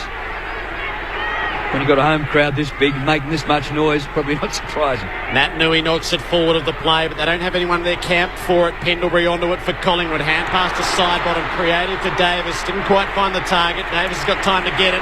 Put it forward in the middle for Shaw. He had a bounce, reached centre half forward. Kicked out into the pocket. Crackers his target. He was dragged down. No free kick. So it's the Pies' turn to blue. Butler out of the back pocket. And they blew louder than the visiting fans. Hand pass to Waters. Kicks around the southern wing. Not a great effort for Lynch. Swan will get it again. Hand pass is blind. Comes to Jolly. His hand pass chopped off by Lynch, who puts it out in front of Nikoski. Open. He gets to the 50. Nikoski for goal. Davis gets back. Oh, he touched it. It's through for a minor score. Brilliant effort. Great run by Leon Davis. 69 plays 55. 56, 13 the difference. And he kept running on the kick in, Davis, and pumped it out to half-back for Shaw. And backwards to Davis. Again, this low-energy stuff from Collingwood. She can't help but feel is not serving them particularly well. Kick to half-back for O'Brien. 13 points to difference, 19 minutes played of the final term. O'Brien out the southern side. Ben Johnson is the target. It's a good contested mark with Scott Selwood bearing down. Johnson up. Looked inboard. No targets. Down the line he goes. It's going to fall short of Dawes. Went through the hands of Jolly. Gathered at the back by Butler. Kicked in a hurry around the wing. Lynch up, didn't bring it down. Scott Selwood escapes the pack. Hand pass to Nat Nui. Has to punch it on. Does well. Shuey opens up. Has a bounce. Runs it half forward. Kicks in the Darling direction. He closes it. Got over the top of Leon Davis.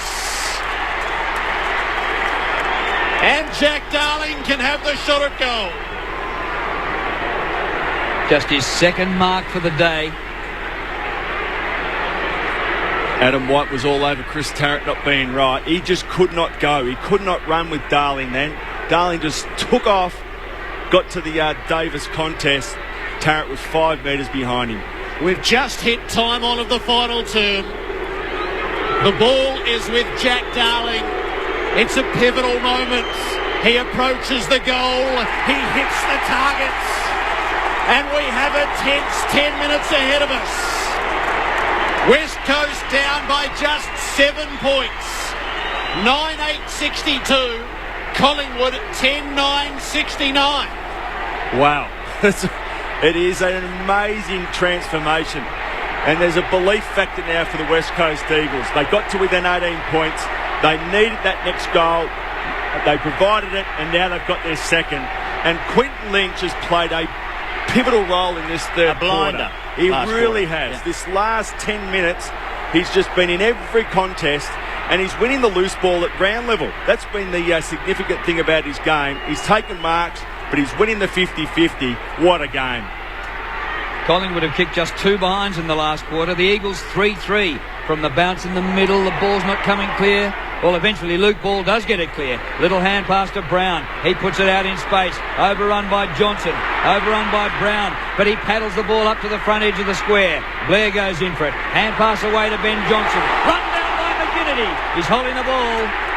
About prior, but anyway. Free kick to McGinnity. 69-62. A 7-point lead to Collingwood at the 21.5-minute mark. Plenty of time remaining. Kick over centre wing. Comes to Embley. Caught in a good tackle. Gets the hand pass away. Chopped off by Shaw. His kick short of half forward. McGinnity takes the mark. He's subbed Dean Cox in the third quarter and has been pretty good since he's been on. Goes out short and the mark taken by Butler.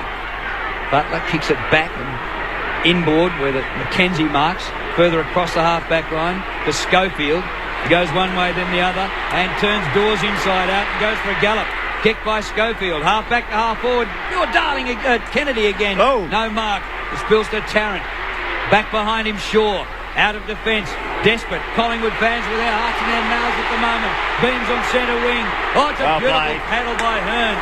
Out he goes to Gaff. Kick by Gaff is pinpoint. Nikoski takes the mark. Hand pass to Kraft. He turns into trouble. Beams got him from behind. Spills to Pendlebury. Hand pass away to Wellingham. Up the centre wing. Dawes marks. Hand pass away for Solo on. He kicks the Cloak one out. Oh, he didn't take the mark. He did take the mark. Paid it. I thought he might get the free kick, but the umpire paid the mark. The Cloak close to the boundary line, 40 from goal. Well, it was not a mark. It was not a mark, but it was a free kick. He's picked the wrong decision. It was not a mark to Travis Cloak. Free kick maybe. Mackenzie over the top, but it was not a mark. Cloak, 1 goal for the day. He's kicked 63 goals for the season. And he's starting from well outside the boundary line. Well, he likes it from this far out, doesn't he? And boy, do the Pies need him now. They lead by just 7 at the 23.5-minute mark. Kicking to the city end, Cloak. Gives it a bit of a hook. And a behind, missing to the near side. 10, 70. Eagles 9-8, 62. Collingwood still goalless in this last quarter. Didak subbed out for Fasolo. Hearn plays on with haste. Drives into the middle of the ground. They all rise at it. No mark taken. Pendlebury dispossessed. Dawes got it. Shoveled it to Ball. Gives it to Leon Davis inside the 50. Cloak's in front. Mackenzie works him underneath. It's all on at the back. Butler got it. Kicked it around the corner. Wanted the boundary. Didn't find it. Might be a better result. Gaff took it. He got worked out of the boundary. That's not a bad result for him. Threatened to escape. They all came at him. But nudged the wrong side of the line. Security out to ring the fence. We're inside the final 5 minutes. The Pies at half forward with an 8-point lead. Hand pass back into the pack with Pendlebury. For Solo went in hard. And the ball buried underneath the pack. Butler central to it as well. Still 50 out from the Magpies goal. 70 plays 62. Ruckman work each other away from it. Pendlebury gets hold of it. They all get hold of him. Swan breaks clear from the pack. He has a bounce. He tried to open it up. He was covered at the last by Ebert. Got it to full forward. There's no way through a pack. And there it stays. 15 from the Magpie goal. As good as Dane Swan is, he just doesn't have a left foot, does he? He could not get onto his right foot then and just dribble a little left foot kick along the ground. 40 possessions he's had. The umpire says there's a blood rule here and Ebert is sent to the bench. Finals footy, isn't it great?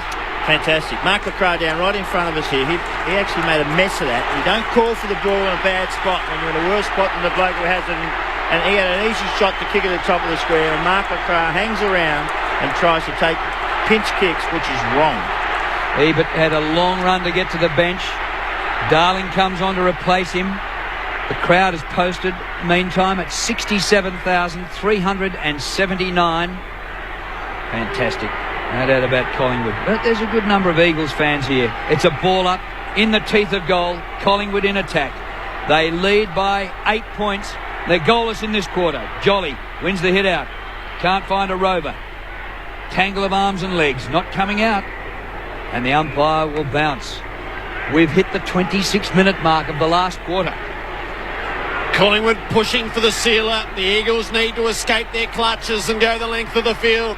Shuey from the stoppage kicks out wide. It will serve its purpose. It's out of bounds, 50 away from goal. They've got to find a way to open the play up though. Nat Nui is the furthest man forward for them. He's in the centre of the grounds. Lynch gets his hand to it. He's knocked it boundary side. Ball takes it for the Pies. Runs a loop. He's pushed off his kick. It slews the wrong way. Pritis takes the mark. Now he'll turn and they must go quickly. Pritis has a look down the southern wing. He gives it all he's got. Nat Nui into the pack. Didn't mark. Kennedy's got it. Gets away from Tarrant. Hand pass loose. Marston trying to work it back. Nat Nui as well. They're all go to ground together. There's 6 of them involved. The umpire is required. The Eagles have better field position now, though, at right half forward. Yeah, they're on the right end of the ground, but still a kick and a half to goal from here. The bounce. Jolly pushed out and will take a free kick. Listen to this. Early on, he was being flogged by Nat Nui and Cox. And the spell over in Arizona looked as though it done him no good whatsoever. Free kick comes back. And Harry O'Brien has been outstanding. Cornerstone of the Pies defence. He marks. Now he finds Davis in the back pocket. Short pass just outside the 50. Swan. 41 possessions, 6 marks. Back to Davis. It's keepings off. Is it too early? Not quite 28 played yet. Davis runs out of defence and kicks to the wing. A climb, but no mark by Pendlebury. Gathered by Blair, who gains about 35 metres down the line. It's out of play, up towards half forward. Collingwood 10-10-70. Eagles 9-8-62. An 8-point margin, 28 and a quarter minutes played. With so many stoppages, there will still be time in the match. Nat Nui spikes it over the top, but again, nobody there. Tuvey, hand pass to Pendlebury, up to the 50. The target was Dawes. It bounces out against the boundary and out of play. Another one. Kick towards the boundary, force it over the line, set another ball up. They've done this on 30 occasions, I reckon, today. At least the Pies. Maggies have not kicked a goal in the final term. Nat Nui another tap at Swan, another disposal, puts it forward near Cracker for Solo, trying to spin out of the pack. He does to Ball. He snaps the sealer. Luke Ball with the winner for Collingwood. Their first goal of the final term came after 29 minutes of toil and one hell of a fright. But they're 14 points up, and it's too late. 11-10-76. West Coast 9-8-62. Well, finally they won a ball up and the boundary throwing around those areas, because what they've actually done is just keep pushing the ball towards the boundary, keep it in play so they don't use the middle of the ground. They look as though they're extraordinarily tight, and Luke Ball ran off the ground with a rapturous applause, because that is the winning goal, as you said, Jared. But they've won a boundary throw-in. It gets to Ball, and Ball is one of those blokes, not quick, not the flashiest player I've ever seen, not the greatest player I've ever seen, but honest as hell. He's there till the end of the day, and today was his. Now the chant goes up around the ground. Natanui wins a hit out in the middle, gets it to Scott Selwood, but he loses it to Swan. Cross to Wellingham, who soccers forward, gains about 20 metres. Adam Selwood soccers the ball away from Pendlebury. Ball comes to Hearn, whose kick is smothered. It spills to Lynch, and pass up and down the mine shaft. It's near centre wing. Cloak working up in midfield. No distance on his kick, chopped off by Mackenzie, who kicks the Eagles towards half forward. Well done by Tarrant, who met it full-chested.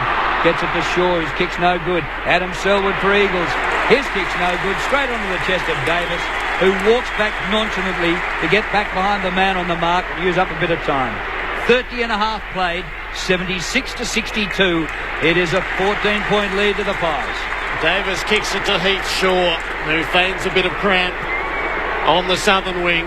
He's sprightly now with the target down the line. Came up short of Dawes, cracked the spoil, so Dawes is the crummer in a reversal of roles, and he kicks kick to Solo. He takes the mark 50 away from goal. A late inclusion today. He's had to wait until the final term to get a run at things. I think think he'd be in my team, Alex Fasolo. He's had a terrific first year. He can sniff out a goal. And he's got a late chance here. Alex Fasolo on the approach. After the siren, from centre half forward, it's the icing on the cake. Collingwood's into the preliminary final with a 20-point win over West Coast, who gave a fine account of themselves and will head back to Subiaco to host a semi.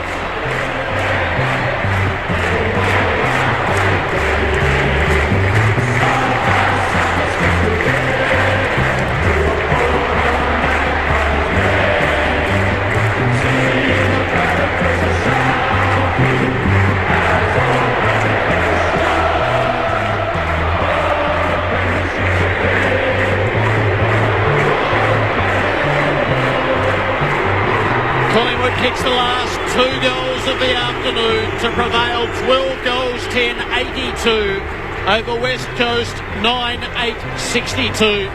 The Eagles led at quarter time by 8. It was the Pies by 13 at the half and 26 at three-quarter time. The Eagles got as close as 7 points, but Collingwood muscled them away and win the first qualifying final by 20.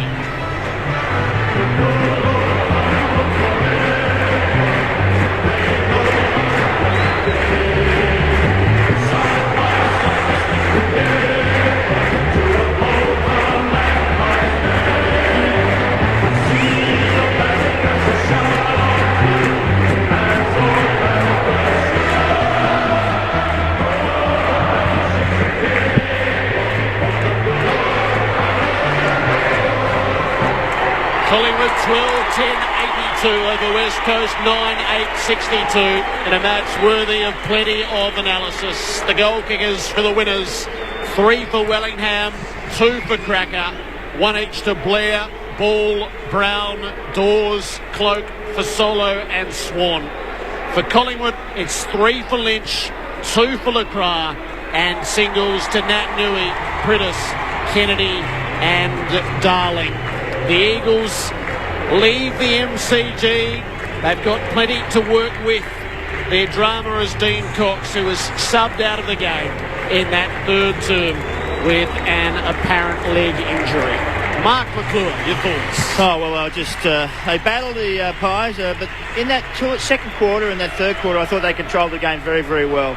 But that was an incredible battle to the end, and you've got to give some credit to the Eagles, who just fought it out right to the last minute. Their skill level was poor, actually ordinary, I would think. At sometimes they can't hit targets, but don't underestimate their courage and their heart and their work ethic in a game that they, didn't look like winning at any stage except for the first couple of minutes, the first quarter of the game. The blokes who came back, Maxwell was terrific, ran the game out beautifully, and the guys Shaw, he hasn't played for 8 weeks. And that was an incredible performance to do what he did. But it was won by penalty. It was won by Johnson. It was won by Harry O'Brien. It was won by Dane Swan. They were the ones, the keys of this side, who actually stand up and get the ball. And Leon Davis as well, who is absolutely sensational. Don't question him about finals anymore. He doesn't play up forward. He plays down back. And he was spectacular in what he did. This is a victory that the Pies will cherish, because last week they were atrocious against a contender in Geelong, and this week they fought back and hung on.